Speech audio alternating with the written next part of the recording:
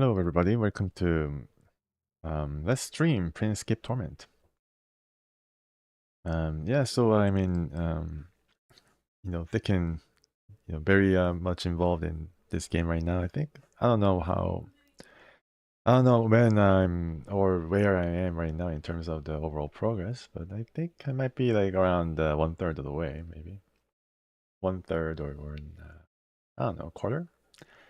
Um, Checking out the world map, I think there's like a lot more places to go, so.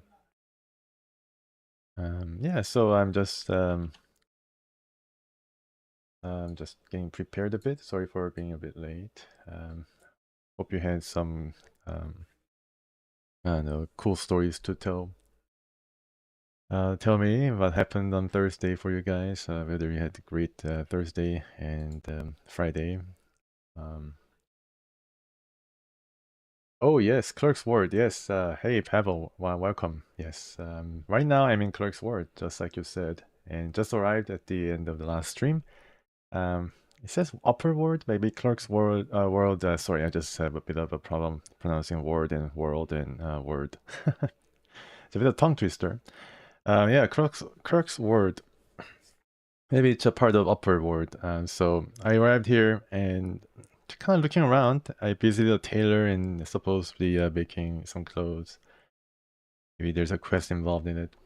Let's go into it. Go into this. Yeah, so this is the ward, and it's a pretty large place. It's like just like the lore ward, where we just been. Was made a Godsman. Joined the faction at last, and had to do some quest for the Godsman, some investigative reporting and investigations, not investigative reporting, and also learned about a new faction called Anarchist. A bit of a problem pronouncing words here at the beginning. Yeah, so learned about some few factions, Sensage, Anarchist, Godsman, and joined one of them.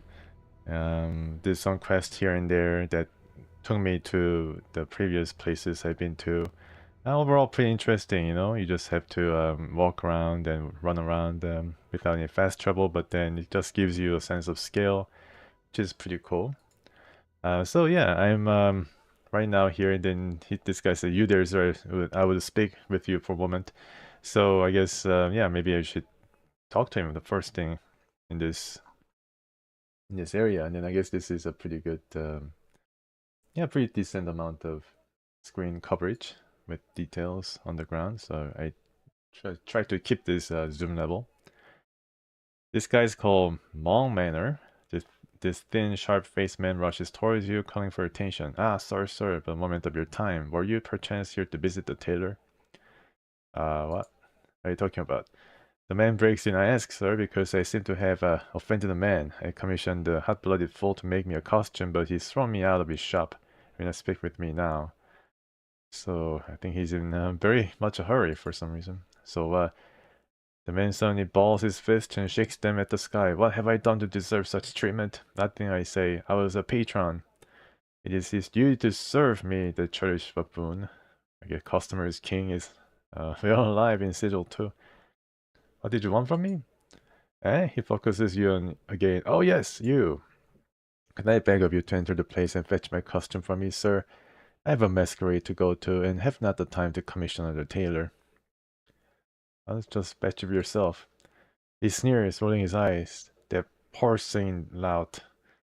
I guess porcine is a pig or something.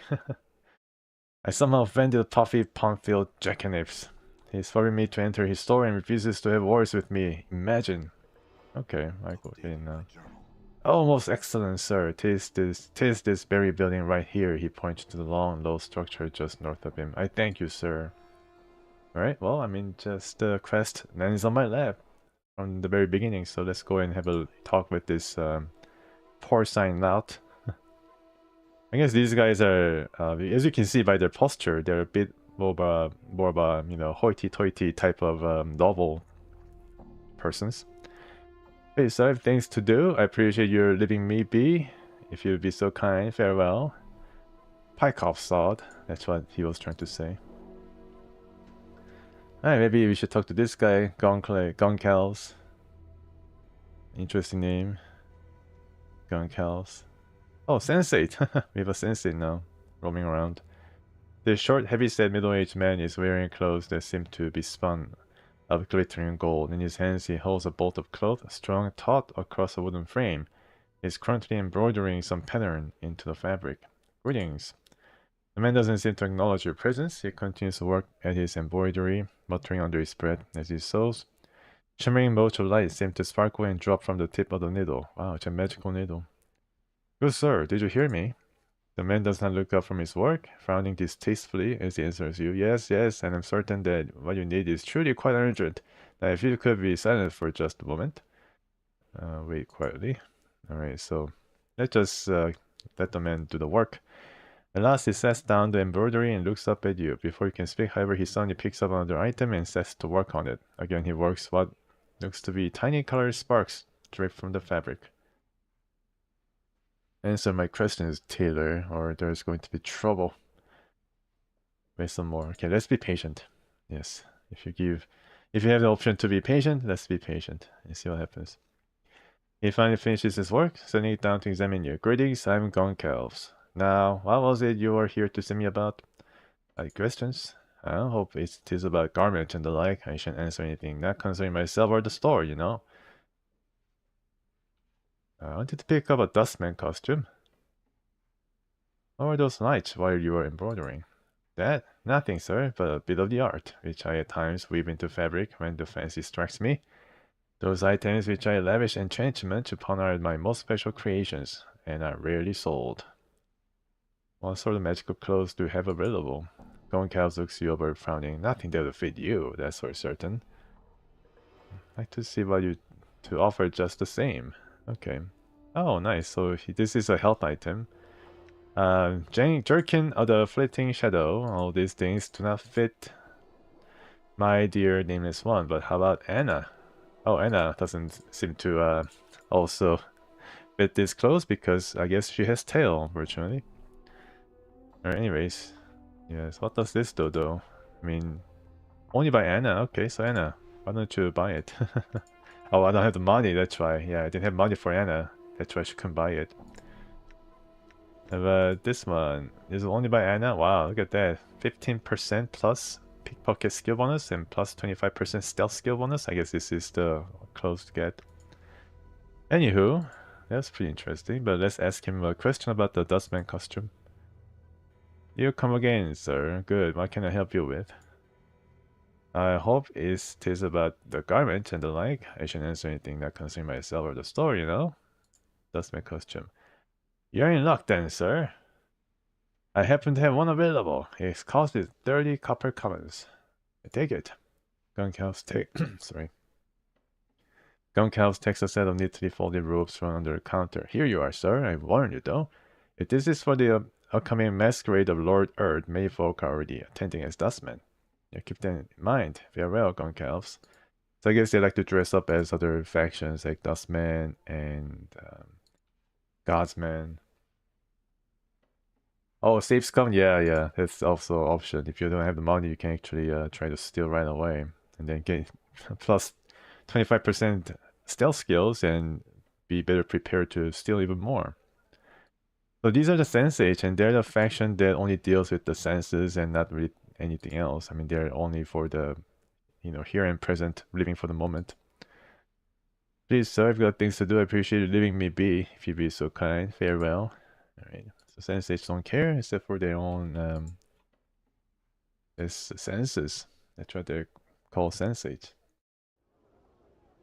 Oh, Grace, yes, I remember Grace. I think she's here, right? The man looks at you expectantly. Well, did you get the costume from Gonkels? Yes, it cost me 30 commons. 8,000, wow, that's a lot of experience. Fine, take it here. He tosses you 30 copper commons. Now I have to be off. Wait, Gonkels said many people are already going to this masquerade as dustmen. Did he? Blast, I had to arrive in such a common costume. I could go see if he has another ready. Not a bad idea, not bad at all. Quickly, see if that Partly nincompoop has another, would you?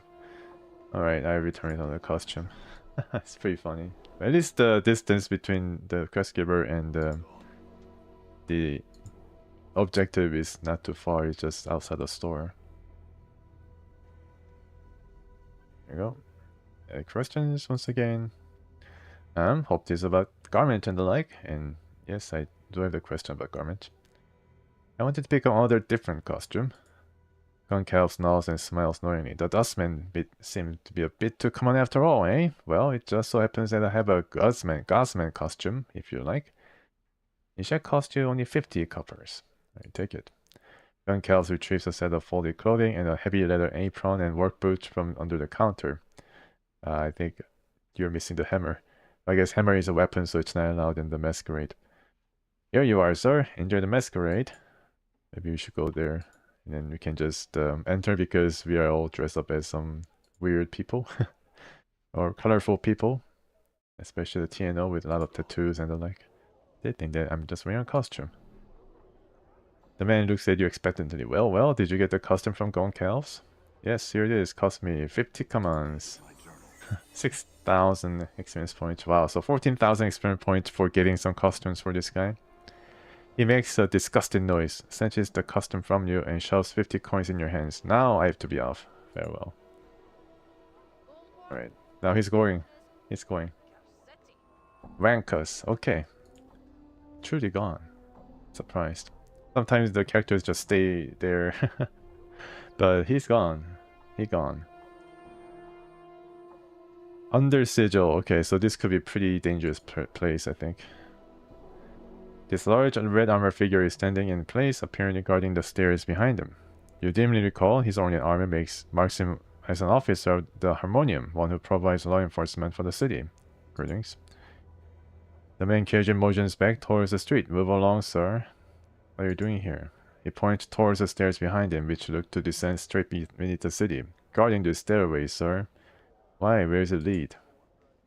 To the realm below. Oh, okay. It's like a right on opening the street, but realm below, you're going to some kind of purgatory. Any reason you're keeping people from entering this place? He chuckles softly, the plate of his armor rattling with the movement. I'm watching for anything that comes out, sir. Things that don't belong in sigil proper. What sort of things are down there? Don't concern yourself with it. He regards you curiously for a moment. You're considering going down there, aren't you? Well, be most cautious. Rumors abound of the worst sort of creatures living down below. Thanks, I have some other questions. I need your help. You need help? Has a crime been committed? Well, I just had some questions. Look, Burke. He pauses to peer suspicious down the stairway, then returns his attention to you. I have certain tasks set to me. I'm not getting them done while I talk with some adult cop sod who's looking for so and wants directions to who knows where. Move along. And what if I feel like staying right here? Okay, can you tell me what you're doing? Okay, how do you leave? I stayed up there, citizen. It's dangerous down below. Where's this cult down below? Highest value in sigil. Wow, 40,000. That's like instant level up, I bet. All these high class people, I guess. Yeah, I mean. Sharhava Jewel. Okay, Sharhava Jewel. Salavesh the Onyx. Interesting characters around here. And yeah, I guess they're trying to attend the masquerade. Let's talk to her first. Sharhava Jewel. The smell of alcohol wafts heavily from this young woman, and despite her dark skin, you can see that her face, beautiful but cruel-looking, is flushed. She is slender but well-muscled, adorned in exotic jewelry and transparent silk clothing. Numerous scars crisscross her thighs and forearms. They look to be from battle wounds. Stay away from the woman. Greetings. Well, happy here, little tiefling, gutter queen, come crawling out of the hive. Okay, them's fighting words. I don't think Anna's gonna back down. The woman pouch, talking as one would to a small child. Are you lost, little tiefling? Oh look, it has a tail, how cute. Anna flushes, and with a snarl blades sprout from her fist. Now, Finkin, don't do that. The woman seems unconcerned as Anna draws her weapons and clucks disapprovingly with her tongue. Careful now, I remove that tail of yours and feed it to my dogs. Enough, girl. Apply this to her or I'll be cutting bitch of you off. Let it go, Anna. She isn't worth the trouble. You have a sharp tongue on ye, wee lass, and a spit and sharpens a blade against each other. I wonder how sweet your tacky jewels and hollow clothes will look when you're dead on the street. And wait, no! You filthy spawn of the lower plains, a bitch bastard that not even a Tanari would keep in its pen. Morte, please take note. She throws her blade. Oh, for the guards. 250,000. Oh my goodness. Level 10 mage requires 250,000, I see. So, I mean, it just goes up and up. I never seen this kind of experience requirement, aside from Japanese games, where you can get like 1,000,000 experience points for beating like 10,000 HP monster. Sheath the blade, girl, or sheath it in your body.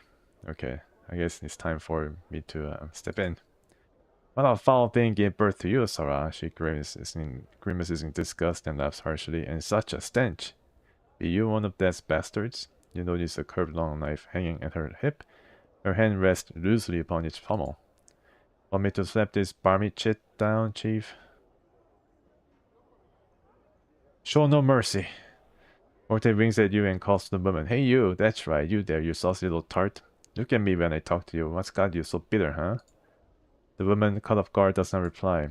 Oh, does the little desert princess have her britches in a bunch because the sultan wanted under the sun? Tell me, desert princess, do you spend most of your night drunken and belligerent, followed about by a handful of leering sycophants, looking in your own pathetic way to justify existence to a disproving father? What? Who? How dare? Do you really think your pretty bawling will finally make you feel better about yourself? Feel like you're worth something? Because you won't. If this is your sad little path to feeling better about who you are, I suggest you give up, go home, and marry off into some courtier's harem. Aye, aye. Orte turns to you. See, Chief, I know what's going to happen here. We all know. Orte is right on the ball with this one. But oh no, proud little desert princess cut down in public. She really it. The woman draws her blade and, sounding like an enraged animal, lunges at Morte.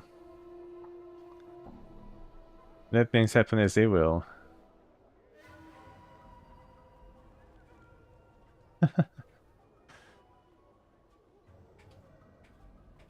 Yeah, I think I should just run, right?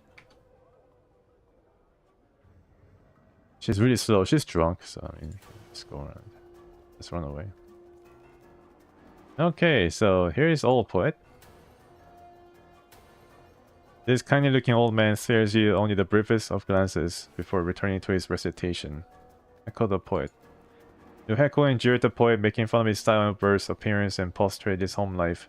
You top it up by interrupting a few of his verses and completing them with bawdy rhymes of your own, which draws some chuckles from onlookers, and sets the old poet, doing his best to ignore you, to gritting his teeth. Okay, I just made an ass of myself.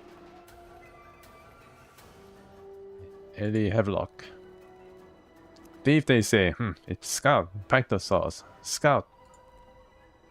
This narrow-eyed, sharp-faced man is scanning his surroundings with a look of vague disinterest, pausing occasionally to look down and pick at his fingernails. Despite being clothed in silk and velvet finery, he manages to look unsavory and more than a little dangerous. Okay, greetings. The man looks your way, his eyes are dark slit, like narrow stab wounds beneath his brow. His voice is low and gruff despite his slender build. Pike off. Not yet. I have some questions. You think I wander the world looking for strangers to spill dark for? Now pike off. Why are you here then? To be surly with passers-by? He stands quietly for a moment, then breaks a crooked smile. That's good, Dad. He considers you for a moment. I am a tutor at the Civic Festival. Oh, festival. Name's Havelock, Eli Havelock. As a veteran scout, I teach the art of subterfuge. Oh yes, he teaches thievery. His lip curls up in a disgusted sneer. Thieves and thievery it always is. 5 tours is spent as a reconnaissance operative in the War of Lies. Scout is my title. Scout. I teach the ways of stealth and spycraft, not common thievery. I see. Oh, okay, I see. So, you can persuade them to teach you for money. Interesting. So they demand some money, but I guess they're not the best trainers in some respect. Jolmi's messenger. The slender young man approaches you, wearing a somewhat worried expression. 1,000 pardons, sir, but I'm looking for a certain man. I think you might be able to help me. How so? A messenger, sir, who seeks a man, it said, cannot die. A scarred man. Oh, talking about me. For whom death is nothing but most trivial of annoyances. You matched the admittedly vague description I was given, sir, and I wondered if you were he. Just who wants to know? I'm in the hire of a wealthy noblewoman. Jolmi Surma, sir. Well, I'm the man you're looking for. He nods, then bows deeply to you. A message from you then, sir. Mistress Jolmi of the house Surma, a lady of high standing, has sent me. Mistress Jolmi would meet you in the civic festival, where she would make a proposal, of which I know nothing, to you. Should you choose to seek her out, she wears green silks trimmed with gold, has hair the color of blue steel. That is the extent of my message, sir. Farewell. Wait, where is the civic festival? In the northeastern corner of this part of the Clerk's ward, sir. It is a large structure and should be easy to spot. Farewell now, sir. Well, still got some message from a lady. And what is this place? Let me check the map. The brothel of saving intellectual lust. Yes, it's a brothel of a different kind for intellectual lust. Also, if they return to their teaching positions, they get some experience. Okay, large experience. That's nice. We'll see whether we can convince Havelock to return to Fast Hall. Okay, so this is a brothel of intellectual lust or something. Not the brothel that you're thinking of.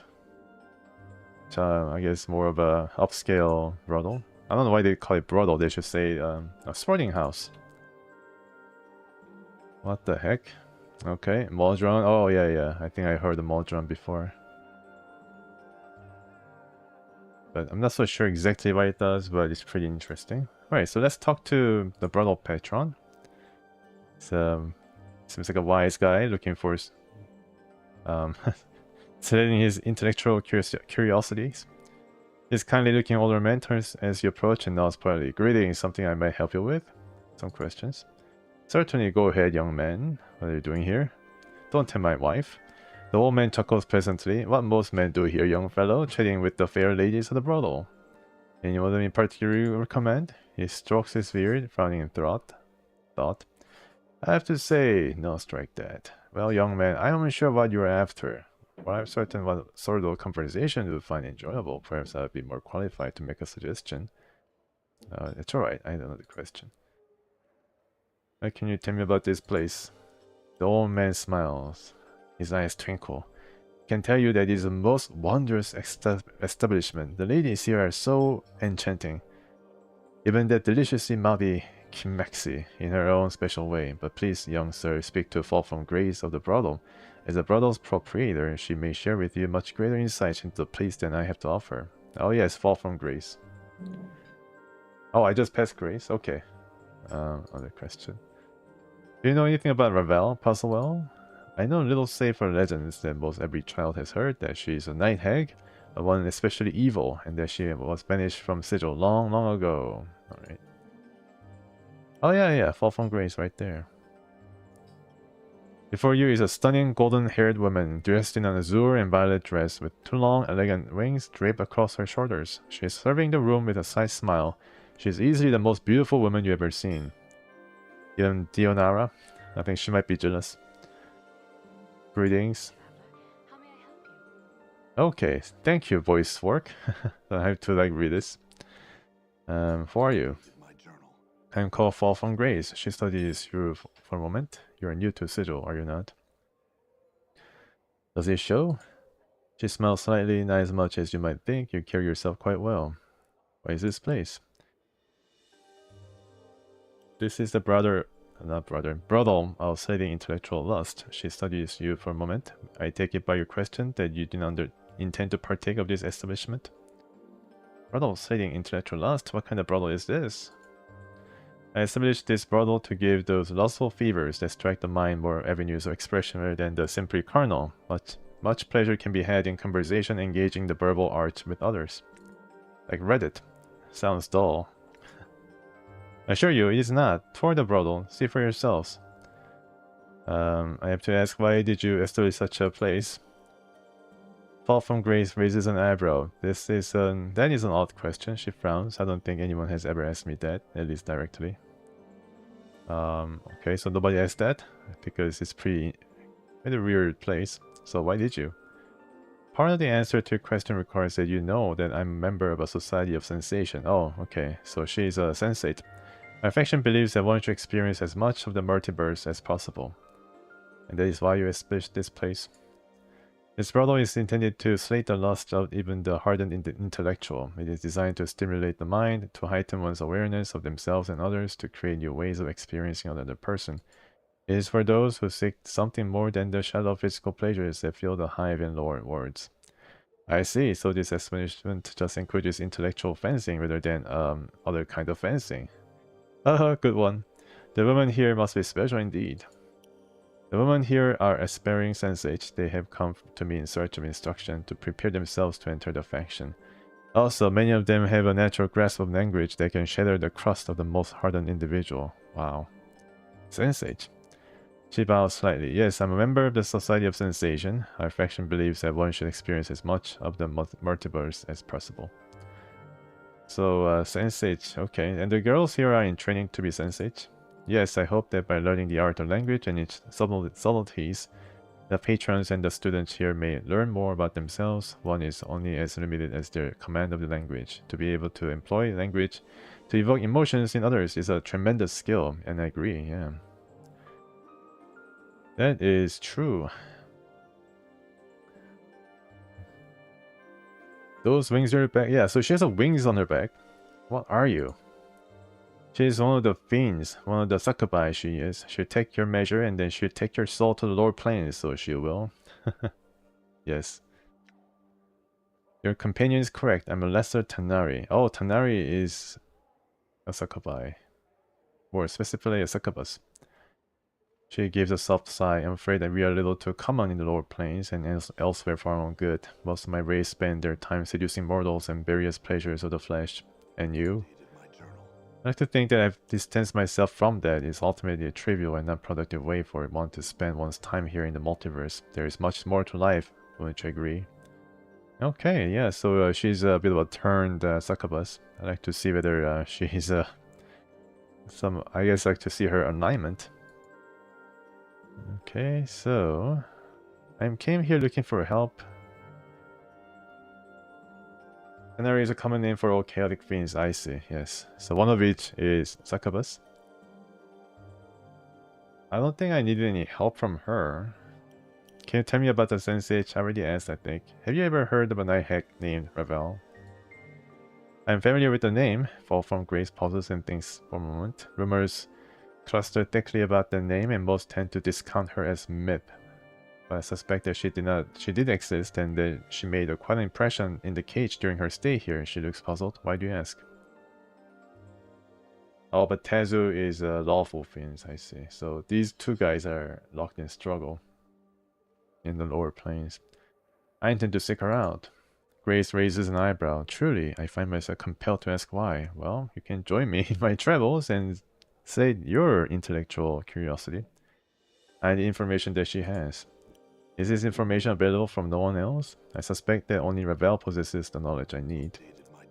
Grace rests her hand lightly on your arm. Consider this. If Ravel does indeed exist, then she is extremely powerful and cunning. If a fraction of her stories of her activities are true, then she is a creature that has discovered new meanings of evil. To search for her is not a quest to be undertaken lightly. Okay, I realize that. Do you know anything else about Ravel? She was said to be one of the hags of the Grey Waste, and that she was believed to possess powers and cunning far beyond those of her sisters. She came to Sigil long ago, and in addition to the evil she committed during her stay, rumor has it that her actions threatened the cage itself. Now she primarily exists only as a fiction, a figure in children's stories. Grace pauses. Imagine the Lady of Pain dealt with her as all threats to Sigil are dealt with. How? Ravel was most likely sent to Maze, one of the lady's prisons. Mazes, what are those? Grace presses her hands together, thumbs and fingers touching, forming a rough circle. The lady is said to have the power to take pieces of Sigil. You watch in surprise as a ghostly image of Grace's little finger pulls itself from the hand and floats into the air, curling into a small circle, and make a maze. Go on. A small ghostly circle floats in the air, then begins slowly rotating. The piece of sigil she takes holds a prisoner. There's no escaping being mazed. It can happen at any time while walking down the street. Through the door, she claps her hands, and then you are somewhere else. Inside the ghostly circle, you can suddenly see a flicker movement like someone walking inside.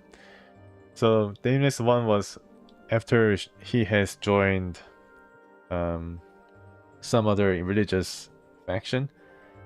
I think he was sent directly to the prison because it angered the Lady of Pain. But he was able to fortunately escape because of the previous Nameless One was also captured. And unfortunately perished there, but was able to leave enough clues for me to get out. By some trouble though. It was a puzzle. Can you tell me more about... Okay, let's say go on. Grace continues, the tiny ghost maze reflecting in her eyes. Instead, there is a portal that leads out of each maze, which I just took to get out from the previous one. But they are difficult to find. Perhaps they are left in to give the prisoner hope. Perhaps they are left in torture the prisoner. The ghostly maze dissolves. Perhaps it is both. Yes, I was pretty tortured there too, with the shadows appearing. I see. So, can you tell me more about this plane that reveals from the Grey Waste? A blighted plain that lies effectively between the Tor and the Abyss. It is frequently a battleground in the Blood War. Oh, okay, so this is where the war is happening. Interesting. Okay, do you know what happened to Ravel? I see, yep. Is there anyone else who might know more about her? Someone in the festival may know more of her. Okay, can I ask you more questions? Yes. Alright. So I guess you can ask her to join on his travels, so why not? Anna stiffens, then starts muttering under her breath. Who's to say she'll be coming with us? We don't need the likes of her, so we don't. Yeah, it's a bit of friction between, just even before she joins the party is even the question. Bar that fiendling Morty clicks his teeth together. I'm all for the succubus coming with us. The parson gnome. You are about as fun as passing a caltrop through your balls. Thanks. You best let your bone box go, or I rattle you so hard they picking your teeth up the spire. Travel with you? Folk from Grace smiles slightly. She seems to be ignoring your companions. That's rather forward of you. Then I withdraw the request. Don't forget whatever I said. Okay? I go my way. Good day, ma'am. Your sensei, surely there must be a limit to how much you can learn here. I think you would be surprised. If you want me to accompany you on your travels, I need a far more compelling reason than that. Okay. Let's find some compelling reason. I think she is a healer, perhaps? Or, I don't know, like what kind of class she might be. Let's take a look here. Let me see whether I can pick some copper. Finam's book? Okay, alright. Let's have a look into Finam's book. I cannot read Finam's book. It's just a research journal. I think, so Finam was here, trying to find, or slate his intellectual lust. This is Juliet. I guess I need to pay for her services. I don't know why I'm so interested in this area first, rather than talking to her. She's a priest, okay. I see. So the nameless one is barred from being a priest. And then I think I heard or saw an item that was only usable by a priest. And I was wondering whether the nameless one can be a priest. But I guess not. This dark-haired young woman is staring listlessly up into space, sighing miserably and occasionally picking at the seams of her green velvet gown. It's difficult to discern whether she is depressed or simply bored. Greetings. She gives you only the briefest of glances before staring up into distance once more. Greetings, yes, I'm named Juliet. How may I? Oh, never don't mind. Leave me be, please. She gives an exasperated sigh. What's wrong? Oh, nothing at all. Only that I spend my days gazing into the face of mediocrity, seeing if anything can erase this dreadful, tedious passage. Is your life so tedious? Alas, it is, she sighs. Closing her eyes and massaging her temple. Dreadfully boring. I'm certain I could add some excitement to your life. Perhaps I could make it less boring for you, my lady. No, no, this kind of tea to offer, though I'm already with a man, sir. I do love him dearly. It is just that I wish. She taps her finger against her chin. Something more about liaison. There's a problem with the relationship?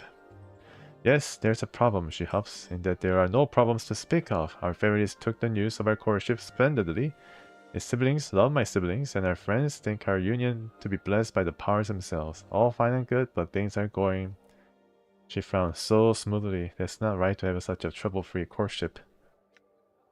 I don't know about that. Dost thou not? Hast thou ever had such a courtship? She glances briefly at you. To seem that thy life is filled with variety of problems, judging by the pallor of thy skin. Well, tell me about my problems. I have 99 problems. I can't remember any courtships I ever had. The remnants of the ones I had encountered suggest that I might have had some problems. Yeah, a lot of problems.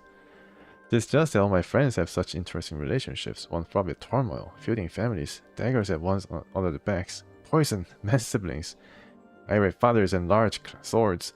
I have a lover whose family loves me and whom the world loves. She sighs again. A great source of annoyance. I wish I could formulate some way to spice things up. Warrior floats close to you, whispering, I feel sorry for her lover. He doesn't know how bad he has it. A chill like this is nothing but trouble. That's true, Morte. You speak wise. That doesn't sound wise, Juliet. Relish what you have. What did you have in mind, Juliet? I'm not so sure. Some element of danger or jealousy or something intense. Why don't you make up some fake love letters? Some fake love letters from a hidden affair. I can pretend to be a jealous suitor if you want. I don't think that's gonna go too well. Why don't you make up some fake love letters from a hidden affair? Julie's eyes brighten. Excellent notion, most excellent. She suddenly frowns, but he knows my handwriting. Maybe they'll write some for me. Not my sort of thing. I can find you some, though. Would you? Excellent. When thou dost find some, please give them to my love, Montague. He may be found within the civic festival. As for the letters, please try Scufflaw Pen. He runs a print shop in the lower ward. Thank thee. Okay. That's pretty funny. Yeah, so I need to visit Pen again to make this fake letter. Hello, Vivian. I talk to all these women. This tall, elegant woman with her sharp features and regal demeanor is a striking example of aristocratic beauty. Her clothes appear to be spun of silver thread, and a small phial dangles from her necklace. She is perfumed with an exotic, erotic scent that seems to draw you toward her. Greetings. He looks you over, arching an eyebrow with what you sense to be disdain. Greetings, my name is Vivian. Am I to presume I'm being summoned? No, just some questions. She nods imperiously. Go on then. What are you doing here? Aside from my work as a student here, I'm looking for something actually. You would not happen to have smelled it, would you? Student? Vivian nods, looking vaguely bored. This is correct. Mrs. Grace tutors us in the art of language and conversation. The ability to affect another with one's words, and to gain new insights into both them and ourselves. All the prostitutes here are such students. Just call yourself student, not prostitute. Look, as if I had smelled something. Yes, I have a particular scent that seems to have gone wandering. It's somewhat difficult to keep in one place. I hope that someone did not take it by accident, though you never know with the ladies around here. She frowns. By any chance have you smelled it somewhere? What, my fart? You smell quite nice right now, you know. She scowls for a moment, then smiles at you. Yes, yes, I thank you for your compliment. But I assure you, this particular aroma is nothing to my personal scent. She sighs. How can a scent go wandering? Vivian shakes her head. Maybe it had legs or something. I had meant to infer that it had been taken. The ladies here are a bit jealous at times and have been known to take my various perfumes for themselves. This time though, someone had absconded with my own personal scent. I worked on the scent, perfected it, and now, poof, it's gone. And that bears such annoyances. Vivian stumps her feet. I want the scent back, and I want it now. How do you know it if you found it? You'd know it by smell, I assure you. It is quite striking, especially to men. I can help you. I think I have a pretty good nose. No imposition, I'm pleased to help such a lovely woman as yourself. And then mumbles something angrily. You catch the words piking and Aegis stick. Yep. Vivian smiles and nods to you. You're too kind, very well. If you run across it, please let me know. I'm somewhat anxious to get it back. A one-of-a-kind scent, really. Okay, so let me ask you about something else. Never mind. Farewell. I'm gone. Talk to these Modron dudes. I think they're from the other existent plane or something. The strange cubic creature seems to be as much machine as it is organic. As you approach the thing, it suddenly stares at you with wide, unblinking eyes. Its face hasn't the slightest trace of motion on it. These guys remind me of the Yes-Man from Fallout New Vegas. With its big eyes and square-shaped face. Come on, Chief, you're in a building full of some of the sexiest chicks this side of the multiverse and you're stopping to talk to Modrons? What can you tell me about them, Morte? Well, Morte makes a noise of utter disgust. What's there to say? Annoying little clockwork pest. They're always working to impose law and order upon the multiverse. Not good, mind you. Just law. So these guys are lawful creatures. When Morte is chaotic. Let's just forget them. Let's just forget about them and go chat up the ladies, eh? Ignore Morte, greet the Modron. Apologies, Morte, but I'm talking to the Modron. Morte sighs loudly. Fine, whatever, but don't say I didn't warn you. You probably won't get anywhere with them, though, Chief. They are an odd lot to talk to. Greetings. His voice has a metallic, reverberating quality to it, as if it were more sound played out on some fourth musical instrument than true speech. Your greeting is returned. There's a soft click as the creature blinks. An awkward silence hangs in the air between the two of you. Some questions. Identify yourself to us. I'm not so sure who I am. You know why this is so. I don't know myself, I just can't remember. All things should have a name. All things should be identified. You find your answer unsatisfactory, but it shall have to suffice for the present. The creature pauses and blinks at you. We would identify ourselves as Modrons, Quadron type, winged variant to the subject. There's some questions now. The subject is free to ask a question. What are you doing here? Our purpose here is observation. What are you observing? You're observing one of the establishment's staff. Who are you observing? As previously stated, we are observing one of the establishment's staff. Yes, but who exactly are you observing? The object of our scrutiny is named Dolora. Why are you watching her? You have not been informed as to the specific purpose or purposes which result in our being given our present task. The command of our superior Pentadron is sufficient reason to perform this task. As such, the purpose or purposes are irrelevant to us. Green letter is one of the three possible solutions. Oh no, 3 possible solutions. Okay, I see. Another question? The subject is free to ask questions. What can you tell me about this place? Okay, so let me drink some water. A building located in the section of sigil commonly known as the Clerk's Ward. We cannot give exact coordinates as the surface of sigil changes and intervals we have not determined as of the present. The building itself is known as the brothel of slating intellectual lust. It serves as what may be broadly defined as a language school. The students of the school are primarily females who intend to, at some point we have not determined and which varies from student to student, become a factotum of the Society of Sensation. Society of Sensation? We provide a brief summary as to what the Society of Sensation is defined as, a faction whose core belief is that with experience comes true understanding of the multiverse and its secret. So yeah, they know pretty much for what these places are all about, and the faction that occupies this place. I'm trying to find Vivian's scent. Do you know where it might be? We do not. We're not currently in the process of doing so. We suggest a methodical approach and questioning of each of the inhabitants of this building. Another question. Do you know anything about Ravel Puzzlewell? Okay, this will be interesting. We know nothing of any being or object possessing such an appellation. Another question. And never mind, actually, farewell. Yeah, that was pretty cool. I guess these guys have the same type of answers, right?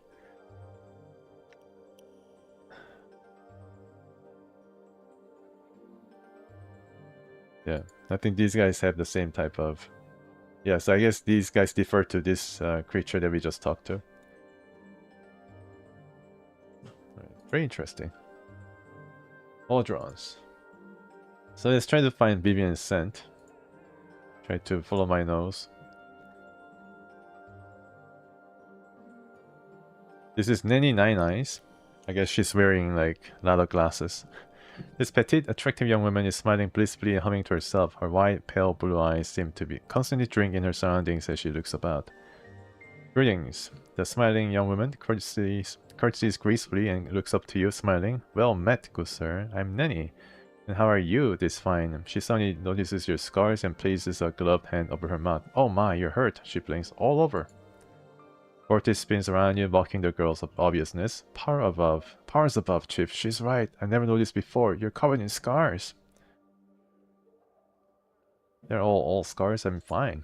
She nods, quietly lowering her hand. I have some questions. Huh? She can't seem to tear her eyes from your scars. Oh, how shameful of me. Don't mind my rude staring. I named Nanny. She makes a little curtsy. And it's my great pleasure to welcome you. Or bravo for the slating of intellectual lust. She returns to staring at your body. You have tattoos under those scars too. What's that one? She points to one of your tattoos. That one's... looks fascinating. Look at the way the lines of ink. I think that's ink. She squints at the tattoo and reaches out to touch it. Okay. Alright, I mean, I don't know. That'll hurt to touch you. I think that's ink. She traces a finger around the edge of the tattoo. Is it ink? And what a pattern. Look at the way the lines intersect here. She touches the center of the tattoo. That's simply amazing. She purses her lips and frowns in disappointment. I could make it better if there weren't so many scars. There's nothing to be done about the scars. They're permanent. Oh, I'm sorry. Pox on me for even mentioning them, she cringes. But I have to know. Are you absolutely sure you're alright? I'm looking at you and I can't help but believe that you are not in some pain. None of the physical barrier, really. Oh, it's multi-stage quest. I see. Man, okay, just to find a scent. Maybe I can get around to it. As I'm trying to go around this place, talking to everybody. Oh, are you hurt inside, in the head? She clasps her hands eagerly. Mayhap I can help. In fact, I know I can. Part of the sensei training is to learn how to draw hurt from others. My mistress says a sensei may draw pain from a wound and bring it to oneself, but nonetheless I can help. May I try? Please say yes. Okay. Then you clasps her hand and makes to rest them lightly on your forehead. I think she's gonna just die from all the things that I've gone through. As she draws near, notice Nanny's skin is lightly perfumed with the scent of lilacs. She rests her gloved hands gently upon your forehead and closes her eyes. She hums lightly to herself, then you feel a faint warmth spreading throughout your body. Thanks, that felt nice. Sure, so glad I could help. Nanny beams at you. She seems ready to burst with joy. Oh, Nanny. Optimistic person. What are you doing here? I'm talking to you, silly. She giggles and pokes you in the belly. Just like I talk to all the patrons here, all the prostitutes do. That's what the brothels about. Learning new ways to talk and share experiences and understand other people. Another question, Nanny? Please ask. She smiles giddily. I'm trying to find Vivian's scent. Do you know where it might be? Huh, Nanny frowns deeply. What? Oh, I just can't. I can't say anything bad about anyone. I'm just no good at it. Yeah, okay, so yeah. That's her thing. She cannot say anything bad about anyone. It's not bad to point out a thief, Nanny. Oh, but I don't know if she's a thief. Nanny bites her lip and looks at you with pleading eyes as she just wishes you leave the topic alone. Why don't you try and say something not nice about her? Oh, alright. Then you put your hands on her hips and frowns deeply, almost exaggeratedly. You resist the temptation to laugh. Ooh, I dislike her very, very much. She pauses for a moment and then looks at you out of the corner of her eye as if gauging your reaction. Wasn't that convincing? No, not really. Then he frowns. I knew I wouldn't be any good at this. She looks up at you depressed. You know how hard it is to say bad things about someone. It feels so wrong. And why didn't you practice on me, Nanny? I suppose I could try. She looks dubious. You big, mean, nasty brute. She puts her hand on her hips. Meanie, she looks at you. How's that? Put more accent on brute. I suppose I could try. She looks dubious. You big, mean, nasty brute. Better, now hit me. Then he clamps her hands over her mouth, looks shocked. Oh, I couldn't, I mustn't. He blinks. How does one hit somebody anyway? Go ahead, do it lightly if you have to. Remember, I'm a mean, nasty brute. I deserve it. And he slaps you. You feel, you barely feel it. She still looks shocked and frightened. She hurt you. Oh, I'm sorry. Did it hurt? Tell me you're okay. Yeah, I think my health has gone down 1 HP. Don't break character, Nanny. Come on, show me what you've got. You can say something bad. Just let it all out. Oh, damn! Never have you hit so hard. Call ambulance. Oh, Nanny draws her tiny frame to its full height, balls her hands into fists, puts them on her hips, and scrunches up her face in a cute scowl. Oh, damn be you. You deserve that all for the indignities you put me through. Going out late at night, her eyes roam up and down your body, getting into fights and getting all scarred up. What are the kids going to think, huh? Kids? What? Nanny's fury rises on the notch. Have you forgotten our children? Are you so sudden with drink that you can't even remember that we have children? Nanny throws up her hands in exasperation. You are hopeless, clueless, and a lot of other lessons I won't mention right now. Calm down, time to go. Let go of the anger. Nanny sighs tiredly. Phew, that was easier than I thought. No kidding. Oh, nice. Experience for helping Nanny to learn some languages that she can use on big, mean, nasty brute. I'm sure I do better next time. I'm so excited to have learned something new. Thank you. So what about the thief? Updated my journal. Yeah, so she now says, maybe I saw the mean Marisa sneaking out of Vivian's room one night. Now, I'm not saying she took it, but I know Marisa is not a very nice person and that she sounds suspicious, huh? That sure sounds suspicious, huh? I'll go ask her about it. Nanny nods at you. Thanks, Nanny. Finding Ravel is the most complicated quest. Yeah, I guess so. I think that's probably the most involved part of the main quest too. You know anything about Ravel? No, sorry, that's a great name, huh? I bet she's a really interesting person. Hey, you should ask Eve about her. Eve collects all kinds of stories. Alright, thanks, Nanny. Yeah, Nanny's a pleasant character to be around. Nanny Nine Eyes. I don't know why they call her Nine Eyes though. Maybe she's not normal human. And here's Echo. This striking young woman has skin of the color of burnished copper, a translucent white dress held precariously by golden clasps, is draped carefully over her shapely form. Greetings. The woman nods and smells briefly. The scent of her hair, sweetly perfumed, fills her nostrils. Some questions. She nods. Who are you? She smiles and curtsies, but offers no response. Can you speak? She shakes her head and smiles sadly at you. I love this shit already, Vortis says. Can you write them or pantomime? She pouts, shaking her head. May I ask why you can't communicate? She sighs softly and nods. Actually, let me ask you something else. Can you tell me about this place? She looks at you, then raises an eyebrow. Okay, that's all the questions. Do you know anything about Ravel? Her eyes flash and she smiles. She nods at you. What? What do you know of her? She simply looks at you. May I ask why you can't communicate? She sighs softly and nods. I don't know why she nods. That she knows she cannot communicate, or maybe she should shake her head. Oh, okay, I see. Huh. A lot of items too. Talk to a lot of NPCs to get to Ravel. Okay, then let's ask her. I'm trying to find Vivian's scent. Do you know where it might be? She shakes her head, shrugging, and gives you an apologetic look. Let me ask you. Let me ask about something else then. I guess she's put in here just to. I don't know. Maybe she's here to learn and try to open up and learn to communicate, but she probably hasn't been here for a long time.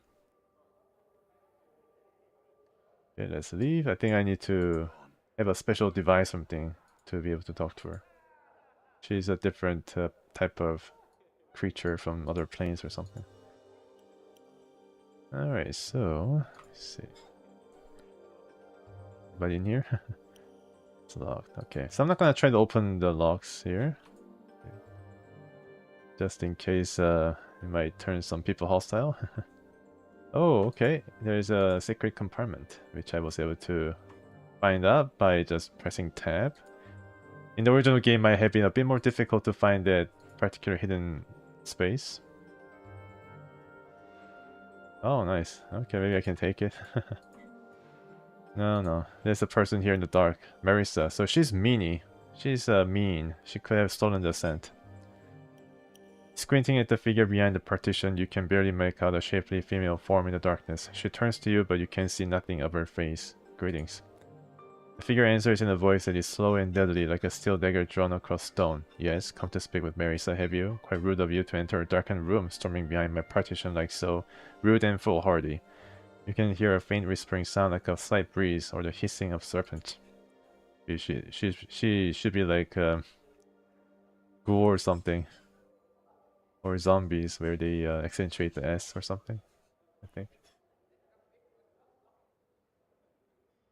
Oh, really? Fast hall? I see. Yeah, I'm gonna go to fast hall and then it's going to be similar to this place while talking and trying to find more NPCs.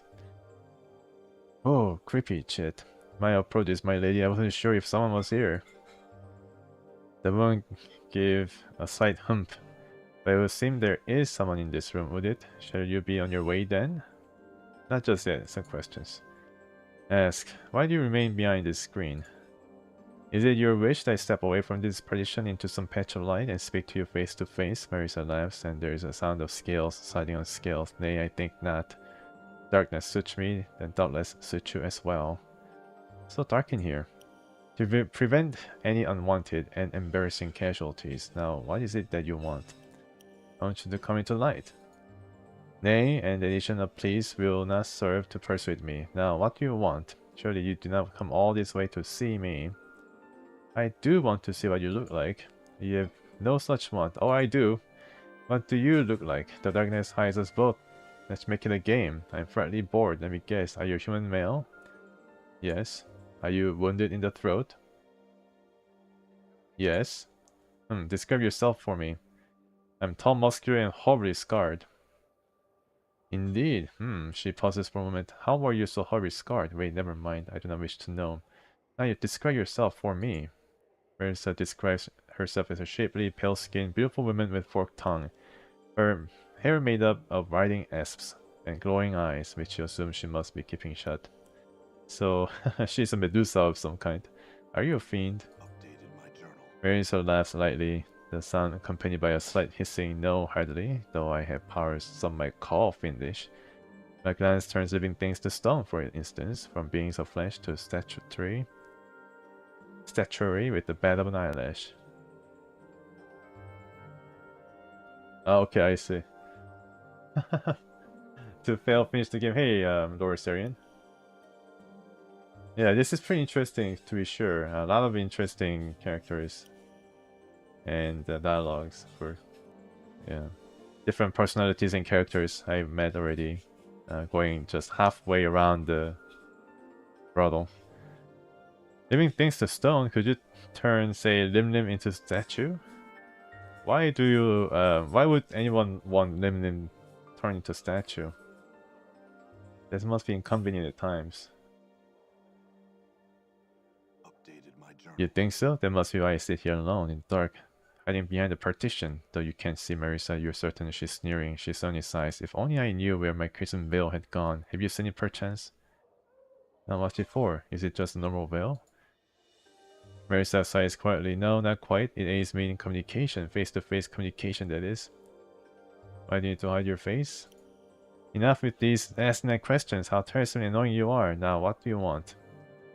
Just some questions answered. So I need to get her some kind of veil. What can you tell me about the silent prostitute? Yes, Echo. I knew another Echo once, though her name was written differently. I know nothing of this girl, though. Ask Dolora of her. She made friends of an old lover of Echo's, I've heard. Question. I was told you were seen sneaking away from Vivian's chambers recently. Is it connected with her missing scent somehow? I'm trying to find Vivian's scent. Do you know where it might be? No, I'm not a clue. Another question. Okay, so let's ask her a more specific question here. Yeah, investigation about the missing scent. Very interesting.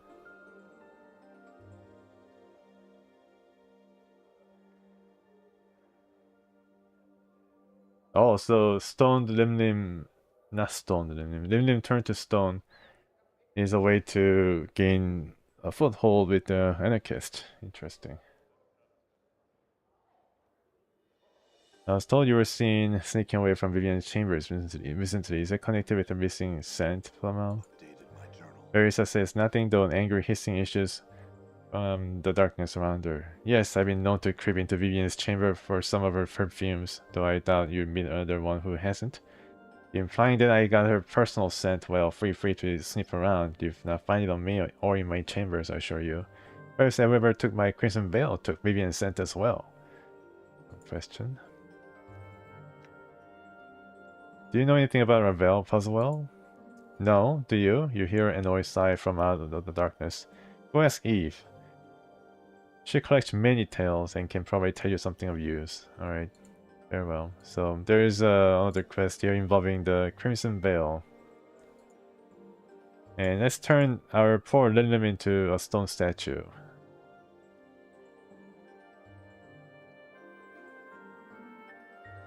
Whereas this cold, cruel voice hisses out from out of the darkness. It returns! You have reason for coming this time, I trust, or just more of your pointless questions? Could you turn, say, a Limlim into a statue? I suppose I could, had you a Limlim, and were I inclined to do so. And I might be so inclined had I my Crimson Veil. Okay, so she wants her Crimson Veil. To turn this Limlim guy into a statue, which I have in my inventory, can turn loose.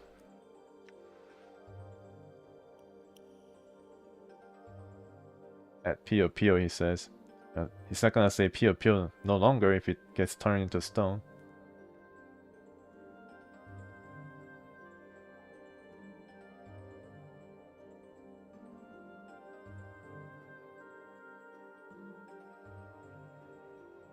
Okay.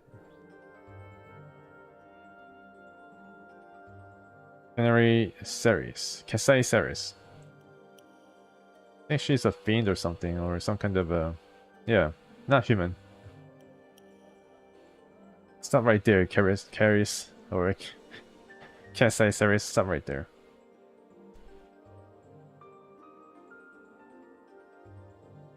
This alarmingly voluptuous woman has a thick mane of wavy raven-colored hair, bluish skins, and shimmering crimson eyes. Like rubies which have fires lit behind them, though she is not beautiful in the typical sense of the word. Her features are exotic and not altogether unattractive. Greetings. The woman's voice is deep and sensuous, and my greetings to you, sir. Her burning eyes roam over you. I'm Kasai Ceres, so tell me what might do for you, Anything, Morte cries. Do anything you want me to me. Do anything you want to me. Kasai laughs heartily, revealing canines long enough to be considered fangs. She shakes her head and smiles at Morte. Truly though, please, what can I do for you? What do you usually do for patrons? Talk, of course, usually about dreams, often those erotic in nature, but not always. Kasai winks at you, smiling. So, would you like to tell me yours? Don't be shy. I've heard everything, you know. Nothing will shock or surprise me. And I so love to hear people's dreams. You can trade if you like to, but you must go first. My dreams were recently revised when I saw you, and I'm embarrassed to admit that. Did this guy ever have dreams when he's resting for 8 hours? You know, that times when you rest for 8 hours, did he have any kind of dreams or visions?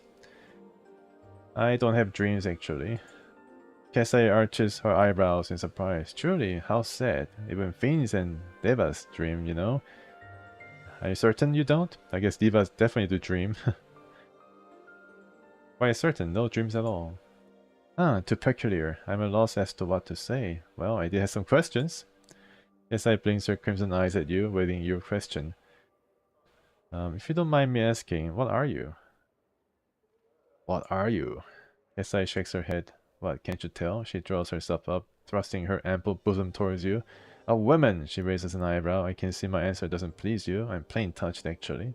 Like your friend here, Kasai indicates Anna. That's all you need to know. Oh, she's a 3/4 fiend, I see. but no tail. I guess the color part is the tail that didn't get manifest on her. So what are you doing here? Can you tell me about this place? What can you tell me about the silent prostitute? Yes, that's Echo. She's very sweet but so quiet. Understand that she said something once which caused some great tragedy. And because of that, she'll never speak again. Kesai shrugged, smiling. An interesting enough story, but I don't know if it's true. Try asking Dolora. I've seen her talking to an ex-lover of Echo back from a time when Echo was speaking. Oh, okay, so she was able to speak, but not now. Kesai blinks her crimson eyes at you, awaiting your question. I'm trying to find Marisa Crimson's veil. Do you know where it might be? No. I haven't seen it since the last time she wore it out, but Nanny might have seen something, or so try asking her. Okay, so Nanny Nine Eyes do seem to quite see everything around this place. I admit it's been nice. Marisa won't leave her chamber without the veil, so we've all been spared her foul tongue, leaving us only Kimaxi to deal with. Kesai smirks that Kimaxi is the worst of the two, though. Also, Marisa's haughty and mean, but Kimaxi, she's bitter, spiteful monster of a woman, the venomous tongue and the demeanor of a Baylor.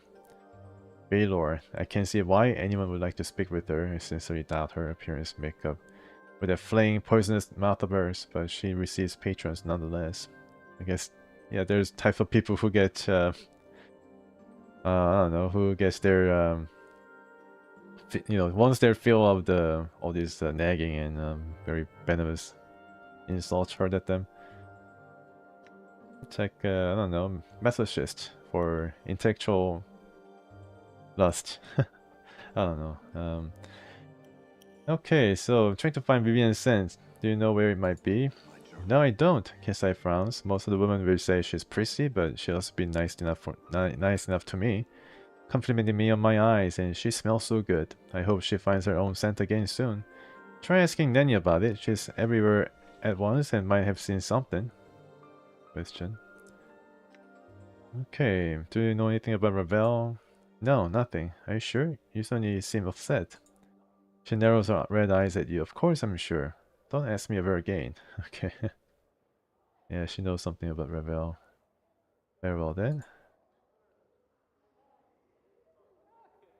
During the first visit? Oh, okay, cool. So I can basically talk with everybody and then figure this out. Suss this thing out. And she's out, Kasai. So some of these characters might return to their chambers and go out and do their own thing, and I have to search for these characters. Handkerchief. Okay, let me see if I can dump these things to Morte. These are the Godsman artifacts. Theodon's owl. Okay, so this is actually one of the quest items. Let's see, what is this? Can I smell something from this handkerchief? Unremarkable silk handkerchief. Okay, silk though, so it might be worth something. And it's locked. Okay. And there's Dolora. The Moderns are watching. Dolora. And this is Kimaxi. Ether tongue. Yeah. Again, you clueless dung sack. Alright, let's get Morte. Oh wow. She like fights this patron. It's a physical. Yeah. It's not all like intellectual. Thank you, mistress. And he goes out. Oh, she's definitely touched. The wild-looking tiefling girl meets your gaze with an angry scowl. Her tattooed body is practically naked, covered only by a narrow leather thong, a black cloth brassiere, and armored shoulder pads that appear to serve more as decoration rather than an actual protection.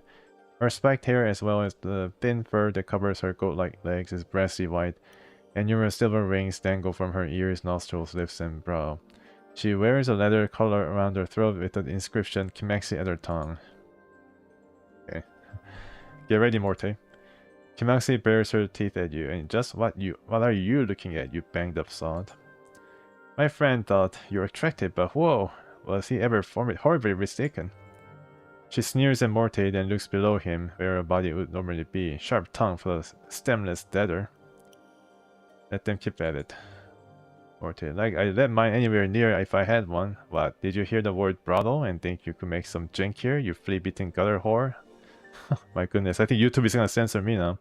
Ah, can't believe they even let you in the door, but with all the ticks hopping up your shaggy legs. Okay, yeah, I think I should just continue, let them fight out.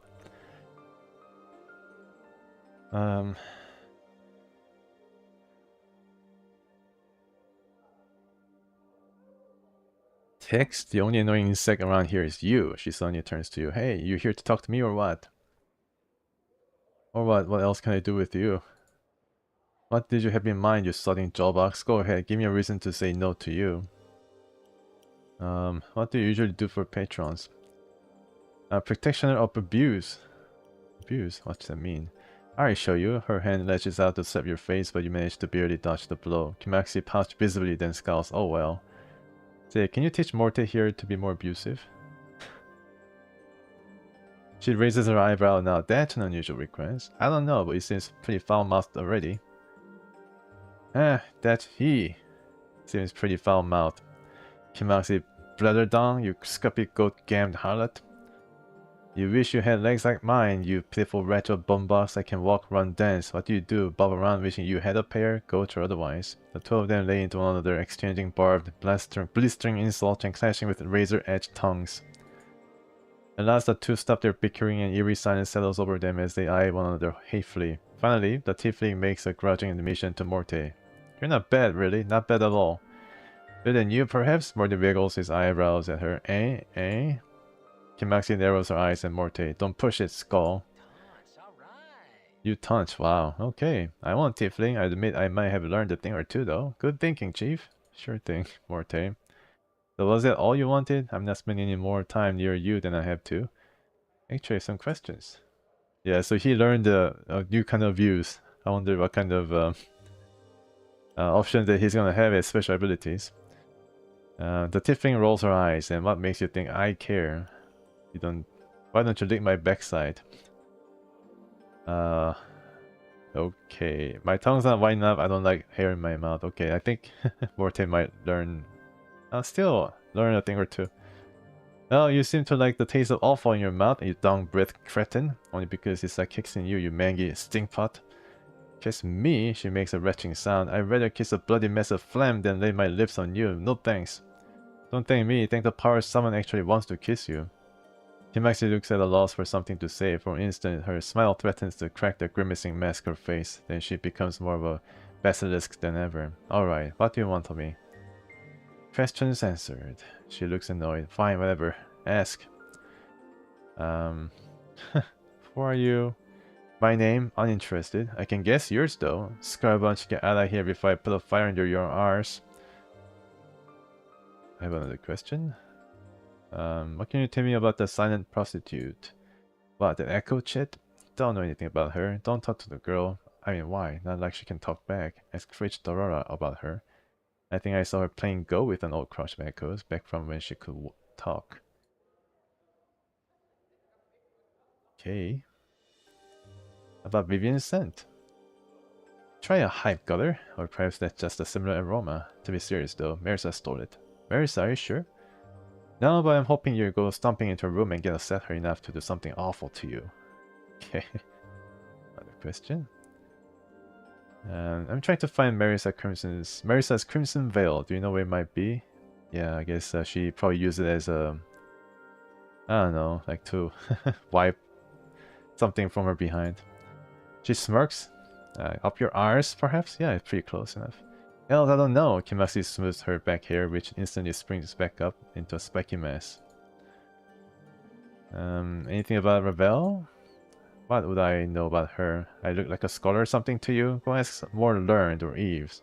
She'd probably have at least one story about her in the pile of tales she carries about in her bone box. Oh, and squat a halberd while you're at it. Okay, I shall squat on my halberd. Never mind, farewell. Wow, that was very interesting. And this guy is waiting at the door to be abused once more. Okay, so who is this? Eves? Eves the Tail Chaser. Yes, let's ask Eves about the tales that she knows. The fetching young woman has a faraway look in her soft sea green eyes. Finally, some normal human being. Greetings, I'm Eves, the Tail Chaser. What a coincidence, I too chase tails. Eves continues, unperturbed. Have you come to trade tails? I like to trade tails. 1,000 gold. Wow, look at all these tales I have here. Tell the story of Rickwin's curse. Eve leans forward as you tell the tale of Rickwin's Audifer's curse. She seems to devour your every word. As you finish, she smiles at you. I shall remember this tale, and now I have one for you, the Gilded Tale. Go on. Oh, 500 experience points. Yes. Good thing that the nameless one is a pretty good listener. Upon the plain of Isgard is a gilded hall, where the sensates that seek the pleasure of gullet and loin can be found. Loins, eh? They indulge these passions in earnest, never realizing that the doors of the hall never open, and that there's no clear path back to the civic fest hall. They are the unwanted sensates, the one that do not truly believe in the faction, but instead seek only pleasure for pleasure's sake. I have prisoners who do not realize they are such truly prisoners. Oh, interesting. My intelligence is, I think, 19 or so. 19. And my wisdom is 21. Let me check after this conversation with Eves. Oh, really? Okay. Yeah. I did get 500 spell experience points for telling about Rickman's curse. Still need to resolve his situation, though. Another tale to share with you? She knows. Let's see. Tell her story of the Dream Builder, which I have not really finished. I guess I can tell her about Barrett. Eves leans forward as you tell the tale of the fall of Barrett. She seems to devour your every word. As you finish, she smiles at you and she remembers this tale, and now I have one for you. Go on. Once came a man who had experienced the most beautiful thing in the multiverse. It was his intention to place the experience within one of the Civic Festival's sensory stones. Magical devices which held feelings and memories for eternity, leaving them for others to partake of. Go on. But he thought about it, wouldn't it being shared dilute experience? So he held it to himself, precious thing that it was, and aged with the memory.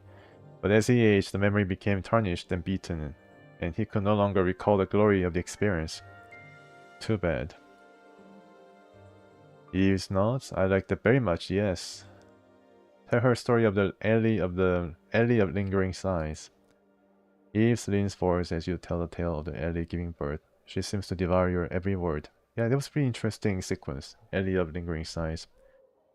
As you finish, she smiles at you. I should remember this tale, and now I have one for you. Before I begin, I must ask, do you know what a Modron is?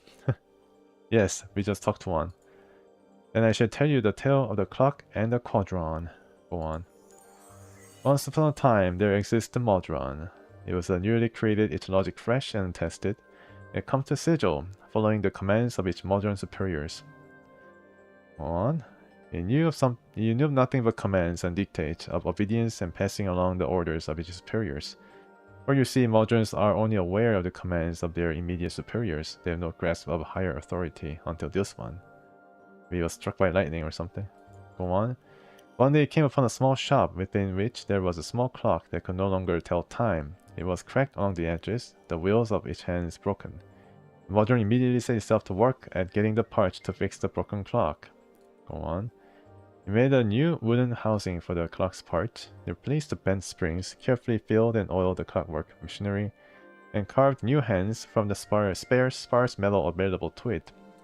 Newly prepared clock's precise ticking reminded of the great gears of Mechanus, and it comforted it as much as anything they may comfort. A thing may comfort a Modron. Okay, very sweet. And what the Modron never came to understand was that it truly loved this clock and that it had worked on, and for reasons it couldn't explain, elected to remain in sigil and be with the clock for the rest of its years. Okay, another tale to share with you. Tell her story, the Dream Builder. You lean forward as you tell the tale. Eves leans forward as you tell the tale of a man who lost his ability to dream and commissioned the construction of a device that would allow him to dream once again. Yeah, so that's why he cannot dream. I guess that's one of the reasons why he entrusted one of the godsmen to create a Dream Builder. But I need the blue-green bottle or green bottle in which I have to put my skin and blood or something in order to finish the Dream Builder. So yeah, it's still pending. The quest is still pending, but I can still tell the story about what it is. She seems to devour your every word. As you finish, she smiles at you. I should remember this tale, and now I have one for you, the beekeeper's tale. Go on. Once upon a time, a man came onto a field of hives. Upon this field, he heard thousands of bees, but there was not a single bee to be seen. Amongst the hives walked a beekeeper who was extracting the honeycomb from the apparently empty hives. Yet despite the lack of insects, the drone continued. The man was mystified. He made to speak with the beekeeper, who lifted his hood to reveal a creature made entirely of bees. A mouth-shaped depression formed in the shaped mass of insects which made up the thing's face. It's like it's like, what is it called? A horror movie called Candyman. I think that the villain is actually made up of bees as well. Is it Candyman? I don't know. I think it is. Like if you say Candyman 3 times and it appears out of nowhere and then kill his victims. Form that walks. Oh, okay. Foulest creatures. That's interesting. I guess it's still a creature that we are supposed to meet or something or fight. But the drone was such that its words could not be understood. The man died at the moment trying to understand what it was that the beekeeper said. It's very interesting. Alright, so finally, tell her the story of your waking up in the mortuary. Eve leans forward. As you tell the tale of your awakening in the dustman's mortuary, she seems to devour your every word. As you finish, she smiles at you. I should remember this tale too. I too will tell a tale of the dustman, chapters of dust. Go on. There are chapters in the dead book, the massive tome, which the dustmen keep the records, the passing of all that lives into the eternal boundary. In this book, there are chapters that are naught but dust, and it is believed that the names therein are lost souls who cannot die but must suffer life eternally, until history itself dies and grants them release. Huh, maybe Nameless One's name is in there too.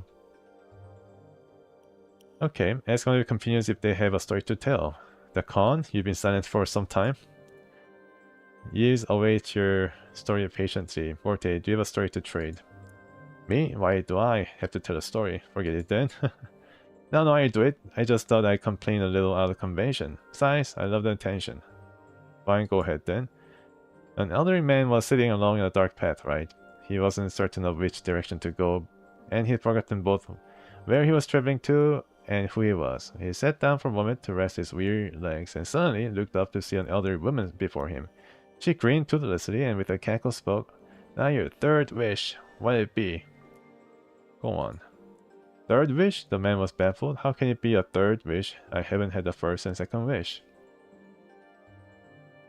You had 2 wishes already, the hex said, but your second wish was for me to return everything to the way it was before you had made your first wish. That's why you remember nothing, because everything is the way it was before you made any wishes. She cackled at the poor Burke. So it is that you have 1 wish left. Alright, said the man, I don't believe this, but there's no harm in wishing. I wish to know who I am. Funny, said the old woman as she granted his wish and disappeared forever. That was your first wish. Eve smiles. An interesting tale, Morte. And now I've one for you and your companion, the Fiend's game. How many tales does she have? A Fiend sometimes wandered the wilderness of a certain prime world. In the guise of a friendly old man, one day he came upon some hunters in the wood. What are you doing? The Fiend asked. The hunters told him. And the Fiend nodded. I have never been on the hunt before. Go on. The hunters invited the old man to come along, and the group eventually came upon a glade where several deer were grazing. The hunters carried the crossbows, but did not fire, and the Fiend asked them why. They're unarmed, the hunters chuckled, patting their crossbows. We hunt nothing that does not have the ability to defend itself. After all, where is the sport in that? The Fiend nodded at this, and promptly gated in 3 of his fellows. The hunters led them on a merry chase, but eventually they were caught and eaten. Okay. Another tale to share with you. Oh, really? The third wish. Yeah. Morten knows a lot.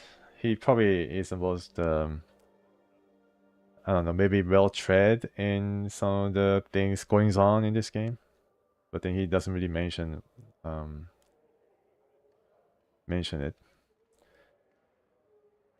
He's basically a tail chaser, personal tail chaser too.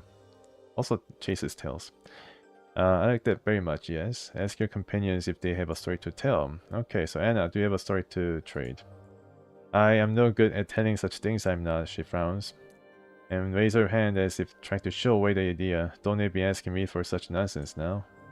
He smiles at Anna, but I very much like to hear your story. Okay. Will you share your story, Anna? Come on already, friendling. You already have one tale you want part with. Anna looks uncomfortable, her head lashing slowly back and forth. Well, I know one story. She suddenly becomes angry, grinning at leaves, but you might not like it, you won't, and so don't be blaming me for you choking it out of me. Go ahead, Anna. Anna scowls and finally relents with an exasperated sigh. I heard a story when I was a wee lass. This Burke's walking home real late, near Anti-Peak, and passes an old-less crone in a dark and otherwise empty street. Where are you going? She asks him. Go on, Anna. Home to me wife and keep, he says. Near the slacks? She asks him. Sure enough, he says. Go on, Anna. So she asks him a favor, to take a box she's got to Debtor's Pit and give it to the woman there. Now this Burke's a real sap, too nice to say no, despite the fact he's sure something not quite right about this old crone, and agrees. And what's the woman's name, he asks. Where does she live? Where should I look for her if she's not by Debtor's Pit? Oh, okay, yes, Lord Syrian. The woman hands him the box, a wooden thing, wrapped in the colored cloth, and tells him to just go, and she'll be there. Finally, she warns him, and whatever you do, do not open the box. Hey, it's a similar, I think it's a retelling of the story of that box that we were carrying for some time. With the jewel. So he takes it home with him and hides it in the rafters, thinking he'd bring it by Debtor's Pit when it's light out. His wife, though, seeing him with hiding the box, gets right jealous, thinking it's a gift for her lover or something, and opens it up as soon as he's not looking. Well, turns out the box was full of gouged out eyes and unsevered male members with the hair still on them. Her scream brought the Burke running. He remembered what the crone said, got right scared, and wrapped the box back up. Too late. The member's out. He went out straight away to the Debtor's Pit, and sure enough, there was another old hag waiting there for him. He hands her the box, and she says to him, the box has been opened and looked into. Go on, Anna. The poor Brooks tries to deny it, but she gets this dreadful look on her face. You've done something horrible, she tells him, then disappears. That done, he hurries back to his kip.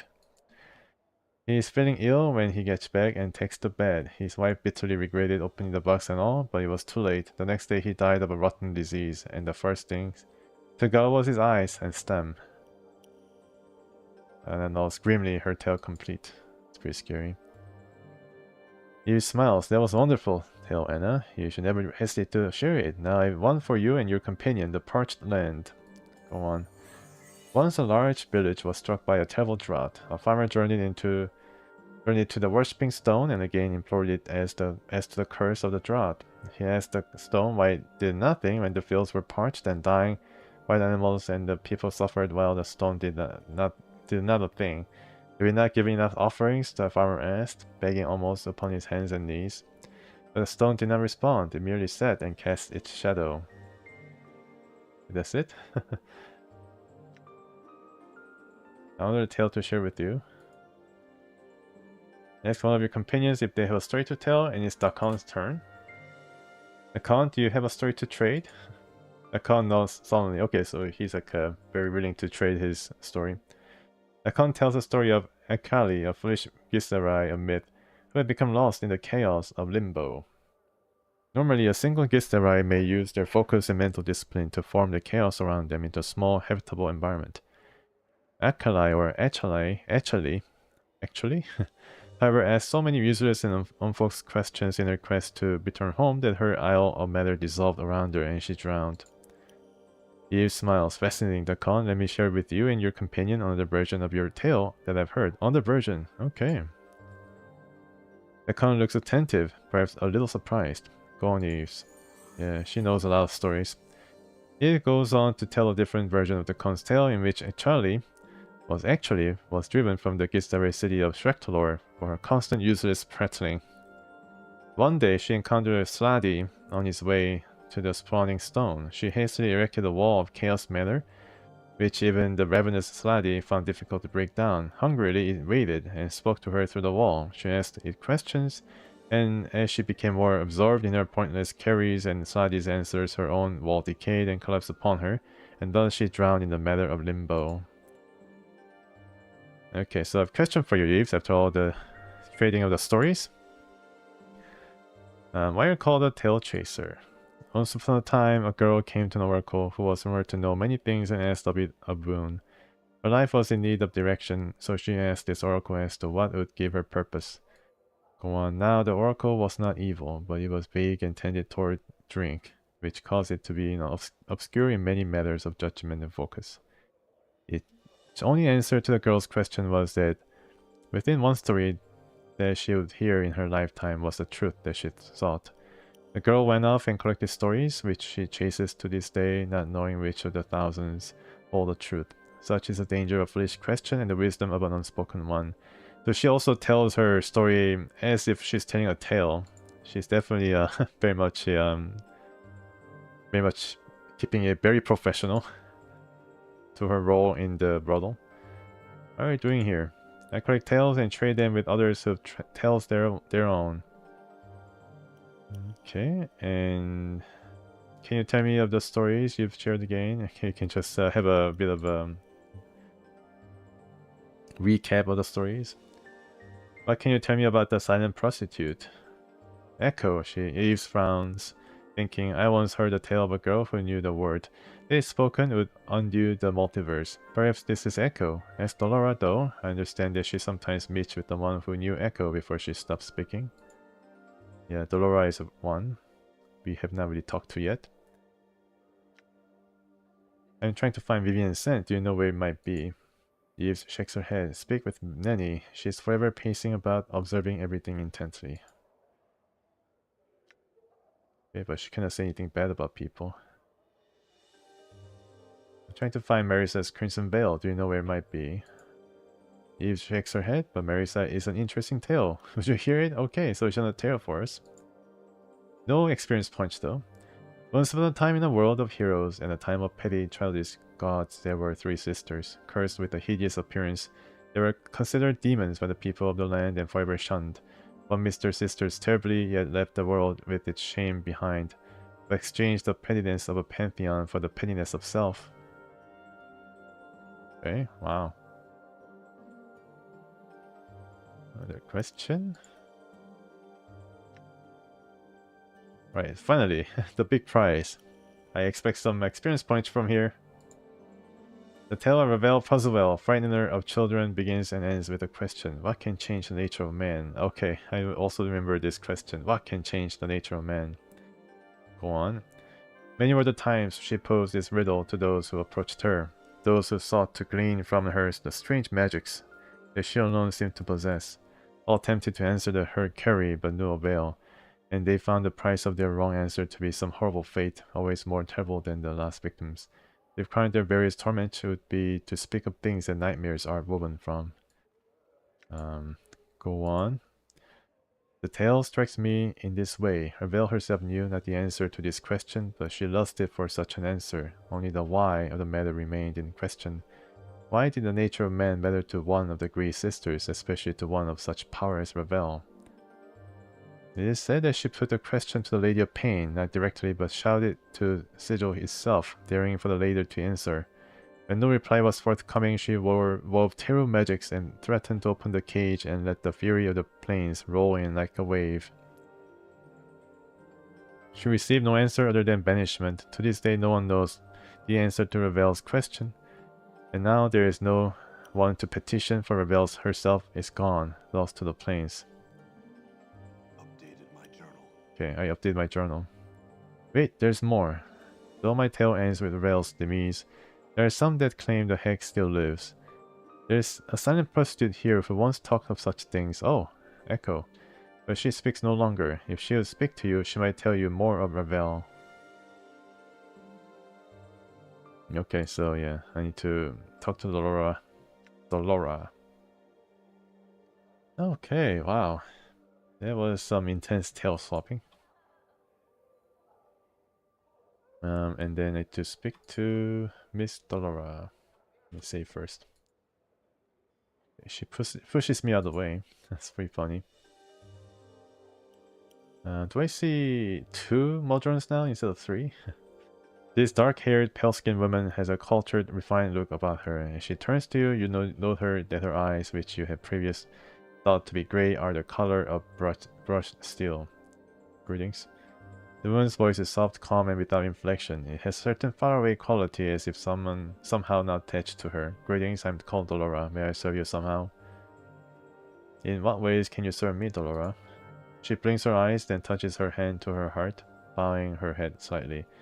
I am able to debate any scholarly or academic matter quite proficiently, if that is your wish.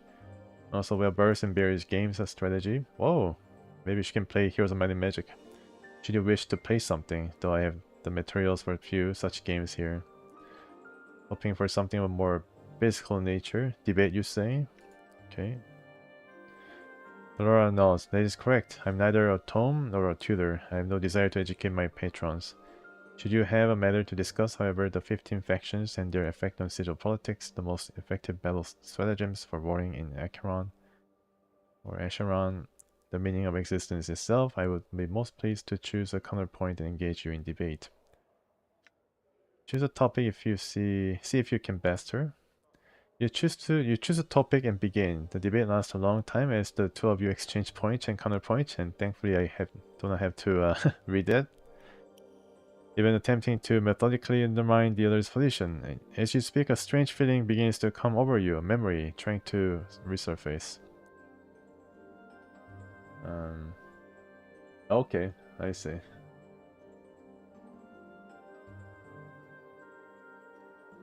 Okay, so this is where the main quest goes through.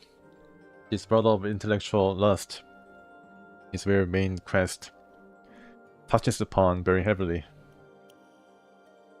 Allow the memory to surface, and you get some experience. I don't know why you would repress your memory unless you want to play as a, you know, as it would be amnesiac or trying to perhaps compromise yourself to make the game harder or something. I don't know. Memories of a great hall begins to form in your mind. A vast place full of well-dressed elites. A formal ball was taking place.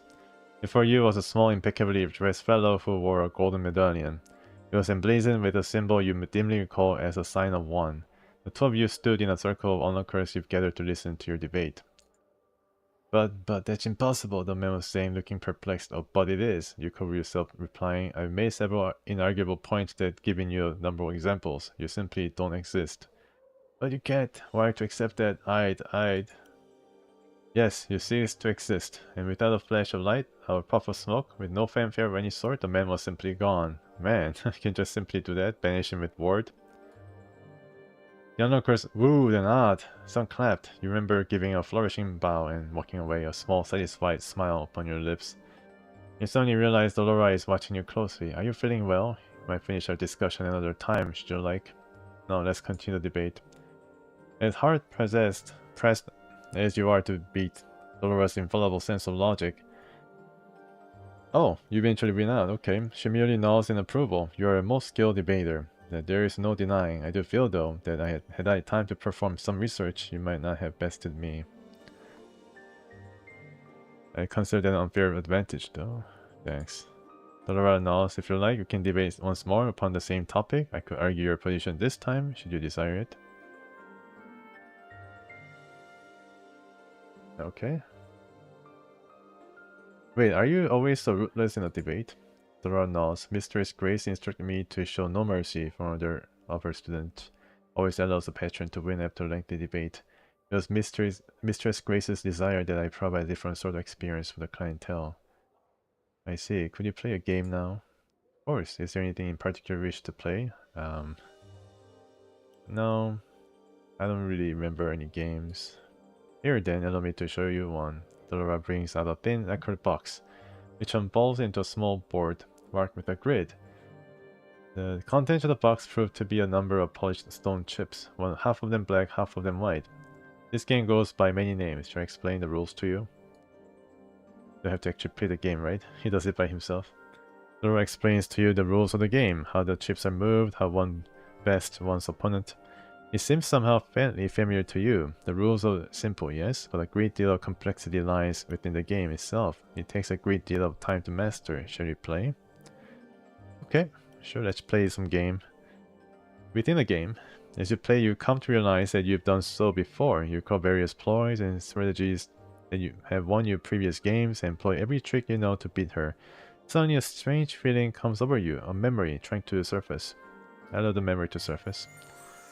Another cool 5,000 experience point. Memories of a smoke-filled field of battle begins to fill your mind atop a great hill overlooking the fighting you set mounted upon a massive four-legged beast. The braying of the horns carried your orders to the troops below. Wow. So you're in the battlefield. Even as you watched your forces divided, fleeing left and right as a foreign army fought its way up the hill to slay the enemy lord, you, the fools you had thought, lips curling into a wicked smile, my night shell charged down the hillside and stopped their advance in an instant, and at that very moment, my retreating footmen will fall in to crush their flanks. Ah, yet another victory soon to be mine. Suddenly realize Aurora is watching you intently. Are you feeling well? We might take up the game another day. So, if you so wish. Dolora plays excellently, counteracting all but your most crafty moves, but eventually, your feint and calculating maneuvers win over her well-crafted strategies. She nods approvingly as she begins to put the game away. You're a fine player, perhaps a master. I commend you for your skill. It's a beginner's luck. Thanks, but do you always play so mercilessly? Yeah. So basically the same thing. She is instructed to hold nothing back. I think the other student might be Nanny, who always loses to her clientele. Okay, so some questions. Dolores cast her eyes to the floor with a sound that might be a sad sigh. I'm willing to serve you as a patron, but have no wish to answer other questions at this time. Apologies, but I fear you shall simply have to bear with that for the time being. What's wrong? Anything I can help you with? Updated my journal. She looks up from the floor and into your eyes. Once more, you're struck by the pale smoothness of skin, the cold depths of her silvery eyes. No, no, I fear not. My troubles are a matter of the heart. In time, I think all things shall be resolved. Are you certain there's nothing I can do? Certain? Dora pauses, as if thinking. No, I'm not. My first love, Merryman. Merryman possesses steel keys to my heart. So long as he has them, I shan't be free to love another. This is the cause of my melancholy. Why don't you seek him out? Speak with him. Laura shakes her head. I may not leave this place. The reasons why are deeply personal and not to be shared with strangers, even ones who might bestow a kindness upon me, but suffice to say, I cannot seek out Merryman myself. You're in luck. I can find Merryman for a price. Then I find this Merryman and speak to him on your behalf. Updated my journal. Laura nods, a slight hint of smile appearing on her lips. She bows her head. Were you to find and speak with Merryman, I would be most grateful. He is a member of the Society of Sensation, so you may wish to ask for him at the Civic Festival. Okay, let's take the journal. So I guess she wants to leave Merryman, but Merryman still holds the keys to her heart. Spice of Juliet's love life. Mary says Crimson Veil. Okay. Then Dora the keys to her heart. Agreed to seek out a man named Merryman, Dora's first love, and speak to him on her behalf. She told me he was a member of the Society of Sensation, so should ask for him at the Civic Festival. Okay. And there's the Waldron still hanging around. High intent charisma, immensely useful. Oh, okay. So I don't really have a lot of charisma, but I have a spell called Friend. Maybe I should fill the entire of my level 2 spell slots with Friend, or level 1 slots with Friend. So this is my character. Intelligence is 20 actually, instead of 19 that I previously thought. Alignment, lawful good? Lawful good now, wow. Where did I turn lawful? Anyways, I think I was a bit too like I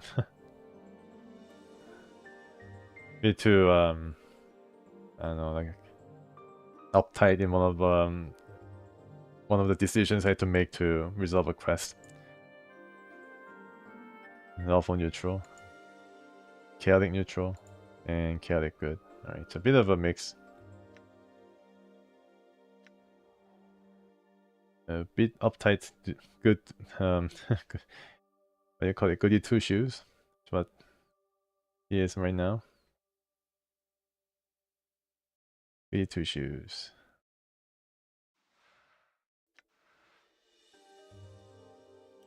Hey, thanks for coming, Lord Sarian. Hope you have a great rest of night. And thanks for all the tips and all the little tidbits of information. Yeah, I try to keep up my charisma as much as possible.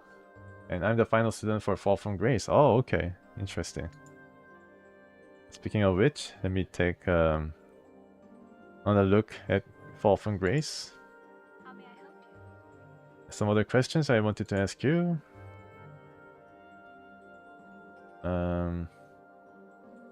Okay, no questions today. There's some prostitutes here that I would have asked with the new information I have on the Maris's Veil and Maris's Veil and Vivian's Scent. Oh yes, I do still have it. I think Dakon carries it. Maybe Dakon can give it to you now. Yeah, good thinking. So it gives you +1 constitution to any lawful good characters. Maybe we should try to use it. I think I save first though. Yeah. So what it does is Celeru Day's obedience and loyalty was such he could not bring himself to challenge the allegations of superior, so he met his death and then he shed his blood, a tear or something. And then I can use this. And then I gain 1 more constitution, which is now 12. Very nice. I guess it doesn't go down if I change my alignment back to some other than lawful. Yeah, increase it permanently. Very cool. Yeah. Alright, here's Juliet once again. Not yet, very well. Okay, so I cannot really ask her about the scent or anything like that. About her, Nanny. Hey, Nanny. Oh, well met, good sir. I'm Nanny. And how are you? You, this fine. Oh, you met before. Nanny giggles and smiles gleefully at you. I'm sorry, I knew you. Looked familiar though. I think some of these prostitutes already met the nameless one before in his previous incarnation. I'm trying to find Maris's Crimson Veil. Do you know where it might be? Oh, here we go. I bet I do. I saw the nasty Kimaxi Ethertongue sneaking out of Maris's room one night. They're both meanies, you know, but Kimaxi is really awful. Anyway, I talked to her first. I already talked to her, but then I guess I have something new to talk with her with. Some more dialogues. What can you tell me about the silent prostitute? Oh, Echo. Yes, she's a mysterious one, isn't she? Don't you know she never speaks? Truly. Nanny leans in and lowers her voice. I think she was emotionally wounded so badly that she may never speak again. But Dolora knows because she sometimes talks to the last lover Echo had when she still spoke. Yeah. So I need to go to Civic Festival, and there are a lot of things I have to do at Civic Festival. The final time, ask her about the veil, but then I think she basically will say the same thing when I asked her the first time. Oh, it's you again. Just can't get enough of me, huh? She looks annoyed. Fine, whatever. Ask. I was told you were seen sneaking away from Maris's chambers recently. Is that connected with her missing veil somehow? Kimaxi flies into rage. Who told you? She suddenly falls silent, peering at you through narrowed eyes. If I was there, Burke, I didn't take her filthy veil. Search my room if you like. I catch you sniffing at my breeches, though. I see to it. Never allowed here again. Why would anyone ever sniff at your breeches? Bitch me, someone's nicked more than a few pair of them, though. My favorite leather brassiere too, with the iron stud. She hums angrily. Okay. Can I ask her again then? She smirks. Up your arse, perhaps? Hells, I don't know. Kimaxi smooths back her hair, which instantly springs back up into spiky mess. Farewell then. Let me try to, I don't think I'll find any veil here, though. I have a handkerchief I can take, but... Yeah, it's locked, so I don't know whether I should try to unlock it using Anna. Maybe I can use her thieving skills, perhaps. Gold earring, I'm gonna steal. Just have to, I just like to have a look.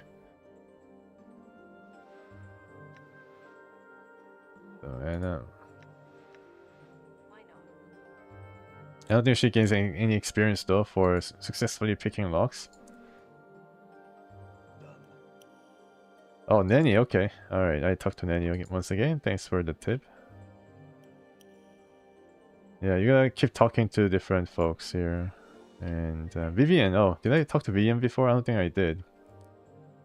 Maybe I did. Yeah, Vivian had her sent.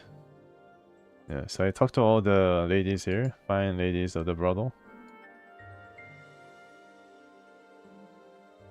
Right. Open the door.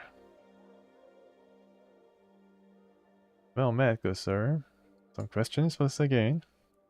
Kimaxi says someone's been taking things from her room too. Have you seen anything odd? Updated my journal. And his eyes suddenly go wide. Oh, that's right. You know, once I saw a man sneaking out of Kimaxi's room while she was talking to a patron. I watched the front doors all that day, but he never left. Isn't that odd? I don't think he could have made it out of the window, so I never figured out where he went, and then I finally forgot about it. Weird, huh? Okay, very weird. And I have a slight suspicion that I need to go somewhere within this building, and I just know a place. So let's go. And we found a little hiding spot in the room over here. There's a little spot where I can go down. So we can try to go down there and then see if there's a man hiding here. Like the movie Parasite. Yeah, brothel caretaker. Okay, so this is wow, it's actually a pretty big room.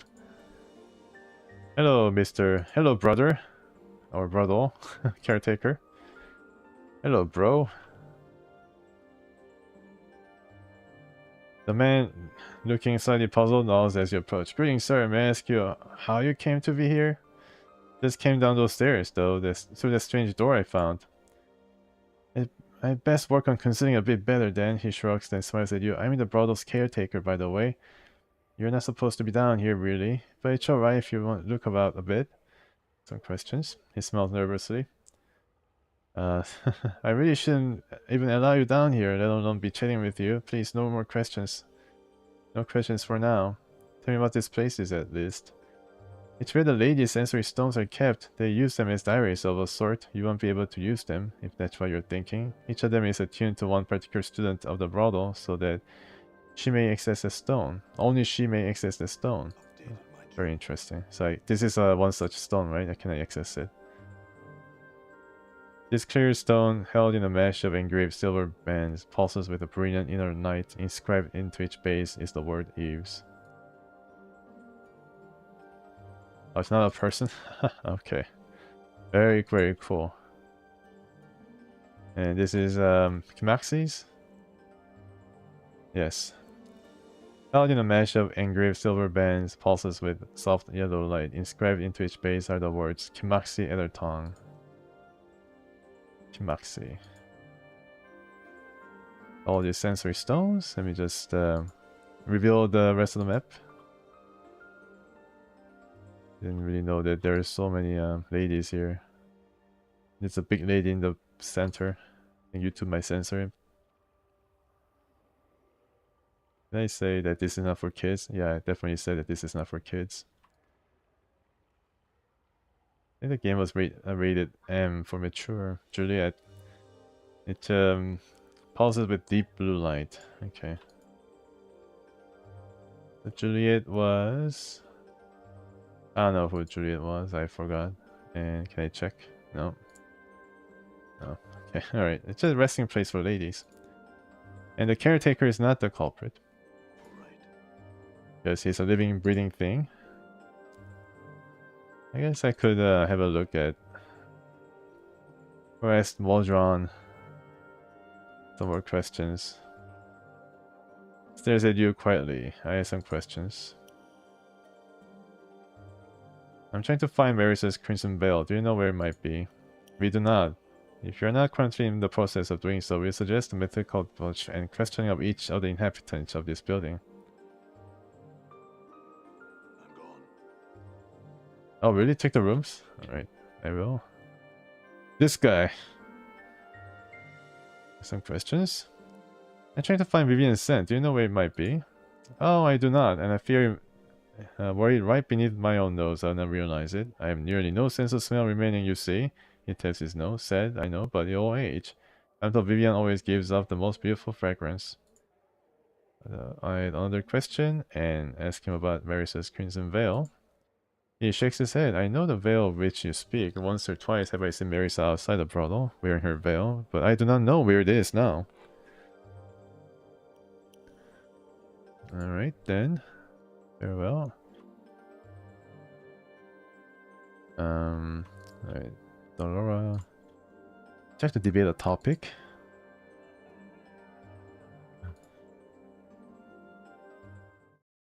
Check the rooms once again. I can use the tab in order to check all the other areas of the room. The grayish white stone held in a mesh of engraved silver bands pulses with light. Something was once inscribed to each space, but the writing has been scarred away. Wow, this is interesting. Updated my journal. Yeah, I updated my journal about this one. I found a hidden chamber beneath the brothel that contained a number of glowing stones. 10 in fact, one of them was blank. Something had once been inscribed upon the base but had been scarred away. So, I guess he or she, whoever was trying to learn here, got ejected or rejected, expelled. This is Juliet's stone.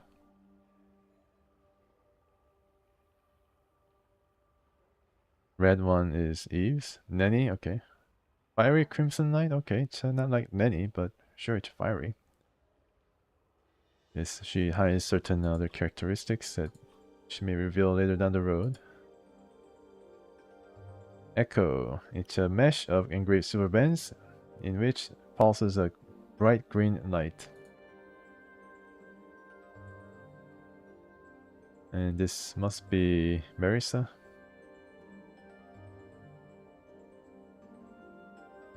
Vivian.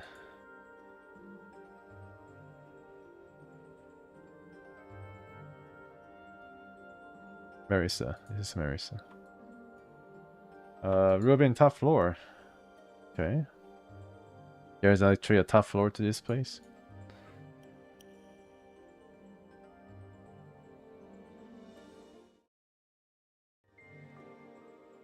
Done. I just spent 2 hours in this.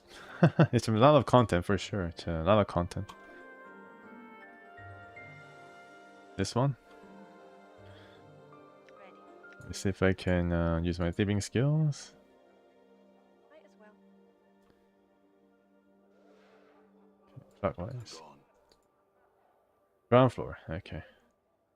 Clockwise from entrance. I think clockwise from entrance. First room. Oh yeah. I see something. What is this? As you make to search the armoire, its handle suddenly yank out of your grasp as the drawers slam themselves shut. A disdainful hump issues from the cabinet. Someone's hiding here? Hello? Hello indeed. The armor gives another hump. So, what have we here? A rogue after some lady's frilly undergarment? Huh? You talk? Do I? Why yes, I do. Who are you? I am Louis. And who are you? Thoughtless, uncouth fella. Rummaging about in other people's things. Am I dead? What are you doing here? Well, sir, if you must know, I am being an armoire. But why are you being an armoire in this brothel?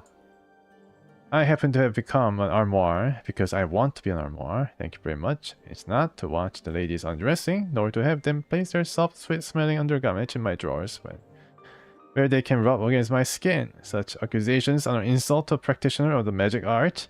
I'm merely soaking in the experience of what it means to be an armoire. The sights, the smells, the sensations.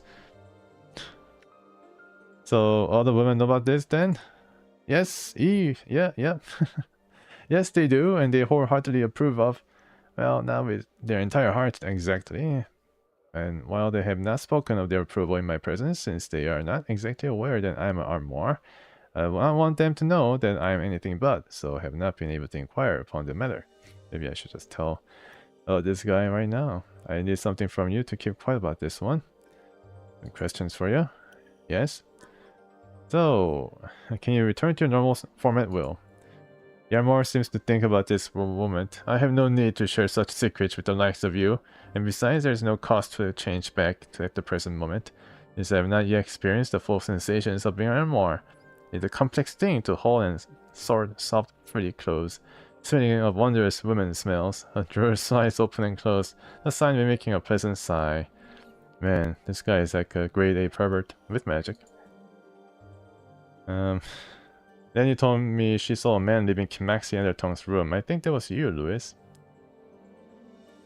You think? Think? How could you be so alarmingly rude, so ludicrously presumptuous as to spout forth such an accusation without being absolutely certain of your charges?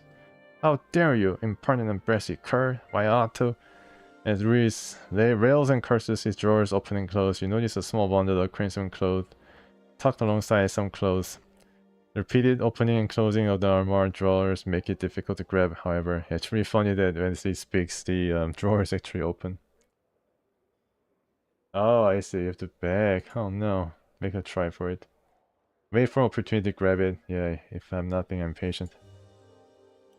You stand poised at the edge of the armor. It keeps grabbing on, but it never seems to stay open long enough for you to grab the cloth. Try and snap your hand in while the drawer is open. You simply cannot move your hand quickly enough to snatch the crimson cloth from within Louis. The most you could accomplish would be getting your fingers crushed. Pull open the door to get the cloth. The drawer remains closed. You hear it puffing and wheezing from the exertion. Go away, you barbarian. Can I just hack it to death? Give me that crimson cloth, Louis. Shan't, won't, never. Beg and whine for the cloth. Oh, please stop that rubbish. It's quite tiresome and transcends all known meanings of the word boredom. Beg and whine some more. Stop! How tediously dull. You're making me quite drowsy. Keep on begging and whining. The armor yawns, exposing the crimson cloth where it rests snugly beside the undergarment. You dart your hand in and seize it before the drawer can close itself, tucking it away. You list it's perfumed with a light, exotic, and most pleasant fragrance. Yes, I got the veil. Experience points 10,000. Damn it, you rogue blackguard scoundrel! You gave that back this instant. That's not yours. It is extremely personal garment that belongs to a lady of this establishment, and they would not appreciate you fondling their private things. But it's alright for you, you wooden pervert. I'm not doing anything so criminal and malicious as you are. I'm merely soaking in sensations necessary to my growth as an individual. Yes, yes, farewell. Yeah, sure, man. I'll be back. So this is a scented veil, and then it's a nice scent to this veil, which means maybe Marisa was using it before. Yeah, more remarkable than the veil's appearance, though, it is its scent. Doubtless one of the most intensely exotic and arousing aromas you have ever had the pleasure of inhaling. And so, yeah, Marisa basically stole her personal scent, Vivian's scent, and then this wooden armoire, or the person who turned into a wooden armoire to spy on, and of course to get all the women's other undergarments from this place, had stolen the smelly thing, which was the veil, so he can tuck it nicely among other his spoils. Okay, Marisa, you might know by the scent that I got your veil. Marisa's cold, cruel voice hisses from out of the darkness. It returns. You have reason for coming this time, I trust, or just more of your pointless questions? Actually, I brought your crimson veil. 25,000, oh my goodness. It keeps going up, folks. Keeps going up. Then would you please hand it over? I need something in return first. Of course, here you are, but then I guess I need to say this in order to get the scent back. But let's hand it over and see what I can say to her. Dated my journal. You hold the crimson veil before you and feel her take it from your hands. Ah, yes, much better. Two shining points of red light appear before you as she opens her eyes. So that's what you look like. Perhaps I have been better off with my eyes shut. What's that forked tongue of yours, Marisa? Don't get me even started with a question. Now, I'm trying to find Vivian's scent. Do you know where it might be? No, not a clue. Not a question. Go to Vivian before. Oh, okay. I messed up. I messed up.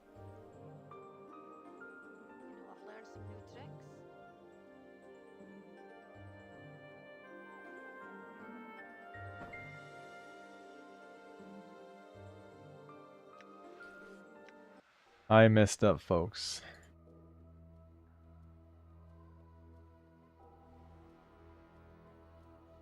I think it's this one. The latest save, autosave. Okay. I'm gone. So I need to talk to this armor first and whine and beg for the veil. I should have saved before. Yeah, so it makes sense to go to Marisa first, or Vivienne first, so that she can take her scent back. I just go through this dialogue really fast.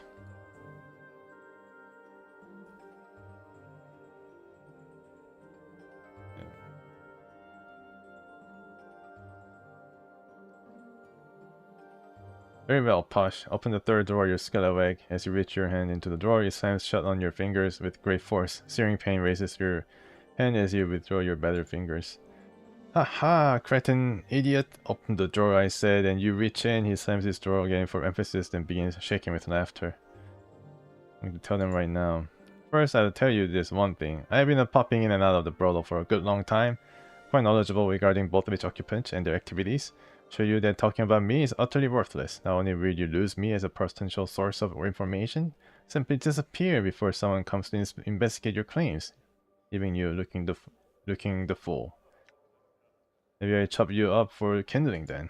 You do nothing of the sort, while even the most common of men knows that one can commit an act of violence within the brothel, you will simply be cast out, and even if that were not the case, I assure you my command of the art is quite impressive. Okay, understand. Let me see. Some questions first. The question...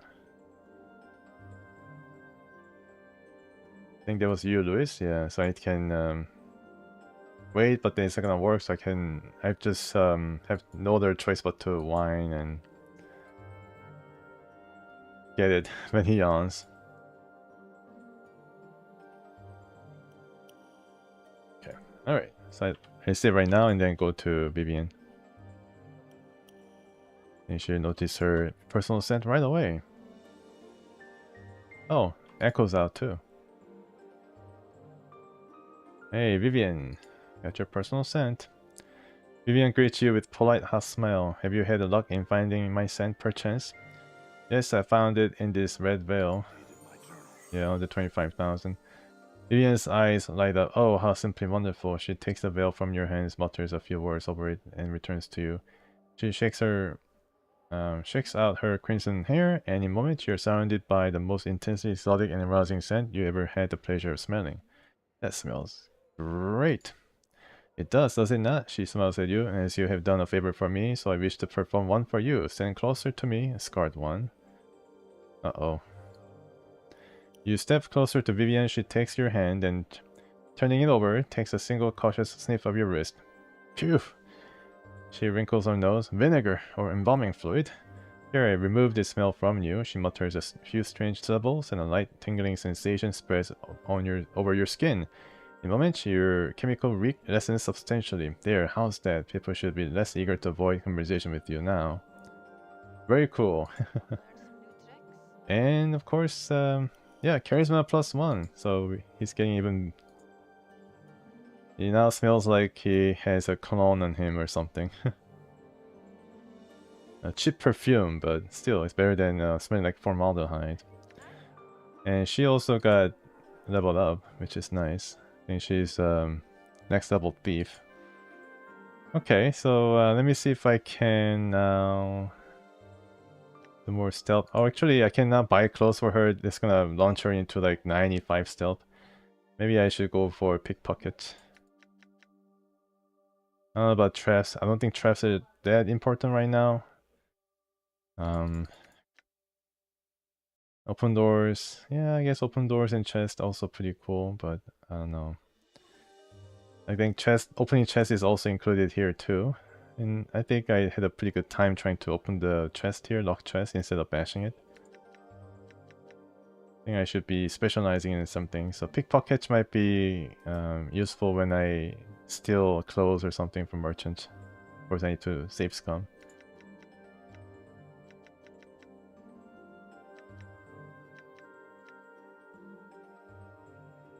Detect traps. Okay, let's go for this.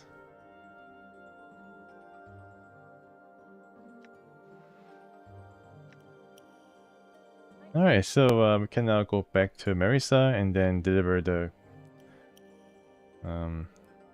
connection. Deliver the veil finally. I don't think there is a way to get the personal scent back from Marisa after you give the veil to her first. Yep, so he returns. You have a reason for coming this time, I trust, or just more of your pointless questions? Actually, I brought your crimson veil. Then would you please hand it over? Of course, here you are. Ah, yes, much better. Two shining points of red light appears before you as she opens her eyes. So that's what you look like. Perhaps I have been better off with my eyes shut. Farewell. Farewell. Marisa, the forked tongue. Oh yeah, dirty red charms. Yes, yes, I have a couple of those. I think Morte has some too. Give it all to Miss Anna here. I don't know why she's carrying her hammer, but I guess, yeah, dirty red charm. Actually, this is one I can probably bring it to an office in the hive and then give it to them for some jink. I'm gone. There's still some things to do, but I can talk to Fall from Grace and see if she's willing to join now. This Kesai series is, I don't think she's related right now to our quest. How may I help you? Some other questions I wanted to ask you. Yes. Sensei Charvel, okay. Well, let me just do some other quests first. I wonder what kind of level she's gonna start at. I'm gone. But let me see if I can do some quests before I go back. Also need to visit Civic Festival, which might bring me to completing some other quests here. Old Poet. We made a mockery of the Old Poet. And there is some... Okay, I guess she's okay, right? She's not attacking me. Oh, she's still gonna attack me now. Okay, that sucks. Let's go to Vestal. I'm gone. Hey, Splinter. Jolmy and Splinter. Okay, so I guess gotta talk to them first because they're just out in the open. This towering man's golden skin sparkles slightly, almost as if it were metallic. Whether it is actual flesh or merely painted on, you cannot tell. He regards you coolly as you approach, giving a respectful bow as you draw near. Welcome to the Civic Vessel, traveler. We are Splinter. Oh, Splinter is just the doorman to the vessel. I thought it was some name. Doorman to the vessel and priest king of Ur. How may we help you? Despite his humble offer of aid, his voice is powerful and commanding, a deep and rumbling sound that resonates throughout the chamber. How can you help me? We do many things in this fine hall, traveler. We answer questions guests might have regarding it or its inhabitants. We direct both visitors and members of Society of Sensation alike to the sensoriums of the lecture halls. We also accept new members into society. Lastly, it is through us that purchases from the Society's vault are made, spells, items, and such. Oh, okay, I see. Yes, yeah. I try to recruit Fall from Grace as soon as possible. Yeah, I think it'd be nice to have a priest and some nice source of healing. I think I had like one particular instance where I had a lot of trouble in keeping my guys alive, and that was in the source under the hive. I was trying to go to trash warrants. Well, not trash warrants. Yeah, I guess it was, but then it was more the catacombs, the weeping catacombs. I think that's the place where with the rat shooting balls of lightning and the Bargul, the flying eyes with wings roaming about, and we had the most trouble with the combat. The question, what lectures are there to attend? Okay, so let me see. Sensoriums. There are two. The public sensorium, where the visitors may use the sensory stones for anywhere between 10 and 50 commons. This is probably money. In the private sensorium, where only members of Society of Sensation are allowed, you can reach neither of them yourself. We must take you there. Okay, let's just... How can I get into the private sensorium?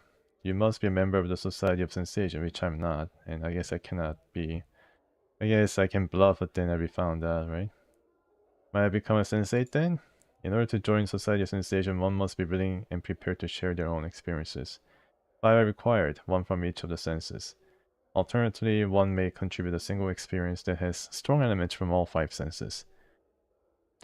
These must be either new sensations or improvements upon our current stock. Should you find them acceptable, they will be placed into sensory stones and you have become a sensate. Will be taught, so you having become a sensate will be taught the sensory touch. It will allow you to draw others' wounds onto yourself, healing them by accepting their suffering. I guess this is how Orphan Grace will be able to heal the party members. I'm already a member of the Godsman. Yeah, let me be truthful with this one. They will not forgive you. There shall be no going back. Okay, so you can change your faction, but then there's no going back. Oh, in Private Sensorium there's a person. Oh man, maybe I should try to become a sensate or bluff my way. But I already said that I'm a Godsman.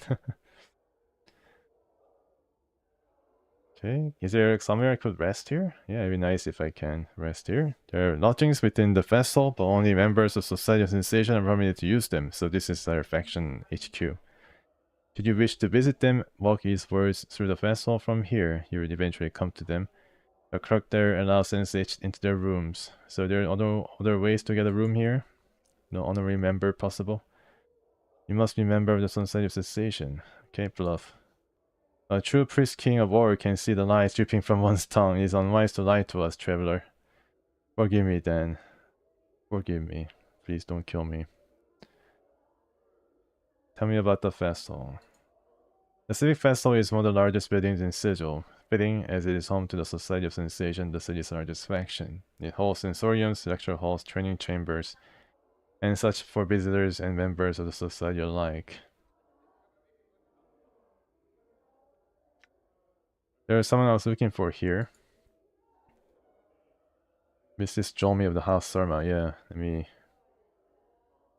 Montague? Who's Montague? But anyways, maybe I heard of his name before, but I don't know who he is. But let's meet this Mistress Jolmy first. Jolmy is taken to waiting about in this very chamber of late. We think she is looking or waiting for someone. In any case, she should be nearby. Yeah, so Jolmy is right here. Right in front of us. Thanks.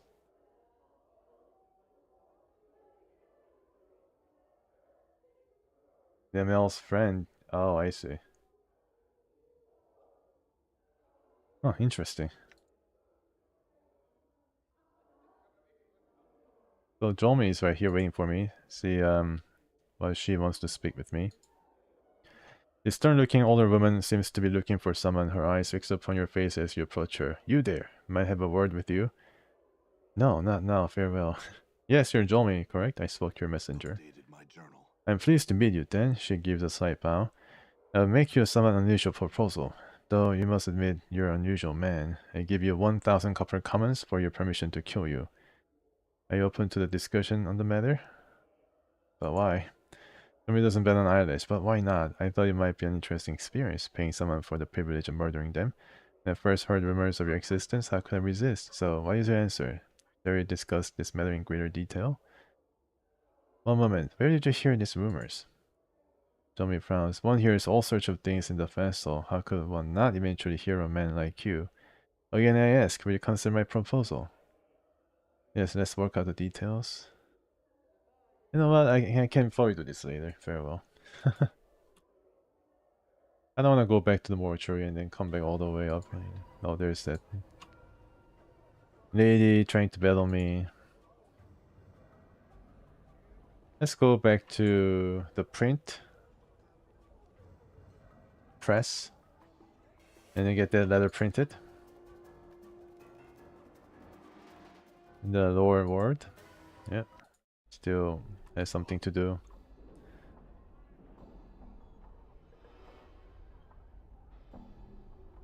You have to become found. You're a sensei to get into the room. Oh, okay.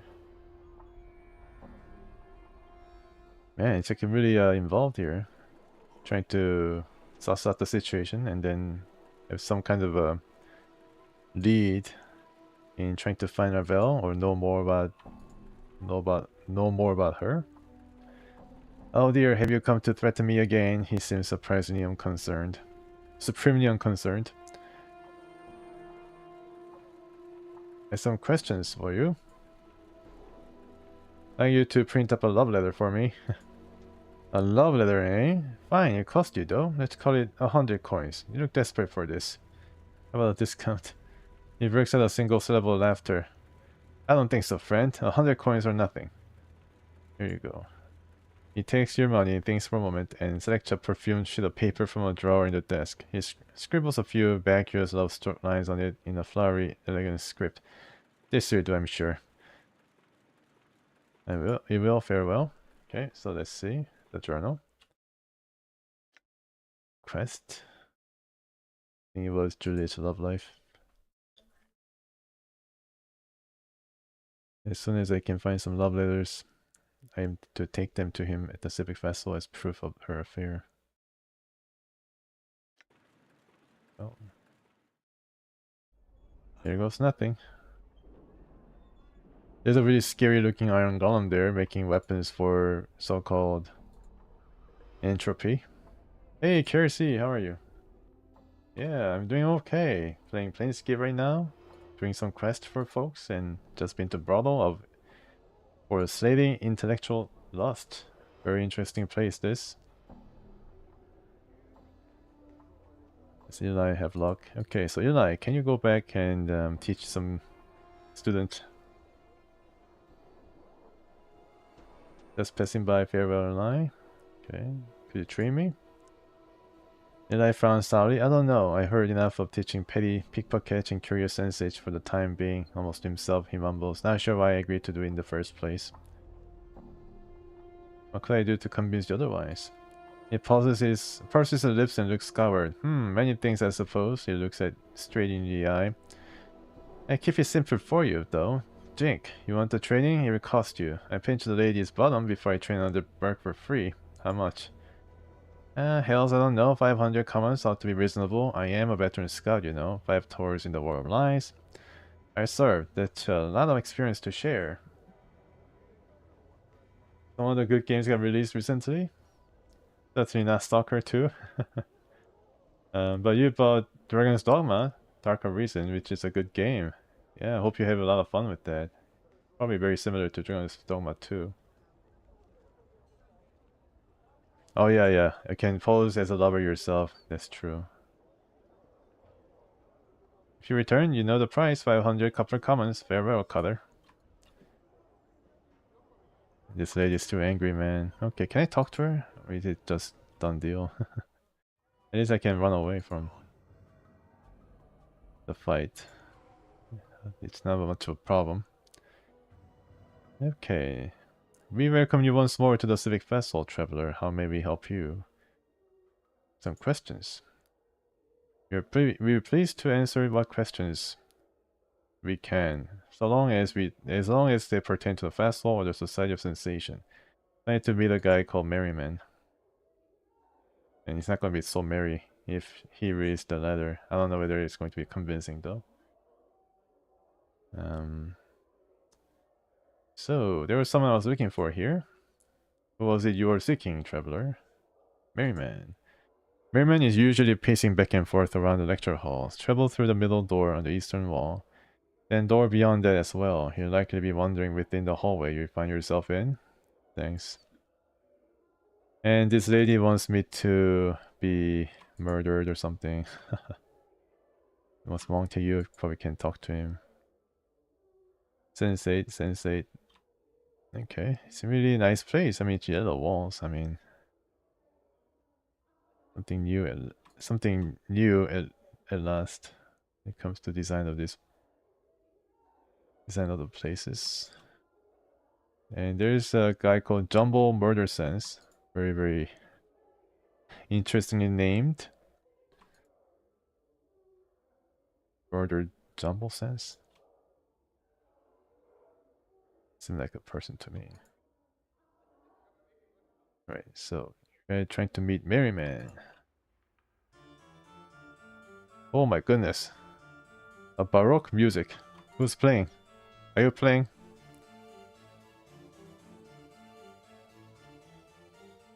Sounds like Baroque. Oh my god. What just happened? Here you go, Merryman. Here you go, yeah. Found the guy I was looking for. This man looks like a bitter, cantankerous old culture. His mouth is twisted into a frown that becomes even more severe as he notices you coming his way. Merryman my name may be, but merry I am not. Off with you, young one. No time for the likes of you. He goes into the fit of coughing from the exertion of shooting you away so loudly. Wait, Laura wanted me to speak with you. Merryman eyes you suspiciously. That's so. About what, eh? Well, she says that you're her first love, and that so long as you hold the keys to her heart, she'll never be free to love another. She told you that, eh? I'm surprised. Perhaps leaving her under Mistress Grace's tutelage did what I couldn't. Start to develop her feelings. In any case, he pastes a petcha pocket on his tunic. I won't just give the keys to you. Wait, those are literally keys to her heart? He nods. That they are. Dolora is a construct. Oh, she's a construct. She's a doll. Didn't you know that? A creature of sorcery and clockwork mechanics she is, and one of my finest creations. Merryman sighs, but cold, without emotional character. I brought her to the brothel and set her so that she could not leave, in the hopes that the constant contact with so many others would begin to develop her own personality.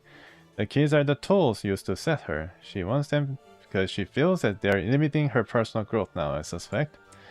And why don't you just return them to her? Merryman scowls, because I've become a cruel and bitter old man who sees he can get something out of you. Go on then, what do you want? I want to forget. I've lived almost 150 years now, and I've seen every sensory stone I've cared to in this grand hall. I have little time left to live, and too weak to go out in search of whole new experiences. So I need to find a way to forget them all. That way I can start again in my final days. Well, have you heard of a hag that can give you 3 wishes?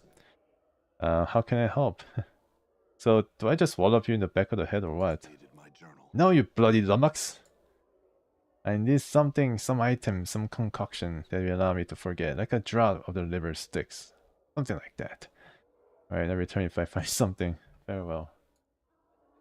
Oh, Jumbo is the one who caused the weak man. Okay. Quite unpleasant unless you know what to do. Oh man. Let's see. So Jumbo, that guy is, yeah, this guy, Warrior Sense. Really, really weird guy. 3 planes aligned. I mean, all these characters. My goodness, there's so many different characters here. Thief in training. And this is where Eli should be, basically. There's no instructor. A lot of thieves in training. Gotta be careful. All these thieves. A sensate. Warrior in training. There's probably an instructor here. No? I guess not. Okay, I save and then talk to this Jumbo dude. This short, balding man's orange tunic and rather size of a gut give him the look of a walking pumpkin. He's absent-mindedly patting his large paunch with a slow rhythm, as if it were a drum. The man's odd, crooked smile and a strange gleam in his eyes make him look a bit mad. Greetings. The man gives an exaggerated flourishing bow and presents a small card which reads only Jumbo Murder Sense, Saucytech Sorcerer Extraordinaire. Oh, he's a Saucytech. Yeah, I think Saucytech is a lot of these dogs are related to Saucytech, especially the howling guys. He then snatches the card from your grasp and proceeds to eat it, grinning widely all the while. Wow. Or he whispers, somewhere an asylum is one barmy short. You're the man who cursed Weakrent, aren't you? Jumbo pulls an innocent face and shrugs as if to say, I don't know. He then covers his mouth with his hand and giggles like a giddy schoolgirl. I'd like you to remove his curse. Jumbo pretends not to hear you, instead belching loudly and resuming his belly drumming, his eyes wandering about the vast hall. Is there anything I could do so that you remove Rickman's curse? Jumbo won't look at you but shakes his head. Okay, these are all the instructors are taking a break. I see. Bluff. Remove Rickman's curse, Jumbo, before I'm forced to hurt you. I think I should leave. Jumbo raises one eyebrow and takes a step back. He opens his mouth abruptly, and though his lips or throat don't move to shape any words or sound, a torrent of incomprehensible babbling begins to pour forth. What the? Jumbo shuts his mouth, and the babbling ceases. He peers at you through narrowed eyes, a self-satisfied smile on his pudgy face. Suddenly you hiccup, and hiccup, and hiccup, and hiccup again. Jumbo understands. Miri turns his head and waves you away. Uh-oh, looks like you just got a curse thrown down on your chief. What have you done to me, Jumbo? Please, no! Jumbo! Undo whatever you've done. Jumbo ignores you entirely. I better find someone who can help me lose this curse. Farewell. Hiccup! Hiccup! Hiccup! I think I shouldn't say hiccup every time he hiccups. It's pretty funny though. Bonk. Mortaring the Headless. Alright. I think I should go back to Mebeth.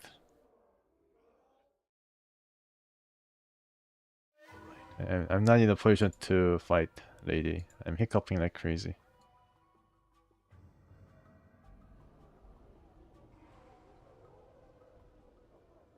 You know, it wouldn't kill you to say a few words to me feebly. Or hug me. Okay. Kiss. Hey, what's eating you, Chief? I kiss you instead of the fiendling.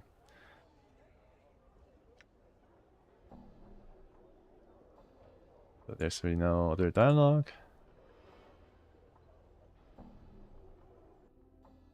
I think I need to go back to the Ragpicker Square. I'm gone. And get Mebeth to remove the curse. Posing a statue, my goodness. Yeah, all these weird sequences and circumstance. Very cool. I came to purchase some cures and charms from you. Okay, so aid. Remove curse. I cannot remove my curse. Okay, unfortunately, Mebeth cannot help me. I wonder if some other character can help with this. But we'll see. Let me see. Yeah, go back here and then journal. Who's Slavish Onyx? Is it one of the sensates?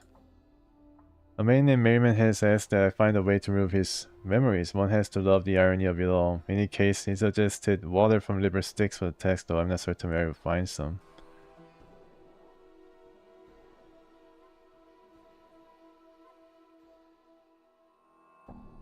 Yeah, Juliet's love life. Okay, Montague, yes. The Montague is a different guy. You can also... I can also find in the halls of the Sensate, Civic Fest Hall.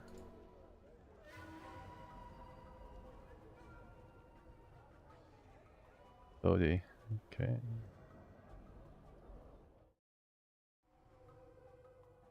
I think Montague also have to find around here in the back of the hall. Open the door. Yep, here is Montague. Hopefully my hiccups do not compromise me when I'm trying to talk to any of these folks. And yeah, there's some statues I can probably talk to and engage. This handsome young man seems lost in thought. His brow furrowed and a slight frown upon his lips. Greetings. And to thee, sir, hail. What dost thou wish of me? Ask some questions. Yes, who are you? I am named Montague, factotum of the Sensate. Montague? Factotum? Verily, sir, a member, if you like. A question. I think factotum is a pretty high-ranking person within a faction. I think there are two factotums in the Foundry where the Godsmen reside. I think there is like two guys.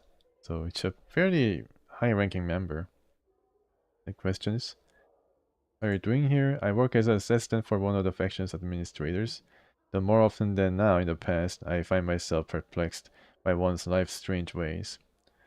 One of life's strange ways, such as problems of the feminine variety. Okay, what's the problem? You are female? What's the problem exactly? I don't know what's bothering her. I've tried to cheer her up. I don't know what could be the matter. Are things between you two? So he talks as if I already know about Juliet. Juliet is a interesting name for Montague because, you know, Romeo and Juliet as the Montague and, of course, the namesake in the well-known play. Other than this part of this content and humdrums, everything is splendid. All that orbits around us does so with tranquility. Our families are more than satisfied with our potential union, and our siblings love me. There's nothing wrong. Perhaps that's the problem, no problems. How dost thou mean that no problems are problems? 'Tis my desire that thou speak plainly, sir. Perhaps she wants a little more spice in your relationship. How thou know what she wishes? He becomes heated. We love and we love unconditionally, with none of the sordid and poisonous wrappings that seem to unfold all in young love. I'll call thee out, sir, and I call thee a recreant knave and a fool. I think he wants to duel me. He wants to duel me. Oh there, calm yourself. You're a fool to seek a fight with me, but I give it to you. Calm yourself. I'm sorry. 'Twas the fury of the moment that caused me to speak so. I tender my apologies to thee and thine, good sir. Just watch yourself, think not of it, it's no matter. Thou art indeed gracious, sir. Some questions. Okay, some questions about this place. The Civic Festival, the woods do well to speak with Splinter just inside the entrance to this building. Oh, you did? Okay, so Splinter basically directs you to all this other places within this within this area. Okay, I need to speak with you about Juliet. Oh, he gives you a puzzled, slightly suspicious look. I overheard you speaking at the brothel. She's having an affair, you know. Thou speak falsely. I'll have thee present me proof before I took thy claim as true. I found these letters here and read them. He takes the letters and reads them over. Alas, 'tis true. She has found another who loves her passionately. Ah, heartache is a sensate fate, I think. I shall move on to another love and let this other suitor have her, considering the passion of his words. He wants to give up so quickly. I guess he wanted to leave Juliet or something. Wait, this was all a ruse. Eh? Why is this thou speak of? She's trying to trick you into being more passionate. And why did she not simply say something? I don't think it really occurred to her. She cannot leave this place. The brothel. Apparently not, so what should be done? What about this fair play? I say ignore the chat. Act distant and unconcerned. They spice things up considerably. Truly? Trust me, kid. Start ignoring her, create some friction, leave them wondering, and they come crawling all over to discover what the matter is, right, Chief? Yeah, she thinks something's wrong, and for once, he'll be playing the game rather than being the target.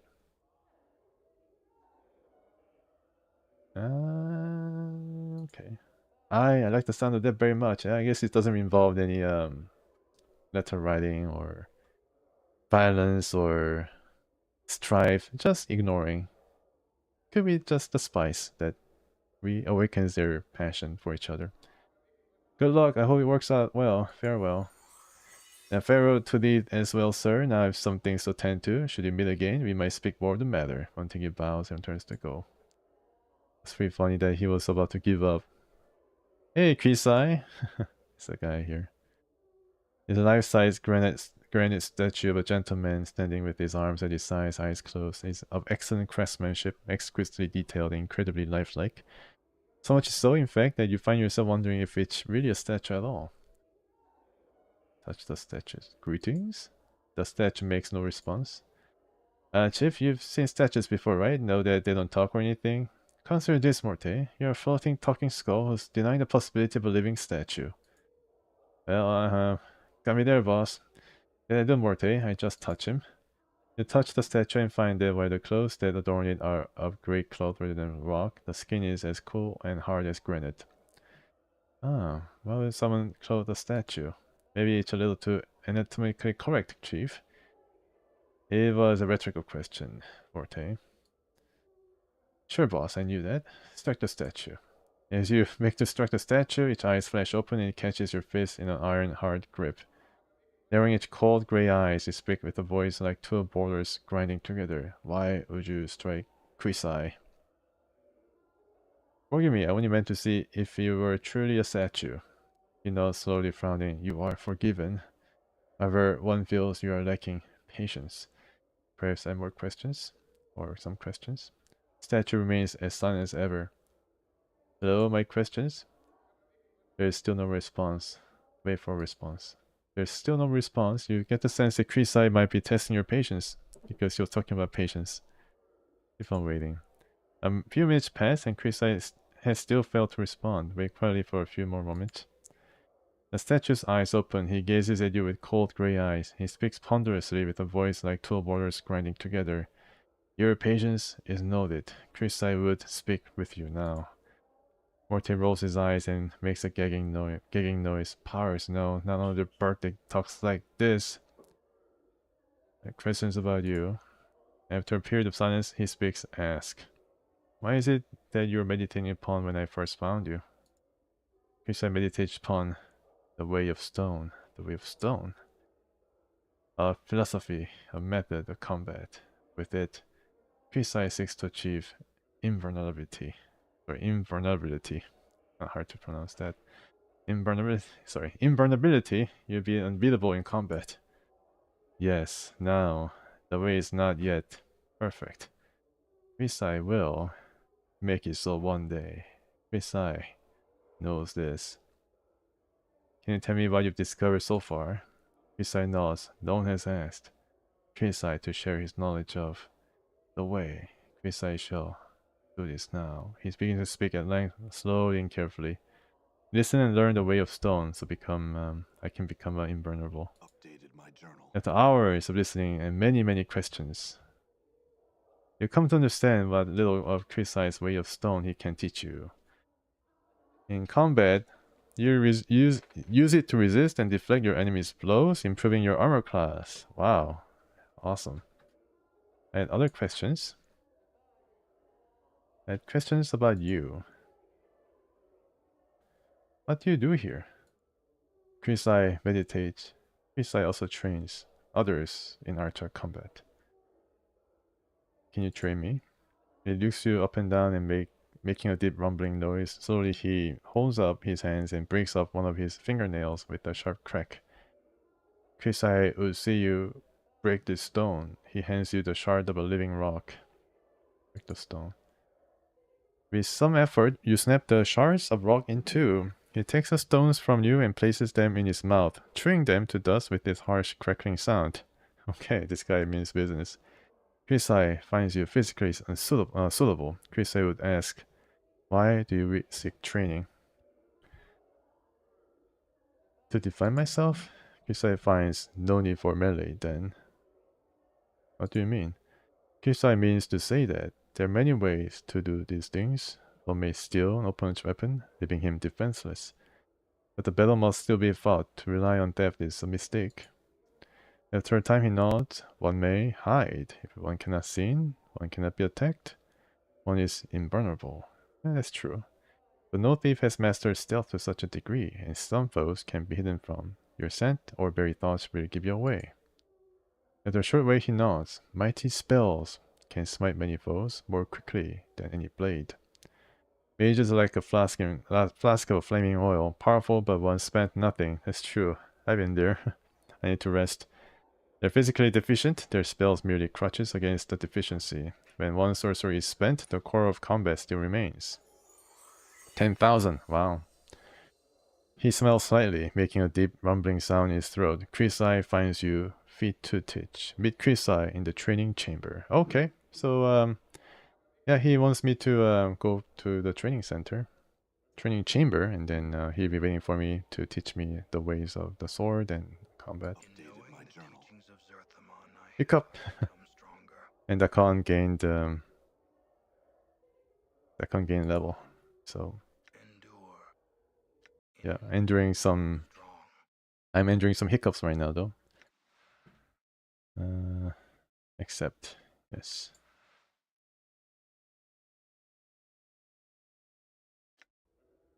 Your will be done.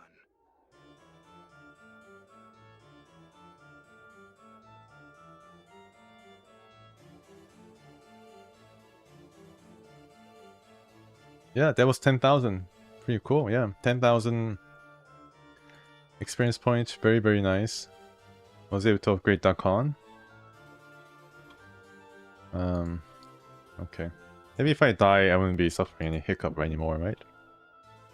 Let's do that. I'm the man you've been looking for.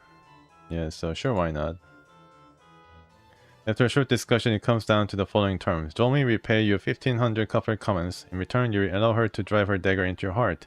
She'll wait for you to awaken, at which point she'll give you the coin. You agree to this then? Yes, let's do it. The affair is over in a moment. She's already cleaned her blade and put it away by the time you recovered. After picking yourself up off the festal floor, Jolmi hands you several rolls of copper coins while you rub your aching chest. Somewhat disappointing, I must admit. Oh well, coin well spent nonetheless, farewell.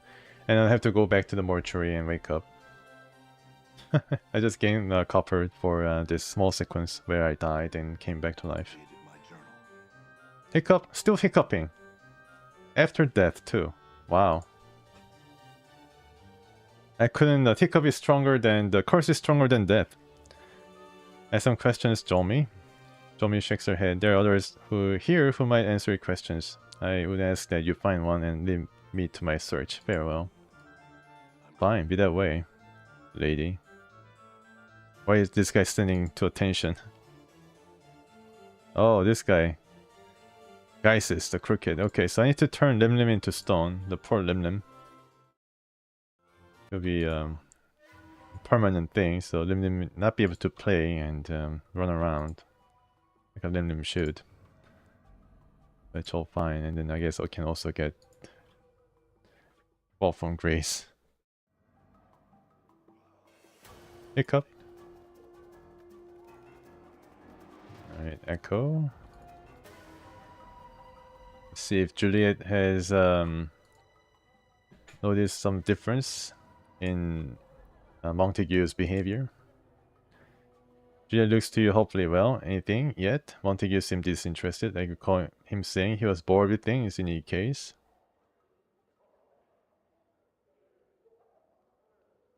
Okay.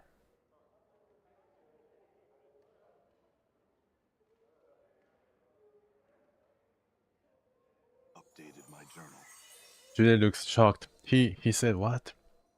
How could be so? Oh, it appear it's my relationship with the troubles I so desired. Merely miss them in all my melancholy. Perhaps. Some questions now. Never mind. Hey, can you tell me about the silent prostitute? Oh, it's this Echo it does speak of. They say she is sworn never to speak again for one reason or another. I can imagine why anyone would do such a thing. Farewell. Anyway, so turn Limlim into stone. I'm still hiccuping.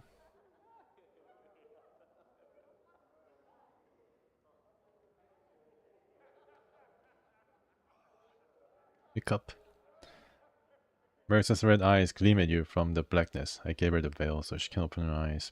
Yes, a faint hissing accompanies her carry. Some questions, Marissa. Ask. Could you turn, say, a Limlim into a statue?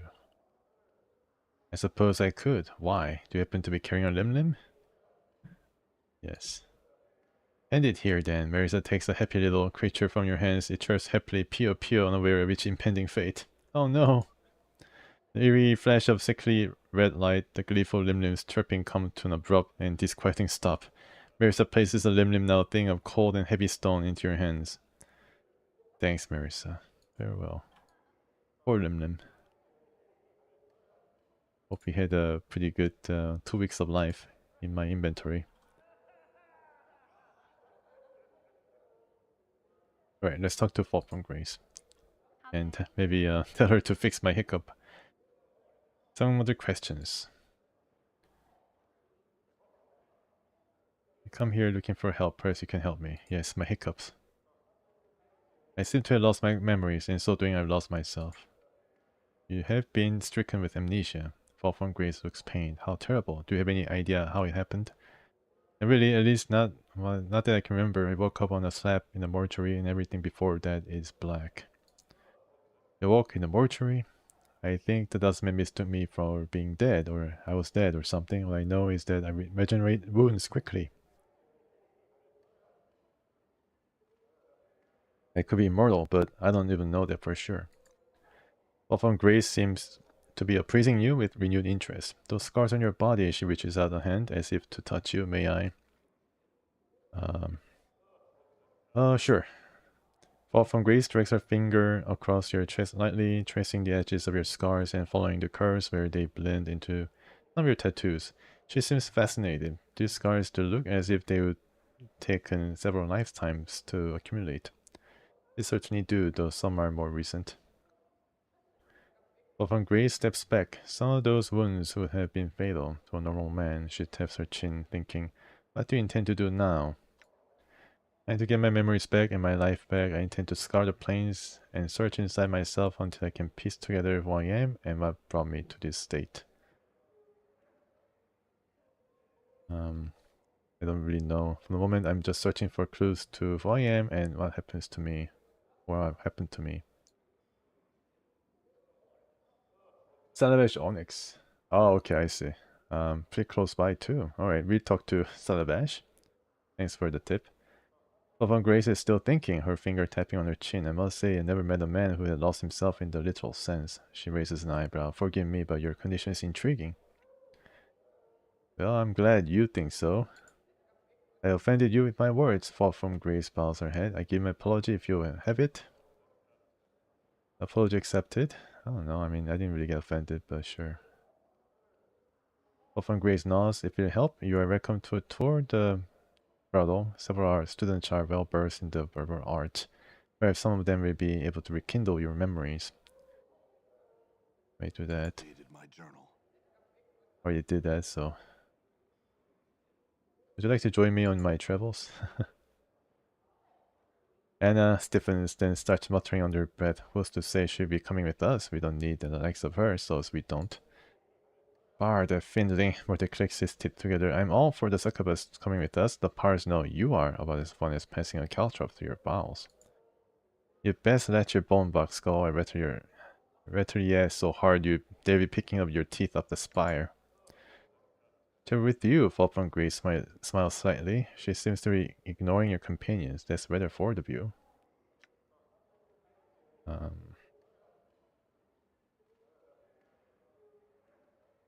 Okay, I will be on. This is new dialogue, I think. I'd rather be honest with my intentions. You seem extremely present and well versed in the ways of the plains. Companion with that kind of knowledge would be welcome. Hey, wait just a minute. I'm the one well versed in the plains. That's my job, Chief. Having two people knowledgeable about the plains in our band seemed pretty smart to me. Besides, I said pleasant too, Morte. Pleasant on the eyes, maybe. Looks to me like all some chick has to do is now show a little skin and you sign her right up. Morte falls silent. Not that I minded really, I just thought I'd mention it. Noting Morte look. Lady Grace, excuse me if I'm being too forward, but would you care to travel with us? Appreciate your candor, I should counter with some of my own. Why should I travel with you? You mean you wouldn't be interested in traveling with an immortal amnesiac who's searching for the plains for himself? Lady Grace, I intend to travel to places perhaps no one has ever been to, like the source, or could reach. Would that interest you? I withdraw my request. Forget everything I just said.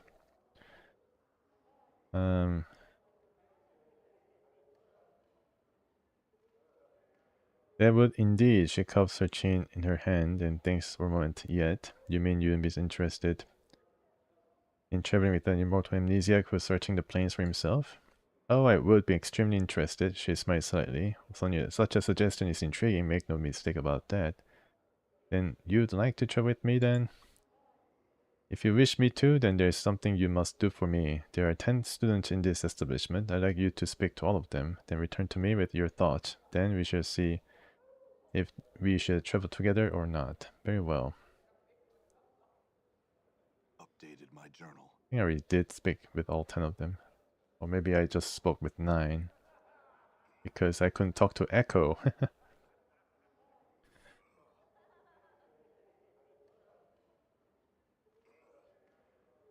I couldn't talk to Echo. Done. Check the map. Yeah, still there's more to the Clerk's ward. And go down and then reveal more place. More of this place. Or maybe I'm barred from traveling a bit further out. Yeah. There's probably a way to go though. Yeah, so there's a lower area. And more places. Okay, cafe patron and any foolish only for suffering. They're talking about this, but I guess they're gonna fight then. Yeah, they're fighting. Hey, Harmonium officers, there's a fight going on. Stop this fight. Art and Curio Galleria. Okay, we visit there later. I still have a lot on my plate right now. Yeah, that's right, yeah. Another sword? Down below? I'm fatigued. Why? Because I've been out for so long? This guy can carry 500 pounds? My goodness, he's strong back. And more than Morte.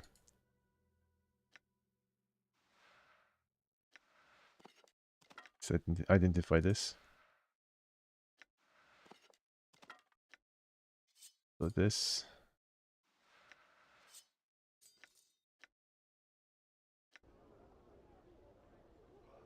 Just ask. Oh, okay, so I don't have to talk to Echo.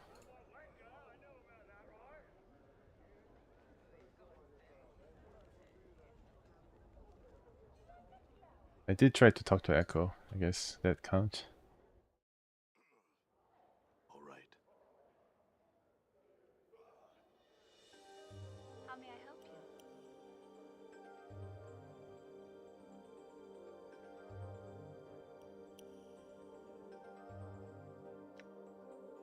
I spoke to 9 of the students, and you asked, but I couldn't find the 10th. Yeah, 9, but couldn't find the 10th. And you couldn't find the 10th student? How curious. I think Louis is a 10th student in his own way. She nods very well, and your thoughts? I learned what it means to aspire to be a sensei, and that it's better to go in search of experience rather than have it come to you. Louis is in serious need of a competent trim the libido of his.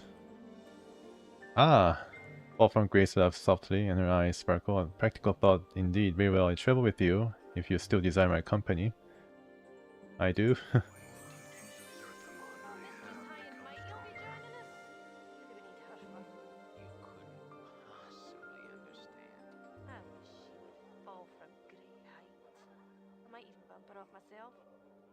So there's no subtitle to what she said, but I guess Anna is not really that happy about the succubus joining.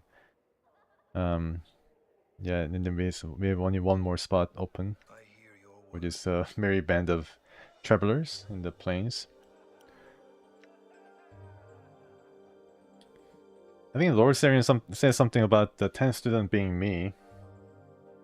I wonder if it may have any they would have made any difference if I said that the 10th student is actually myself.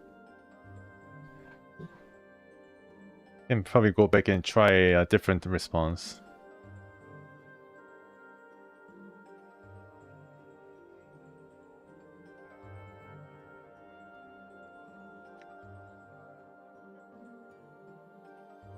Oh, Ignis. Okay. Okay. I'm gone. So this is the 10th student, but I guess he could be the only male student of this place. This is Louis, the talking armoire. I have some questions, Louis. Ominous silence hangs over the armoire. There's no reply. You're certain it's still Louis. You can practically feel the hatred radiating from the wood, but he won't speak a word to you. So long, Louis. The mail? I think I did. I remember the mail, the name, but I'm not so sure exactly what came out of it.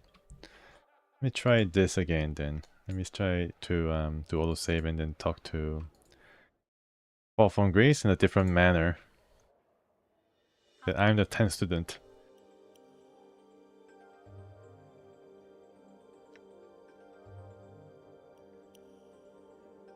So, yeah, I'm thinking the 10th student is me, in which case I've spoken to all of them. Very well, and your thought? You and I should leave this place and explore the plains. There's nothing more for either of us to experience here. I've learned that what it means to aspire to be a sensate, and that it's better to go in search of experience rather than have it come to you.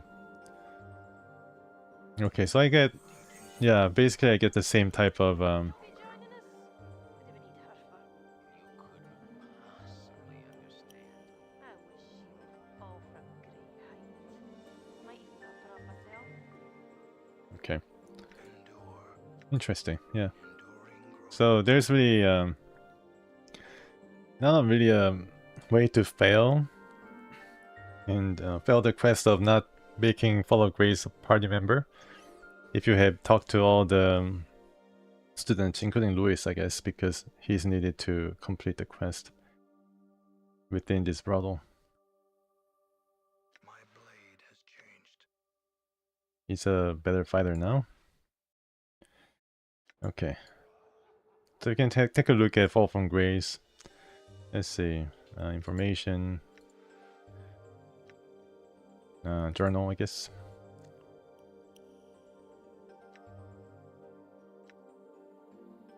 Yeah. Beast. NPC. PC. Anna. Yasir. Dakan. Fall from Grace. And Succubus. Ignis. Now it just says that PC is, it includes Ignis as a PC, but I wasn't able to get him yet. Morte and the nameless one. He does have a brow.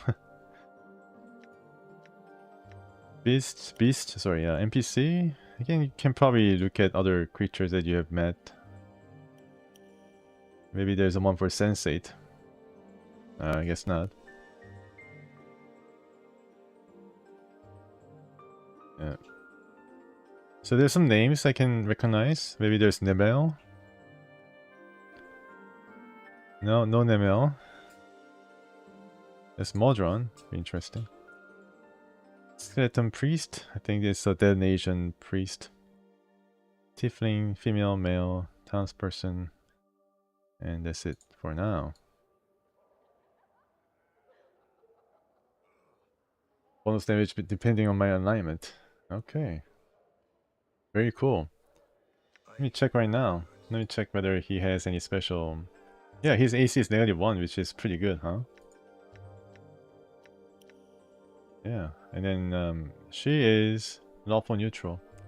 Believe in order above over all other concerns. Pretty crazy because she's a succubus. And succubus is actually a lawful fiend, right? Lawful, part of lawful fiend. The Batezu.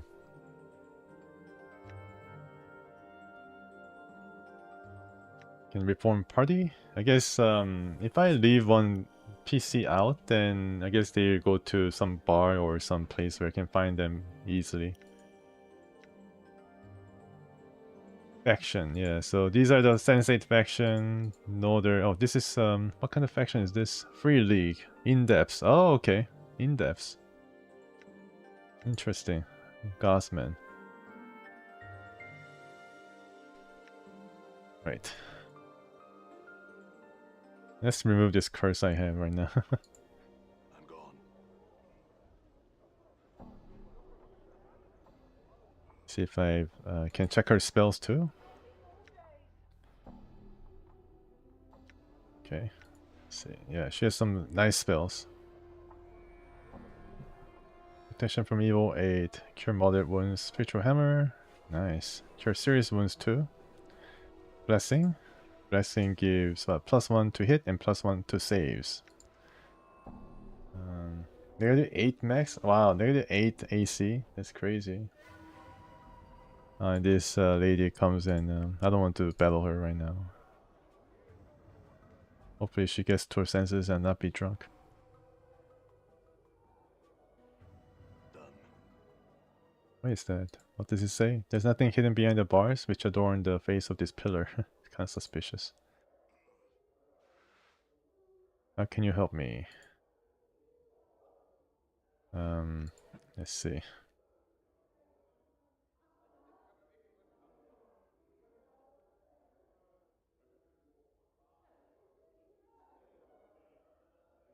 Okay, so he's outside the hall. Alright then.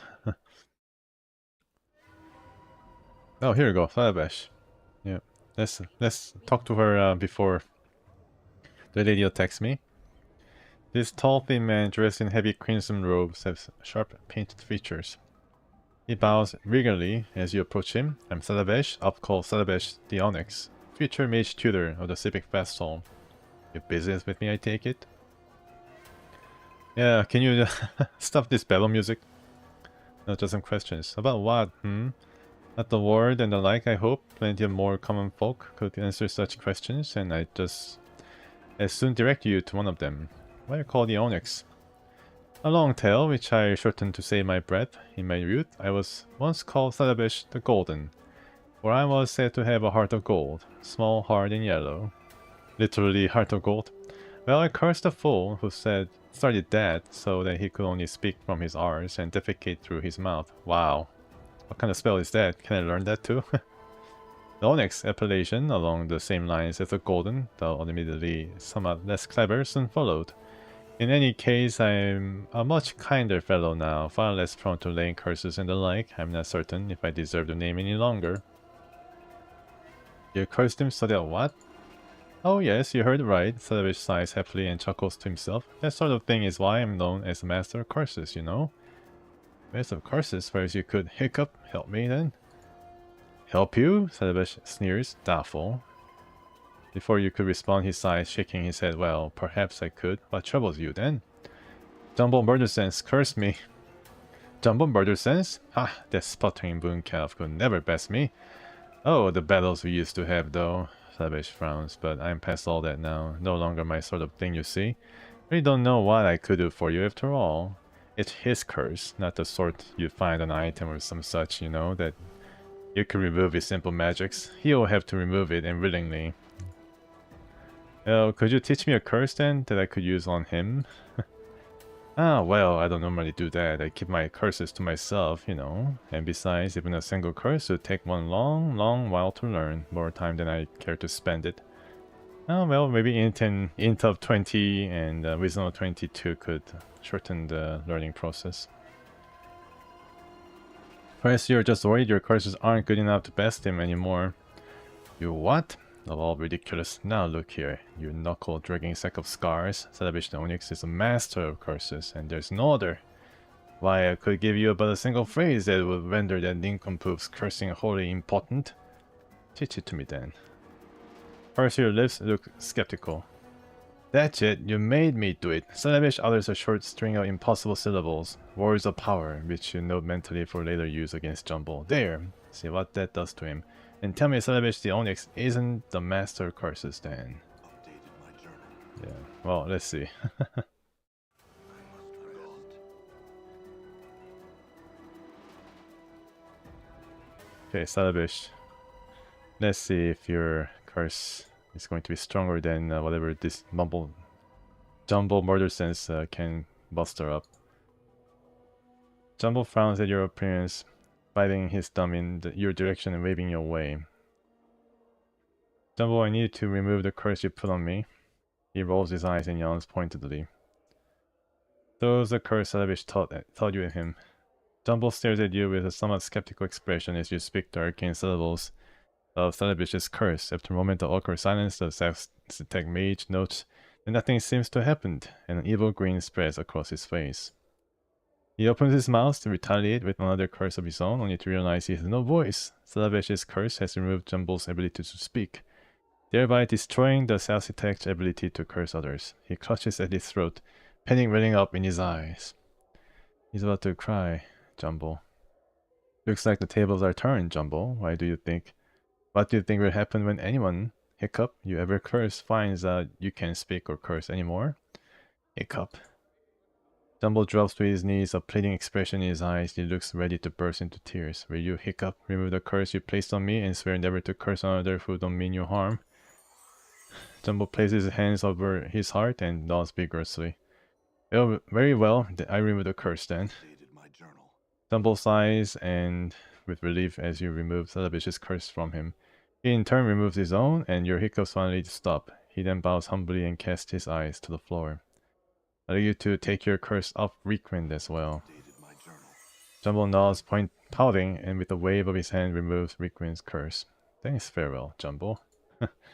Okay, so that was orders to Jumbo and his cursed ways. Okay, alright. Let's talk to this guy. Thin and sharp-featured, his yellow skin covered with tattoos, the man looks over the room and his inhabitants with cold black eyes. He appears to be giving a lecture. Stay for the lecture. I am known as 3 pillars, planes aligned. Oh, he's a Kisserai. If you're here for my lecture, it begins in a few moments. Morte sighs loudly. Come on, Chief, are we really gonna stay for this? Just be quiet for a bit, Morte. I want to listen for now. He speaks in a very low, somber tone. Today I should speak of the power, alignment, and belief, and how they shape the planes. First, I should explain the concept of alignment. Keep listening. Oh, okay. Very long, I see. So let's listen to this guy's lecture and leave other lectures for later.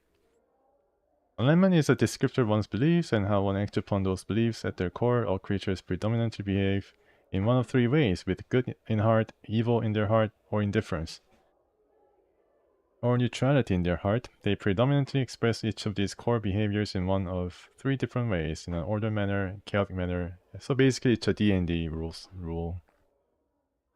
Or indifferent, neutral manner. Thus, there are 9 core alignments that one is capable of. The 9 alignments then are lawful good, neutral good, chaotic good, lawful neutral, true neutral, and chaotic neutral, lawful evil, neutral evil, and chaotic evil. Now I shall speak of the power of alignment and the beliefs it engenders, of how from them the very deities gains strength, and how belief can physically affect one's environment. A deity must have worshippers, for it is the faith of such subjects which gives them power. As converts are made and more come to believe in a god, more power the god receives. Conversely, when no one believes in a deity, it withers and dies, joining the corpses of their gods that float on the astral plane. It is thus possible to slay a deity by simply forgetting about them. Oh, interesting. A much more striking example of the power of alignment and beliefs, however, can be seen within the sliding of gate towns. First though, I'll define gate towns. Gate towns are towns on the outlands, a largely neutral area which sigil spins over the center of. They're called gate towns because they're built around the permanent gate or portals, or portal to one of the outer planes. Oh. Each of these outer planes has its own alignment. The Abyss is chaotic and evil, Betor is lawful and evil, Mechanus is lawful neutral, Mount Celestia is lawful and good.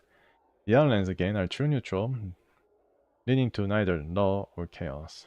Siding occurs when there is a high concentration belief in an area of differing belief. When this occurs, the area itself will move or slide to a plane that matches the new belief.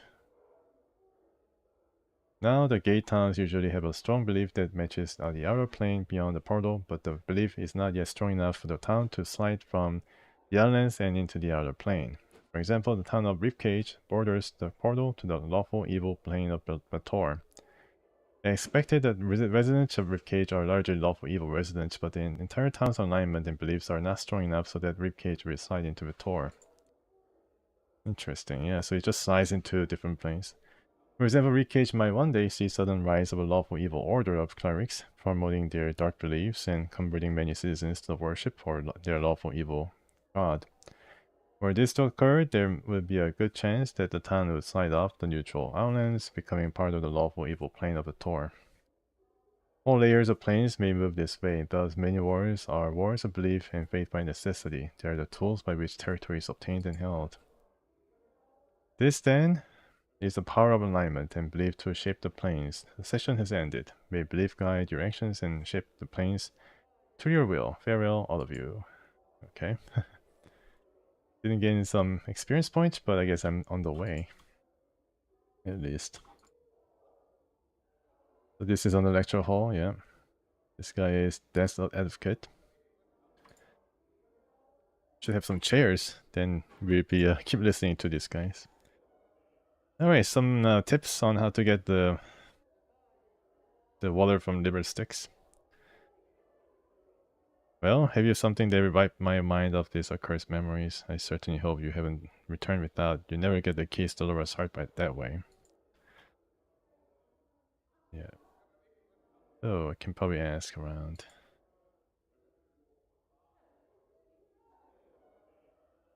Sensate. Okay. Oh, what is that? There's something here. Oh, force missiles. Let me see if someone can use it. I already have it copied, I think. Check. Force missiles. Yeah. How about... Oh, okay. So I can give it to the con.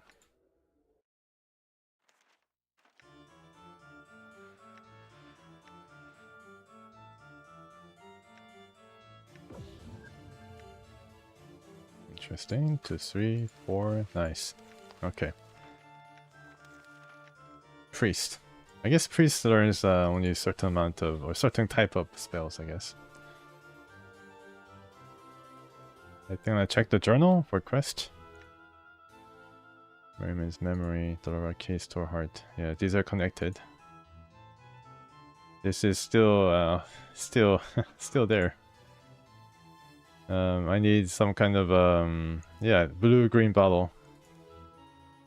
Sneak out tenement. I don't know what happened with this one. Fetch a vial of skin and blood. Yeah, so I need to fetch this in order to complete the dream builder.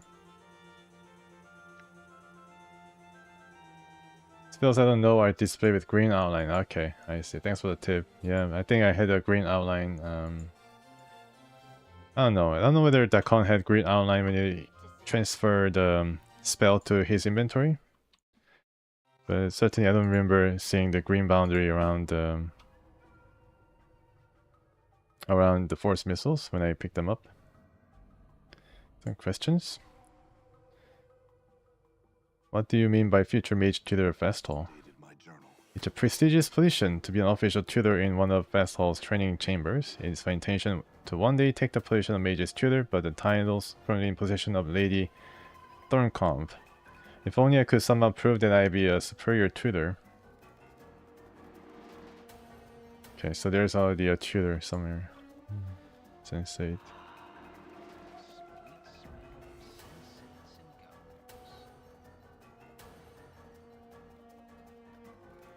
Okay, so I need to talk to Morte. I need some advice. What do you think we should do next? Well, here's how I think. Here's how I see things. Looks like we need to find out more about the Nighthag Revel, and I have to tell you, Chief, I'm not looking forward to that. The Vessel Sages and some of the sensory stones might be able to tell us something, though. Okay. I need to go to Splinter and then make him bring us to some sensory stones.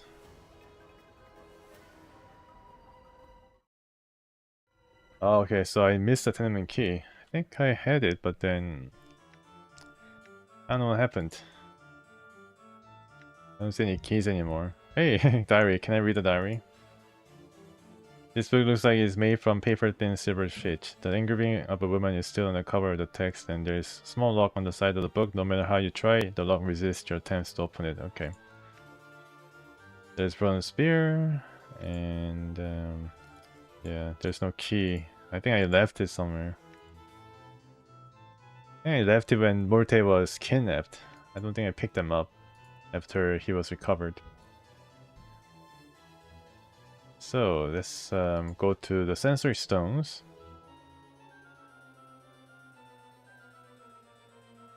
I wanted to ask about you. So he's Torment to the festival, demigod son of Ashar and priest king of war. So Splinter is a name, not a class or some kind of a title. He's really tall and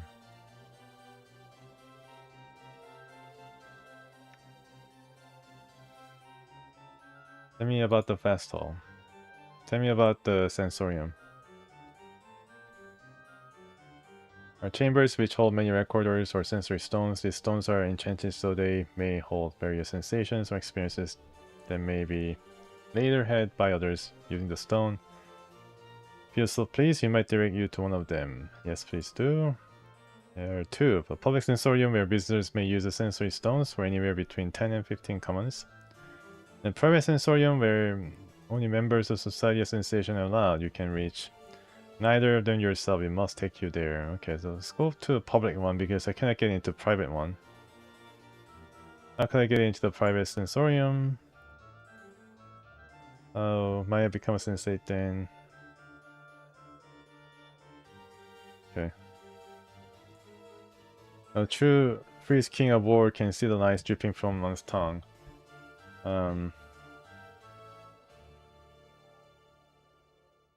Oh, okay, there's going to be sensory stones that gonna give you a lot of experience points.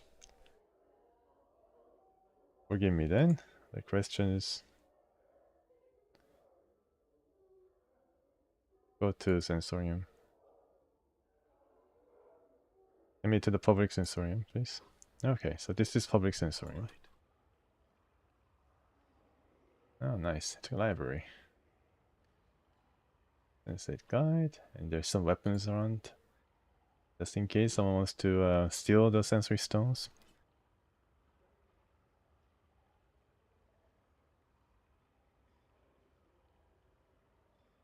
This man's gentle voice complements his calm and refined demeanor. Greetings, are you here to use one of the sensory stones? Yes, I am. There are currently more than a dozen standard sensations available, as well as 6 more extravagant experiences.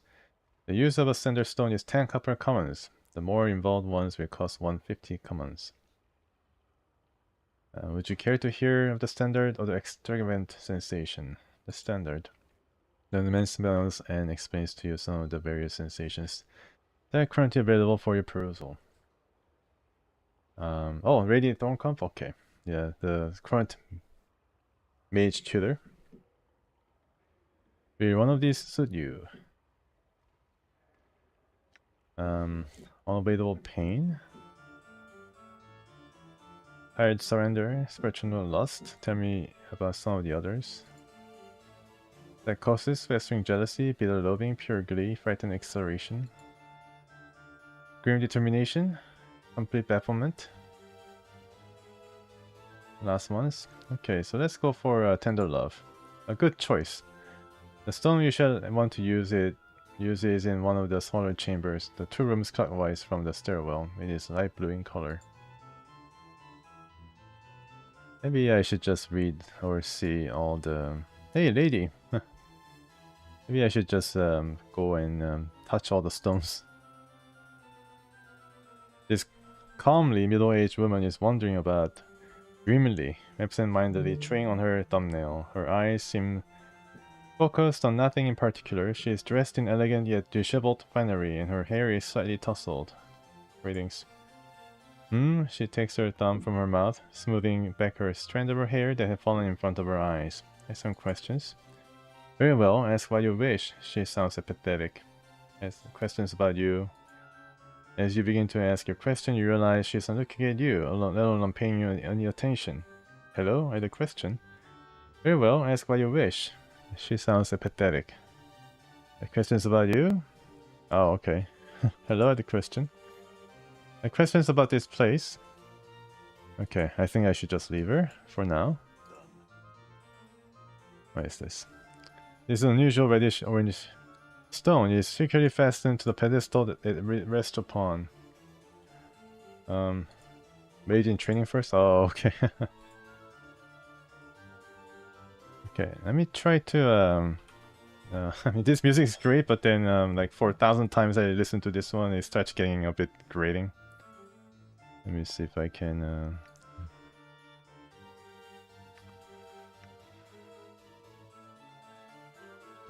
It's too loud. A snippet of some kind of music that doesn't end. Maybe, I don't know, it just keeps continuing though. Sensei, okay. Yes, I need to pay this guy the money in order to activate this stone, I guess.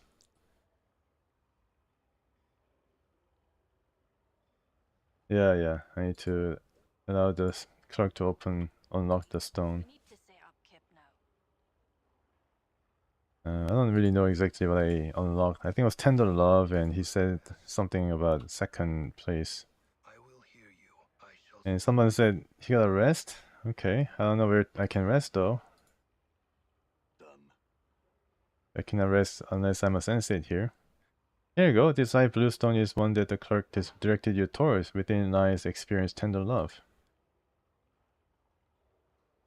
Your eyes are closed. You can sense yourself standing on the tip of your toes. Press against someone tightly. Soft lips brush against yours, giving you the most gentle of kisses. Your heart seems to flutter in your chest, as if you could hold backwards and simply float off into space.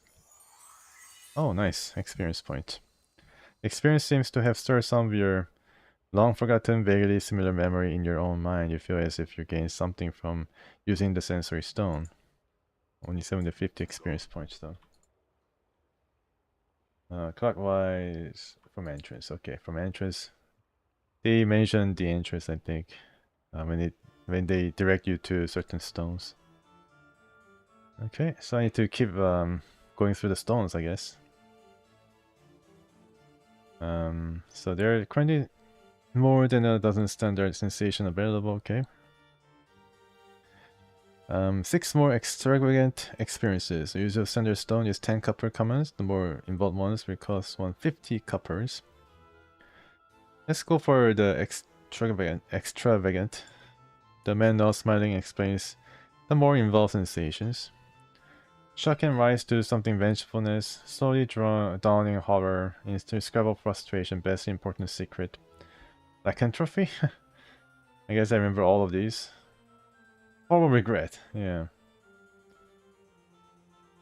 A fine choice. The stone you shall want to use is one of the larger chambers. 3 rooms counterclockwise from the stairwell. Reddish orange in color. Okay. Reddish orange, which is this one? No. So 3 counterclockwise, I guess. Yeah, it's a larger room, so I need to go and then I think that this one.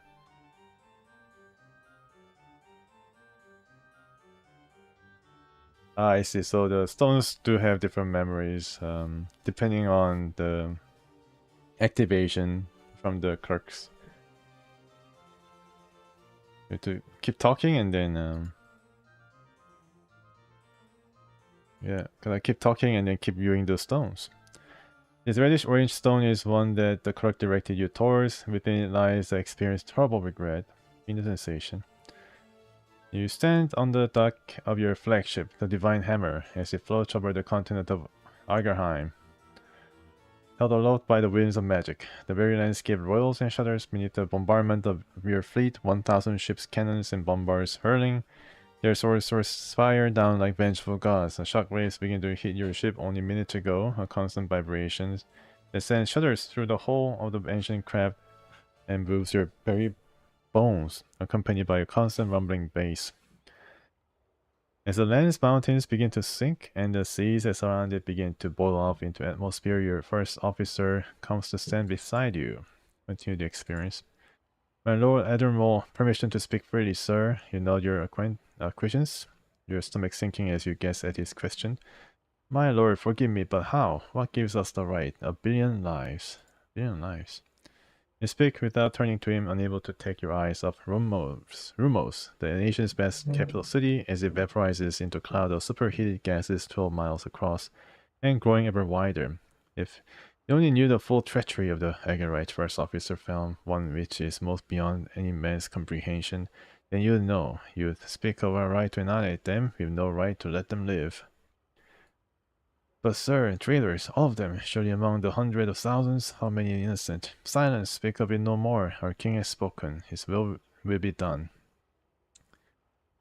The task set to us is a horrible one, not fit for contemplation or questioning. There is no room for pity, no room for remorse, only duty. The two of you stand silently for a time, watching the last minutes of Egerheim. At long last you sigh, a low stuttering exhalation that sounds as if something had broken inside you. Beneath the brazen plate that covers the ruined half of your face, your dead eye begins to weep. Continue to experience. Farm, my friend, I'll have you understand, I know. Now as I look down at what I have wrought here, then were I to think upon what I have done, what I have truly done, I would be struck mad. A deed such as this, the anguish would overwhelm, destroy me. So first, Officer Farm, it must be that there are no innocents in Agarheim, no mothers, no children, no people, only traitors. Vile, cunning traitors who deserve no less than the full brunt of our most holy king's wrath. Do you understand this?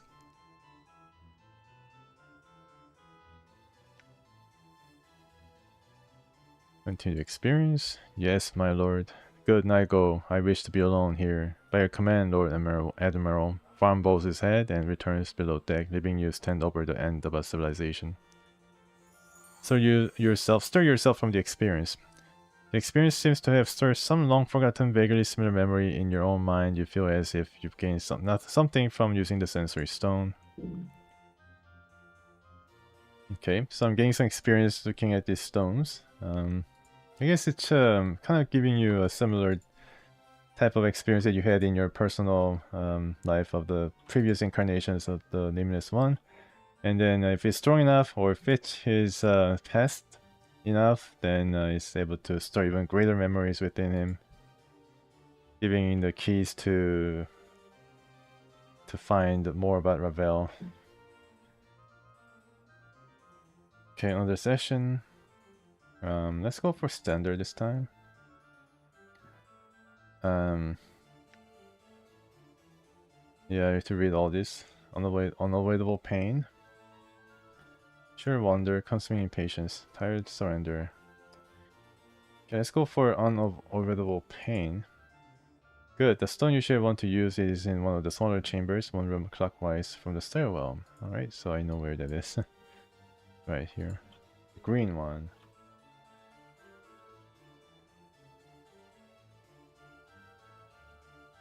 Interesting, yeah. Alright, so green shadow stone is one that the clerk directed you towards. Within it lies experience unavoidable pain. The experience is a short and violent one, struggling with another slightly stronger man on the edge of a blazing hot stream of molten lava. Your weapon hand is slowly, inexorably forced ever closer to the magma. Beads of sweat evaporate the instant they appear. The hair on the back of your hand blackens and smolders above the awesome heat.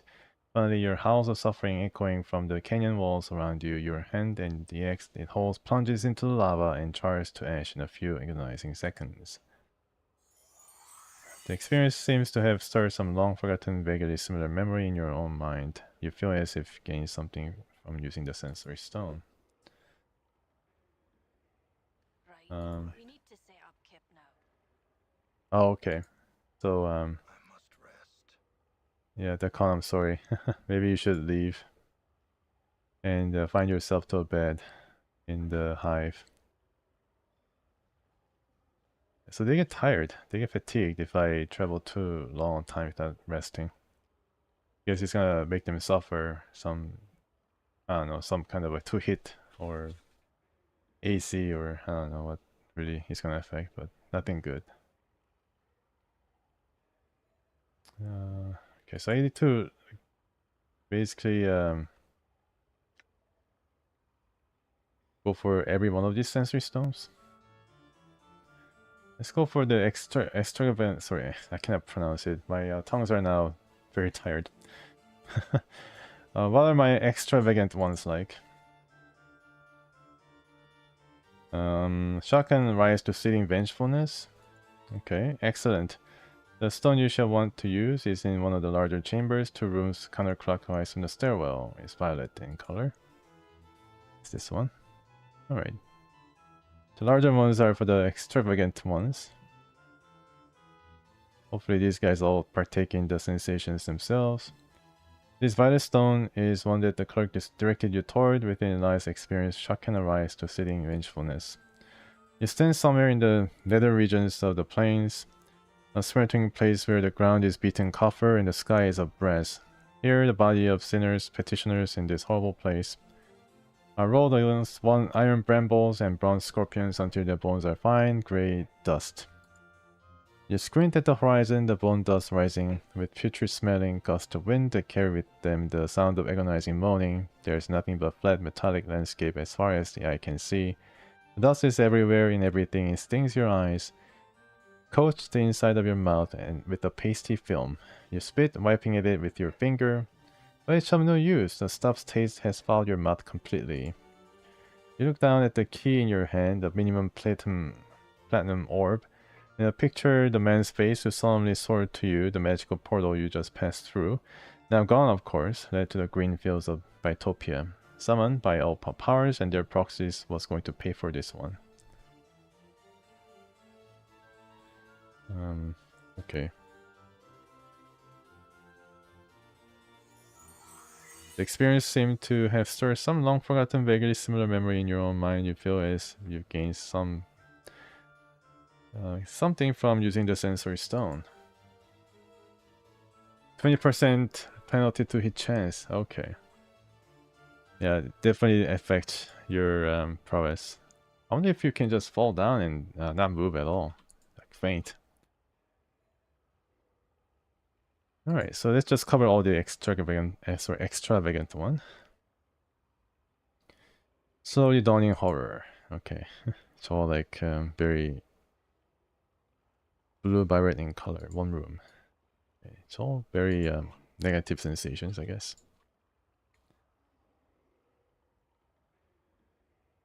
Begin the sensation of the slowly dawning horror. Good could it be, you think, regarding the burgundy liquid carefully. Across the table from you, the twisted old man smiles slyly. Please, sir, try, he whispers, his hushed voice, the sound of dry leaves blown over a roughly cobbled street. Thou shalt find it more than lives up to the expectations, I'm sure. You nod at him and lift the crystal goblet into the air, watching the light play through the crimson liquor. You'd come a long way for this drink. Search long and hard for this old man, and you'd be damned to let anything rush you now, when was to be savored. Continue experience. You raise a glass to your lips, inhaling the stuff's aroma. The bouquet is light, sweet, intoxicating, almost dizzyingly so. You try countless drinks, written tomes about them. Their flavors and smells means of manufacture in your journeys across the plains, but this stuff was supposed to be legendary. The living men you found or heard of had tried this stuff. The stories were ridiculous, nothing could taste quite so good, but if there were the slightest bit of truth to them, this would be some fine liquor indeed. At last you drink out the goblet, a cautious sip unto experience. Incredible, indescribable. As the flavor rushes over your palate, you fight the urge to shudder with delight. Nothing you have tried in all your long years has tasted quite like this. You look up at the old man, startled to find your glass empty. You had drained it all in a single draught. You wipe your eyes with your back of your hand, not entirely sure when you had begun to cry. Continued experience. Tears of joy, eh? The old man laughed softly. Quite pleasing to the tongue, is it not? Wouldst thou like some more, perchance? He smiles at you once more.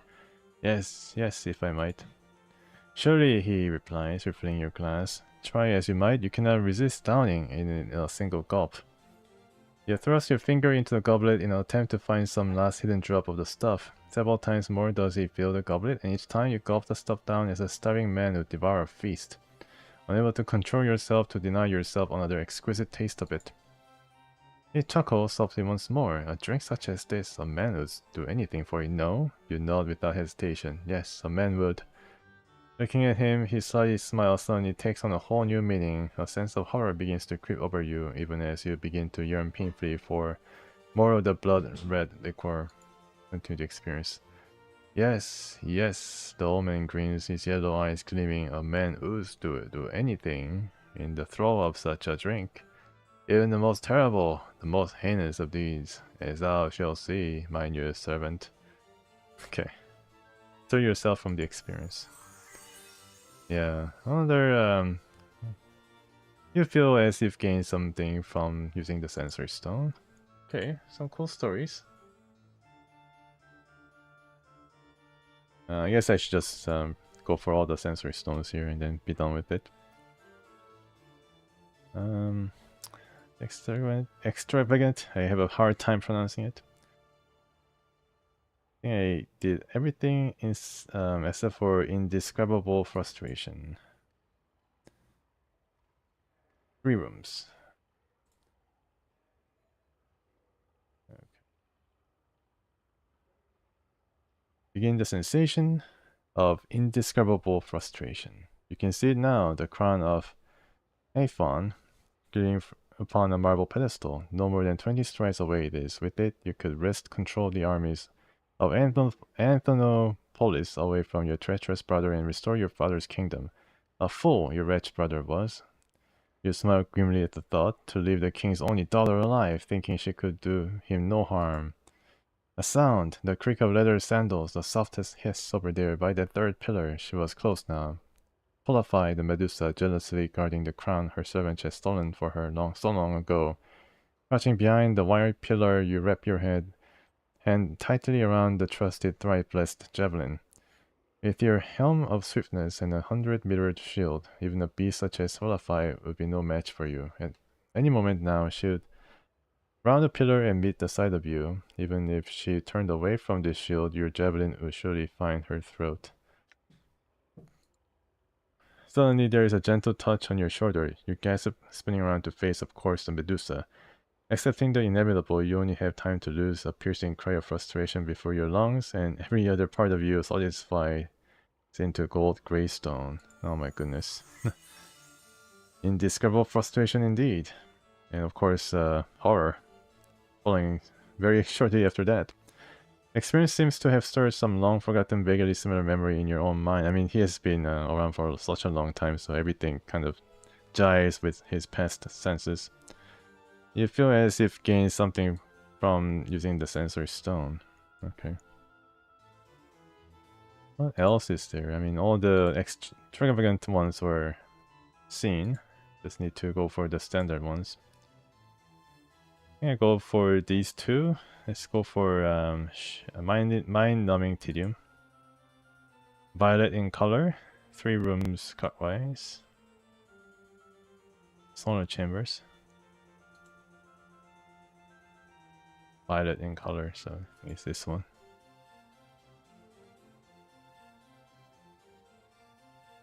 So when will I get to know something about myself? Especially in regards to Ravel. This Violet Stone is one of the Clerk directed you towards. Within it lies experience mind-numbing tedium. Just like reading ad nauseum these sensory experiences. This experience couldn't be more than a few minutes long, but hours seemed to pass. A long, boring lecture in the driest, dustiest hall in the University of Charm in Sigil. You look about the vast hall, hoping to catch someone's eye to pull a face at, but the other students are either asleep or staring listlessly into space. You drop your quill pen, pick it up, and drop again, just for something to do. You consider stabbing yourself in the eye with it. Oh no, just to see your senses haven't been wholly numbed by the incredible boredom. Alright, at least this is pretty quick. Alright. I mean, how many more? Jeez. Another session. Standard. I guess I need to just go for everything. It's pretty crazy, but... Yellow, greenish yellow in color. 4 rooms. Clockwise from the stairwell. This one. Do I really need to read all the sensory stones here? This greenish yellow stone is one that the clerk directed you towards. Sure wonder. Okay. Instantly you open your mouth and take a shallow breath, and water flows into your lungs like cool air. You smile and take a deep breath, gawking in all the directions as you slowly sink to the bottom of the harbor, where hundreds of colorful fish weave through twisting tracts of brilliant coral. As your feet touch bottom, you peer up the keel of your ship and laugh aloud with joy, a string of great bubbles shooting up toward the surface. Okay, at least I'm getting some experience. Probably personal experience too, not shared with others. Right. We need to set up Kip now. Okay. Session, standard. Consuming impatience. Reddish orange in color, 5 rooms. I'm gone. I must rest. Sorry, the con. Need to go through all these sensory stones first. Okay, let's go. This is a long one. You stand debating with Amnes, the holy bit slow, keeper of the Lion Key. Stones in public sensorium are totally optional. Oh, really? Okay, so I don't really need to go through all this. Yeah, I don't know. Like, I mean, the game sense doesn't really tell you how to meet Ravel or find more about Ravel, right? I mean, what can I do to meet Ravel? It's like very particular, and you need to like hit upon very specific like quest or do something very specific in order to get to Ravel, which is like a main quest. And I don't understand why this game like makes it so difficult for me to know where to go and what to do. The whole experience is exercise in Sure Torment. Each and every one of his words is followed by a significant pause. Each and every point he makes is reiterated time and again before he lets you speak. You present an argument, then wait, and wait, and wait. Makes his counterpoint, to which you shoot out a snappy counterpoint of your own, then must wait yet again for another of Amna's drawling, meandering, seemingly endless counterpoint. It's everything you can do, not to simply lop the fiend's tusked head off and snatch the key from the twitching corpse.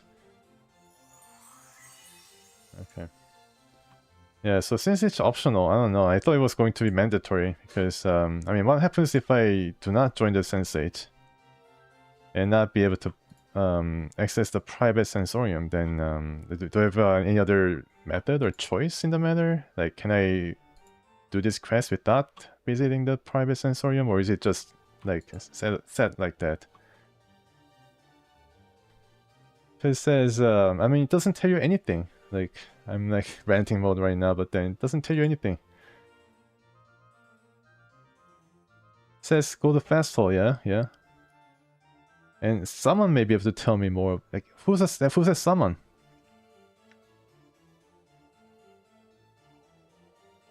Oh, okay. You need to search everything and you need to talk with everyone.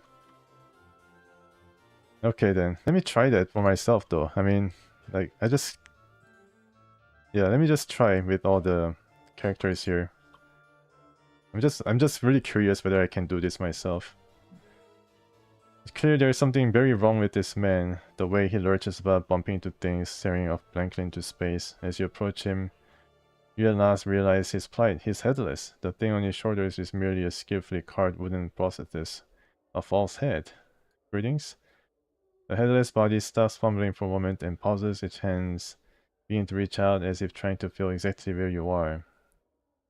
It touch you. After a moment, its finger brushes your forearm. It clutches your arm and follows it up to your shoulder, then your head. As it feels your face and head, its hands brush your necks.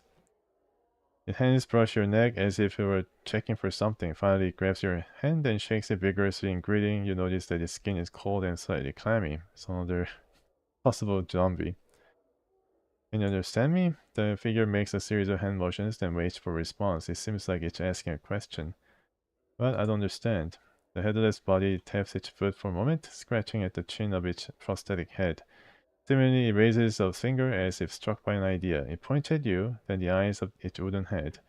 Then at you again. It indicates its wooden head with both hands, shrugs, and points at you. No, I haven't seen your head anywhere unless you're named Soego, which I sold to Lothar. The headless body shrugs, sums a bit, then turns to Envelope. Okay, yeah, I guess gotta talk to everybody.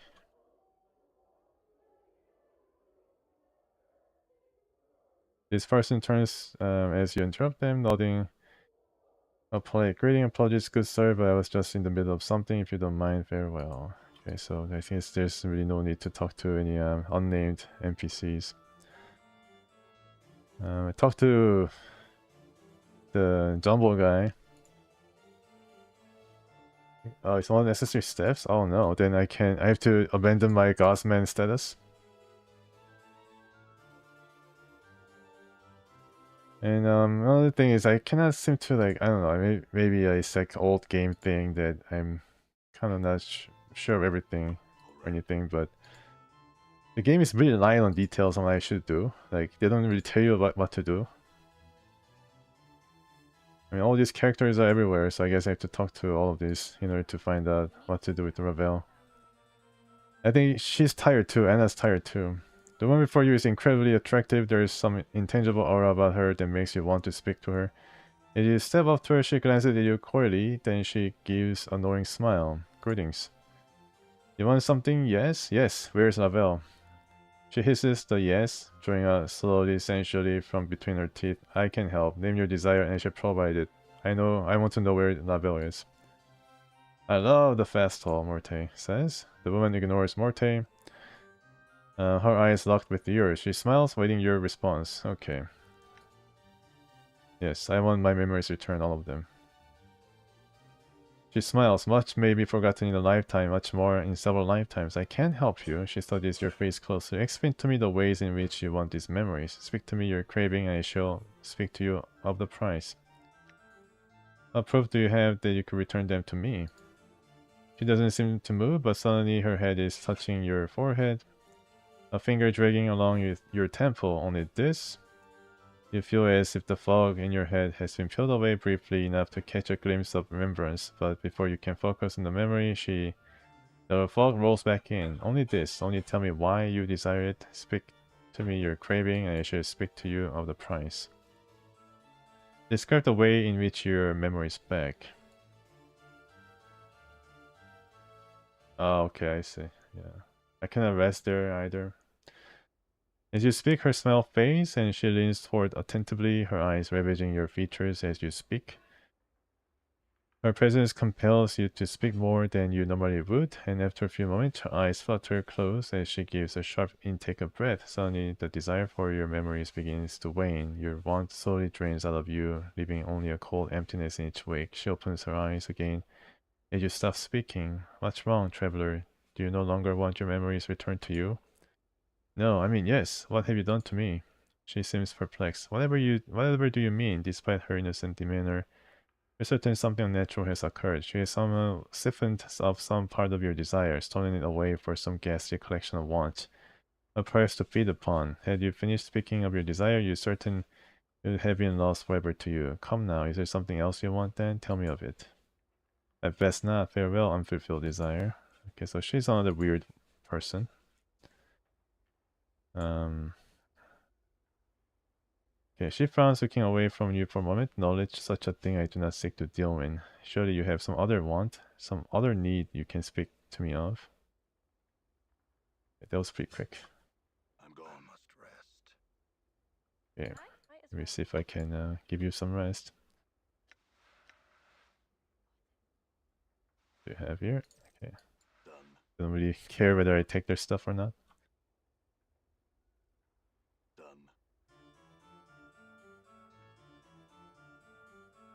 Where's this place? It's trapped, I think. It was like glistening red for a moment. Let's see. No? Might as well. Oh, it's locked. I need a key. All right. Okay, so room clerk. Can I sleep here? Everybody's tired. Something I might help you with, sir. Can I rest here? The Civic Festival often rents out any unused chambers for the evening. You could certainly rest there. Should one be available? Should I check for you, sir? Yes. Merchant. Let's go for novel. Let's rent. Let's rest. So these guys are now sprightly. They're not gonna complain. I need a key. I need a key. Okay, yeah, I never heard of a game where they force you to abandon your membership or something like that, especially when it comes to factions. But, you know, I remember playing this... Wow, what the hell was that noise? But you know, I played this game a long time ago, so I don't remember amending my Gosman, or I guess I didn't even join Gosman the first time around.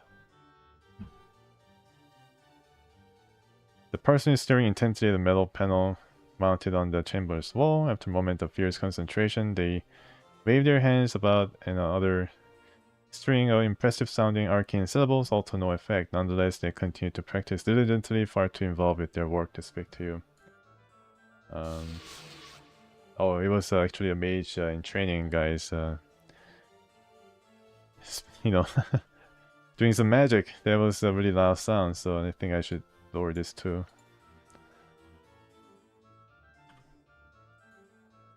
So if I become a sensei, I get a key. I guess I can stay there for free too. If in training, yeah, and then I can go here and then find Krisai. Krisai is right there. It's still gray. I'm not a warrior right now. I need to probably train in the mage skills. Okay, so let's have a talk with you.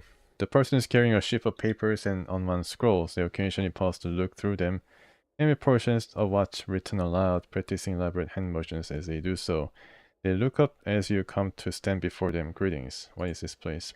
This is where aspiring mages can come to train and study. Many wizards took their first steps in the art as fledgling sorcerers here. Where's the trainer? My journal. I don't know where Lady Thorncombe has gone. I suggest you try the sensoriums. She spends much of her time there. They lowered their voice, frowning. Perhaps too much. The sensoriums? Yeah, so I'm talking right now, and then they're talking about the lady here who spends her time too much in the sensoriums. We saw her a bit before, and she was in stupor, meandering around with no focus on her eyes. A splinter just inside the vessel's entrance of them. You cannot reach them yourself, but he will take you there. Alright then. Yeah, that was the sound of magic spells. The Lady Thorncombe. Something troubles her.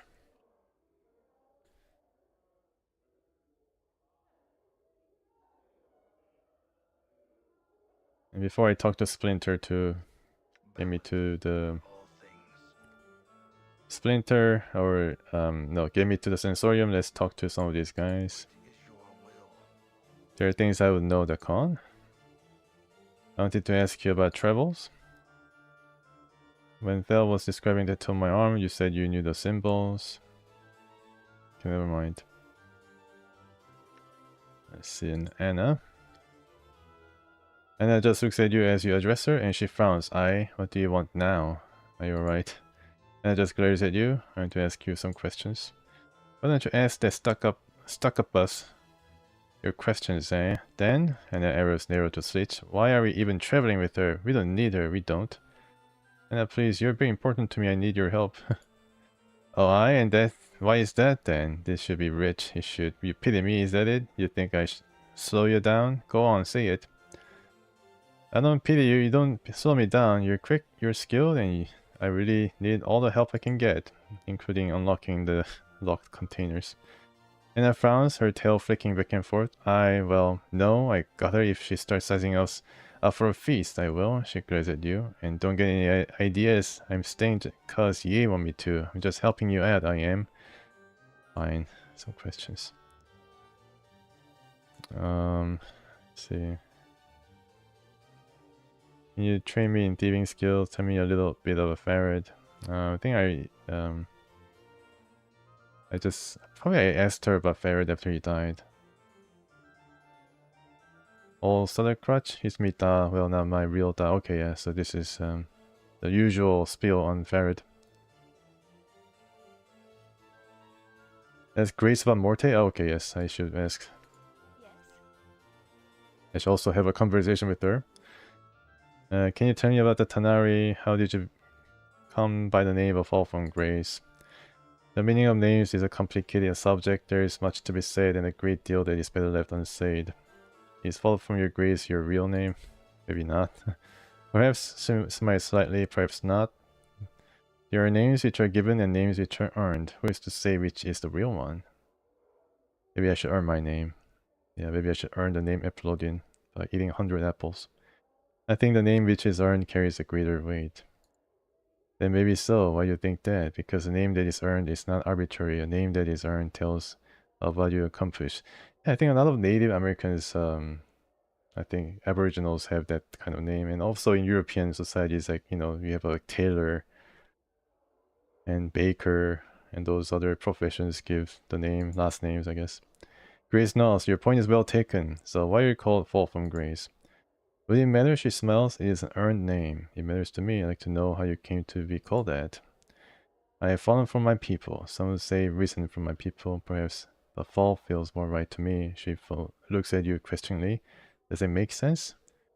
Yeah, she kind of rose from the Tanari, the Tezu, evil planes. Yes, it does. After all, fall carries with it an underlying sense of loss. Fall from grace is silent for a moment, then nods softly. Yes, perhaps that is why it felt as it did. I came to terms with the loss long ago, but the name has remained. Are you sure you've come to terms with it? Oh, nice. A sneaky 1,000 experience points land in my lap.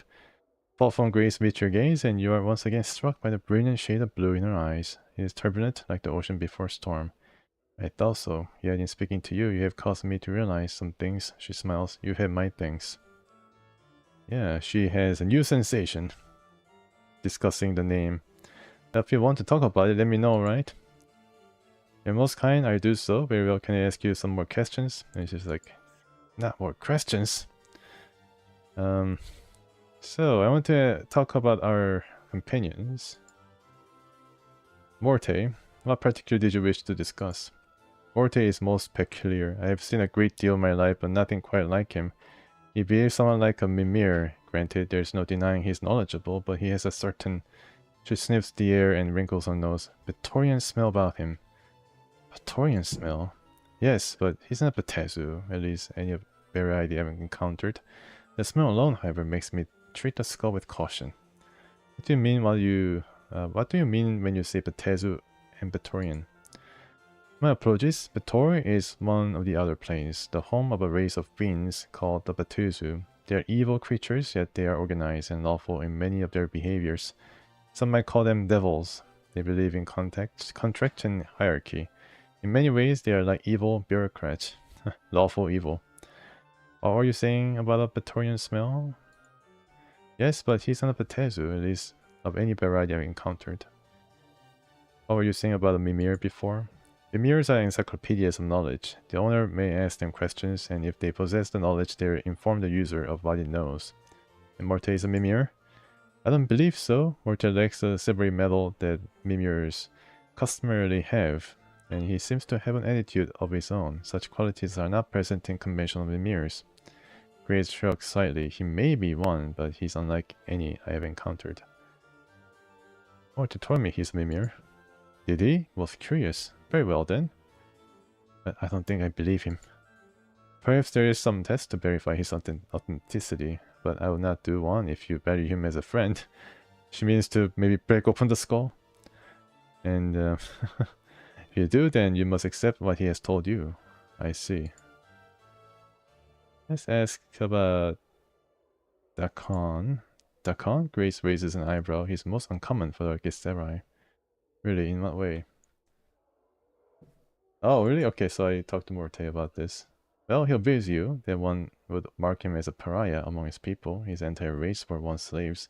Even the reminder of servitude to them is distasteful. That's true. We've met some Githzerai who were pretty annoyed at the Khan for serving me.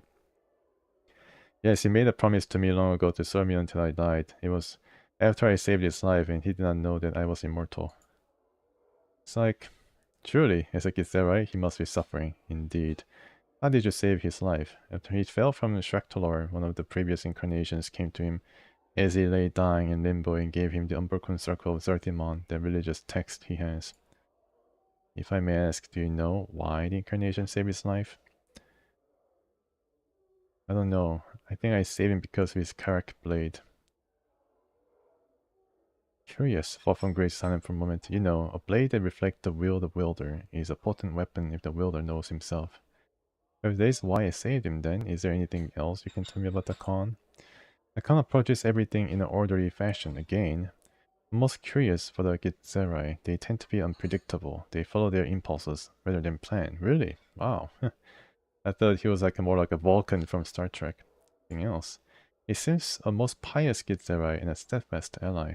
That he is. That's true. That's 100% true. How about Anna? She's strong and capable, and she's quite passionate. I almost wish I had met her long ago and asked her to come to the brothel. Perhaps things might have been different. Grace studies you for a moment. What do you think of her? Well, I think I could fall in love with her. Okay, so this is where the woman's... I think I should like play a romantic music or something. Alright, let's leave this later, right? It's for viewers to decide whether I should romance Anna or... I don't know. I don't know if I can romance anyone else, but... Abstaining is acceptable, Grace smiles. Sustained abstinence could prove difficult. You would know. Ah, I deserve that, fall from Grace smiles. To that I would say this, one's feelings for another may move the planes themselves, and there is no greater truth than what one feels about another. Okay. Alright, so Morte, time for another judgment. Sorry, Morte. What's eating you, Chief? There's something eating at me. Let's see. You say you're Mimir, right, Morte? Yeah, Mimir is a floating encyclopedia. You put information in, and you get information out. But aren't Mimirs made of a silvery metal? Hey, Hamshank, welcome. Yeah, it's a Planescape. A lot of talking, a lot of reading, but still pretty fun. So, maybe some are, but I am not. And there's stranger things on the planes than that, Chief. I don't think you're a Mimir, Morte. What are you? After the interrogation, what do you know about Mimirs anyway? I know enough to think you're lying to me. First, a bit about missing line from my back saying, not to trust you, then this. What am I supposed to think? Okay, I'm not a Mimir, but I know a lot of stuff, so I might as well be one. Then what are you then? I'm following Skull who knows a lot. Okay, I think we are going in circles, so let's throw this out into the mix. What about the Batorian smell you have? Oh, do you know about what Bator smells like? Unless, hey, you've been talking about me with that Tanari, haven't you? What does she know? Well, I guess you're also up for the Tanari joining the party because she's a succubus, but I guess you regret your decision, right? Well, she obviously touched on something, the Aesotorian smell, right? Well, yeah, but... Well, yeah, I still smell a little. Excuse me. Why do you smell like Bator? I was in the hells for a while, kinda long while. The stench kinda grows on you. But you were in the hells. What were you doing there? And a tremendous amount of experience drops into my lap. See, well, there's this pillar in Avernus. The first layer of the Tor. It's called a pillar of skulls, but it's more like the pillar of heads. You're here. Some bashers tell it it's supposedly made of the heads of Burks, mostly sages and scholars who used their knowing of this and knowing of that when they were alive to stretch the truth a little, so much they might have hurt, kill someone by doing it. Well, when I died, I ended up there. Funny, huh? Okay, so he was supposedly some scholar who did something bad and got punishment. Not really. Morte goes silent for a moment. Well, yeah, you're right. It's not funny at all. You see, I think I knew a lot of things when I was alive, and maybe when I did, I know something. I didn't always tell the truth about it. I'm thinking that when I bent the truth once or twice, I may have led to someone getting panned in the dead book sooner than they should have. Remember who? I can't say how I know it, Chief, but I think it was you. At least once. Thing is, I can't remember what happened. I don't even remember being human, or what I was, even like before when I woke up on the pillar. Why did you forget? I think he's also lying here. I think stressing the truth once again. That's pretty much the way things are when you die. As I'm sure you're no stranger to. You just forget. I figure I wasn't a starting member of the community when I was alive, but he also is, for the size. It's just that I can't help it. Nothing is worse than being honest all the time. Okay, except being sentenced to the hells. That sounds like worse than telling the truth. Yeah, you're right. Again. Morte clicks his teeth. The way he does it reminds you of someone drumming their fingers. I guess just all that good and evil and lying and cheating catches up with you. And when I get panned in the dead book, it was my turn to pay the ferryman. So how did you escape the pillar? Did my Well, you helped me, Chief. When you showed up at the Pillar of Skulls, I pushed my way to the front. My obvious know-how and charm attracted your attention. You knew that I was the head that knew the most, so I cut a deal with you. Another deal. As Morty speaks, your vision seems to bleed into fiery red, and you hear a howling, a horrible screaming tower of voices, chattering, screeching, hammering, all of them begging, screaming to be freed. And Morty's voice faint, almost lost in the horde. He sounds desperate, frightened, and pathetically, tragically lost. You, Skull, speak. So he went to the hells, this guy, and then he was able to pluck this guy from the Pillar of Skulls. I mean, that would have been just tremendous when it, if it was like rendered cinematically. The howling voices fall silent, and you watch the tiny red-lined skull, its cracked features cast in a hellish light, turn its eyes up at you. Blood and ichor has streamed across its features, and its teeth chatter as if cold. I can help you. I know why would you seek. All these heads, all their knowing, just please, I beg you, free me. Let me help you. I tell you anything, everything. Will you? Swear it, Skull. Swear you will serve me until my end days, or here you will remain. Sure.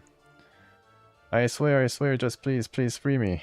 You watch as Morty sickeningly swallows his pride, almost a tangible thing. I beg you, let me help you, please. Very well, I shall free you. Your vision slides as if you're moving, and the howling, screaming cacophony begins again. The nightmarish horde of howls and cackles and taunts and insults to the feel of your hands sliding into the filthy quagmire of the pillar, the biting of fangs, mandibles, and your hands locking around the tiny skull and ripping, tearing it from the pillar like an old scab. It is done. You look down at the bloody skull in your scarred hands, its eyes covered in ichor from the pillar, and its teeth chatter once twice. It reminds you of a wailing newborn, helpless. The eyes of the man you once wore, pathetic. I freed you, now your life and your death is mine, Morte. Wow. Okay. There's some information of how Morte came into being.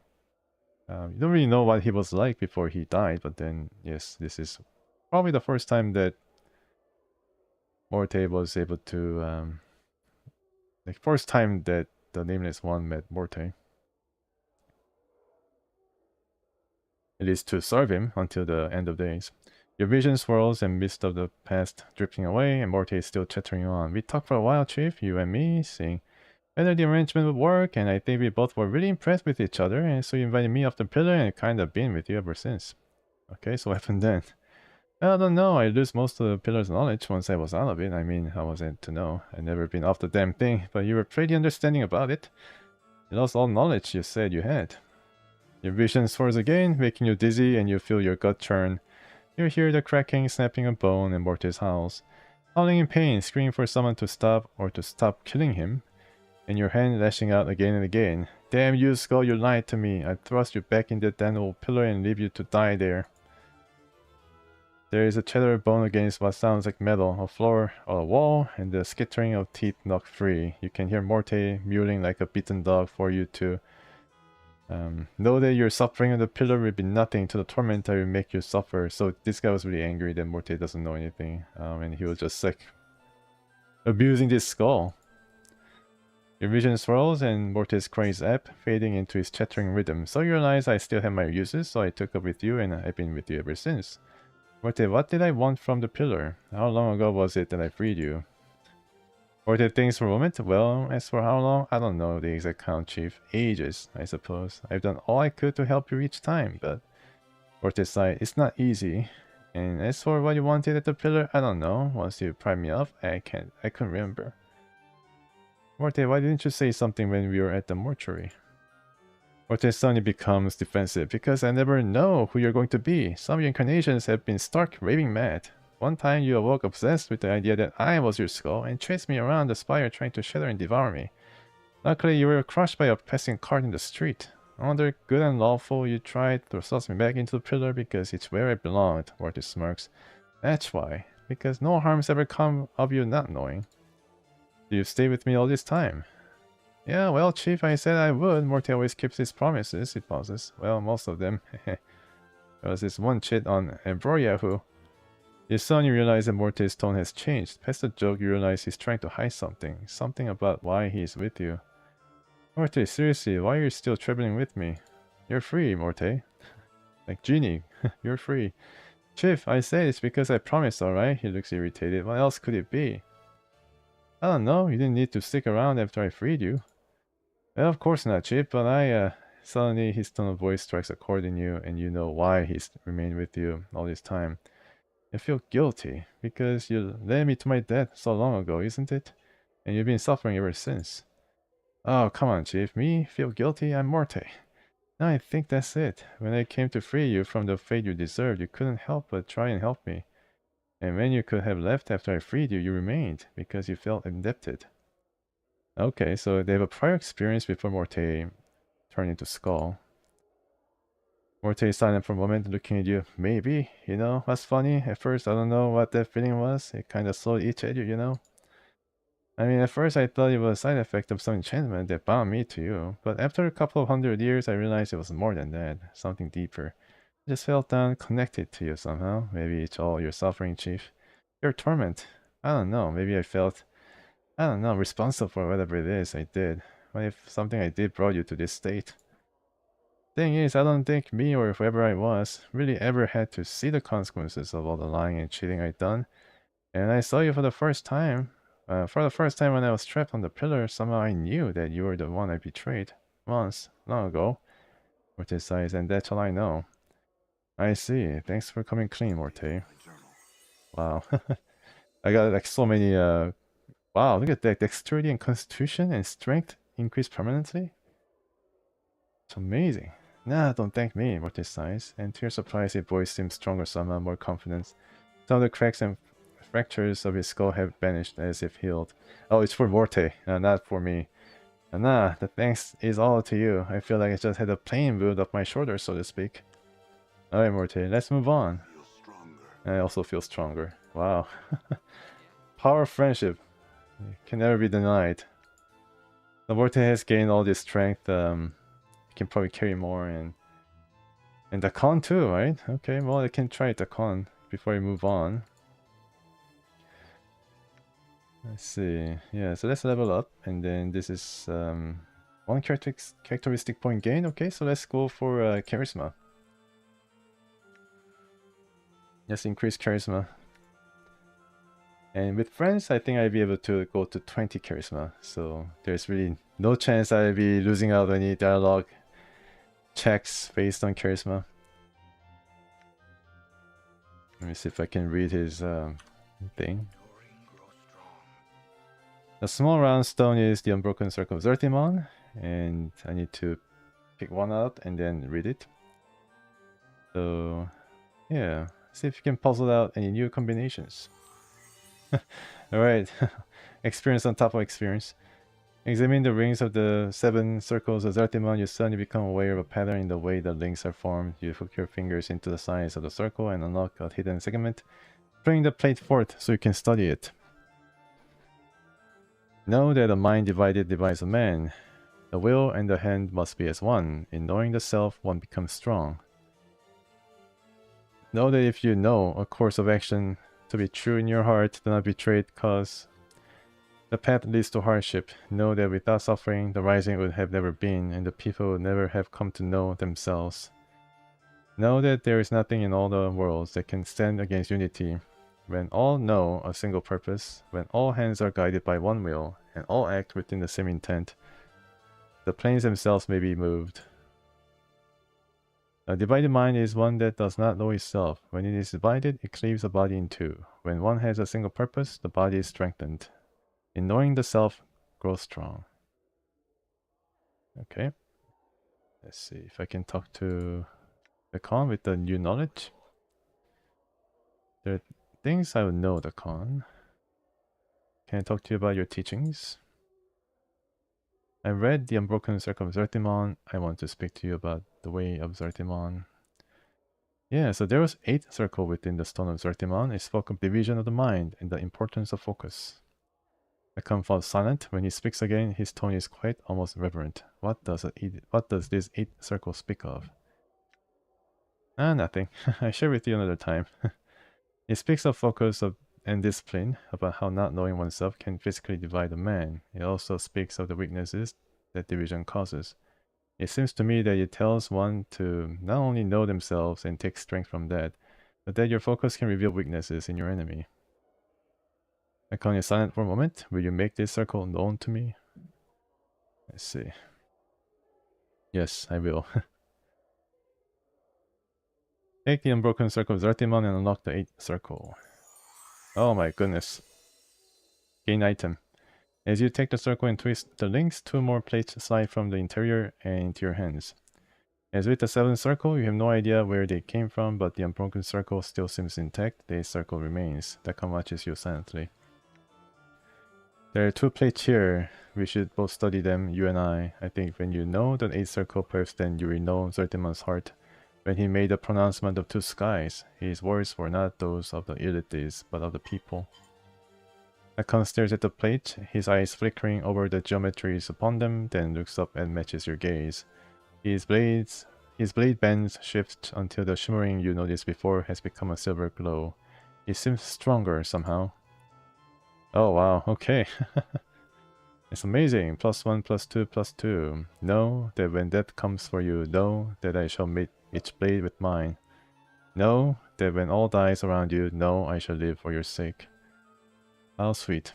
When you die, Dakon, it shall be the same death. It shall be the pronouncement of 2 deaths as one. Updated my journal. Update your journal. I mean, there's, yeah, definitely his path is his now. And yeah, so 8 circle, and Dakon is upgraded to 4. Friendship gained. I can give 1 to Dakon and 1 for me. And you can all both learn together what this means. And then we're gonna have some nice spells too. I think this is level 5, right? I don't know. It'd be funny if he fails, but no, he's not gonna fail this. Yeah, so the mind divided divides a man. The will and the hand must be as one. Knowing the self, one becomes strong. There's really no description of what this spell does. Know that if you know of course of action to be true in your heart, do not betray because the path leads to hardship. Know that without suffering, the rising would have never been, and the people would never have come to know themselves. Know that there's this is actually the the written material that I just read. Words that can stand against unity when all know a single purpose, when all hands are guided by one will. Yes, divine mind is one that does not know itself. When it's divided, it cleaves the body in two. When one has a single purpose, the body is strengthened. In knowing the self, grows strong. Okay, cool. And I have VIP level spells open. The slot is open. I think this is the one that I got. 30 months focus, level 3 spell. This gives you critical attacks are raised for 5 seconds per level of the caster. Yeah, very, very powerful, I think, when used right, especially for him with the blade. Should sleep somewhere and get the focus going. Okay. Alright, so that's really nice. I think it deserves a whole new save slot.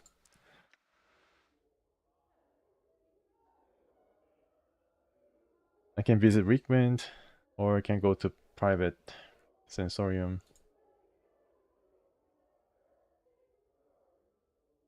Okay, private sensorium.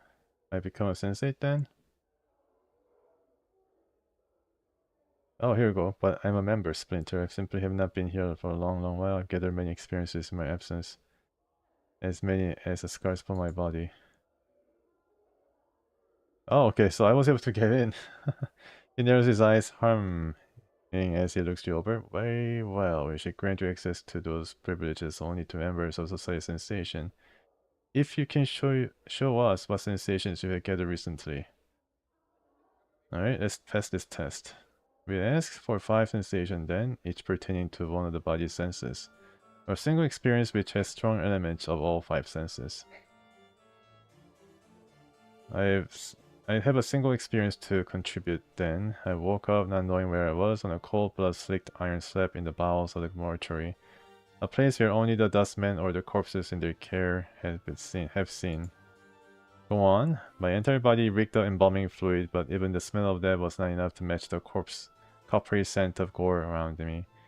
Dozens of bodies lie on countless bloody slabs like the one I rose from, all in the process of being gutted, flayed, and alike by nightmarish clockwork devices for reasons unknown. The only sounds were the squeals of labored metal and the unsteady tread of undead workers as they pushed the slab around the mortuary on rusted iron tracks. And that was a disturbing experience, and I even left out the part about the chattering skull that flew at me as soon as I was upright. Will it suffice, Splinter? Yes, we welcome you back, Traveler, and grant you the access to those privileges allowed only to members of the Society of Sensation. Thanks, Splinter. We'll be pleased to answer what questions we can, so long as they pertain to the Vessel or the Society of Sensation. Alright, so let's go there, and then on Monday, I return to access the so-called private sensory stones. So let's go there. Let me to the private sensorium. Yeah, so this is a private sensorium, and this is where probably I can get more information about myself and perhaps of what to do with truly setting the path to learn about Ravel. But then I can also go back to public sensorium and then talk to Lady Thorncomb. But then it might come later after I visit and do everything here first. So, alright, so it was pretty fun, you know. I mean, it was pretty great knowing more about the characters and upgrading them fully with the Zartimon's teachings and Morte's origins. Yeah, some very nicely written background. Maybe he's gonna change his biography, but well, we'll see. Also gained the 5th member to our party called Fall from Grace. She's a succubus who decided not to I guess indulge in her evil ways and became like the total opposite of what succubuses do, I guess. Yeah, so so far so good. And then I had a bit of trouble getting around this place because there's just so many characters and so many things to interact with. But then yeah, I think I'm finally on the right track, as it were. So yeah, once again, I thank you for joining the stream here as I play this this grand game. I return Monday to continue the track, and thanks for following from Twitch. Yeah, thank you so much. I really appreciate it. I return Monday on around the same time, 1 o'clock, to continue the journey of Nameless One and his party members. We're gonna uncover more of the mystery surrounding this guy. I think we are on a good progress. So yeah, so take care, everybody. Hey, Foxy Blue, thank you so much for coming. Yeah, thank you. And then continue this, and then yeah, so take care guys over the weekend, and I see you Monday. Goodbye for now.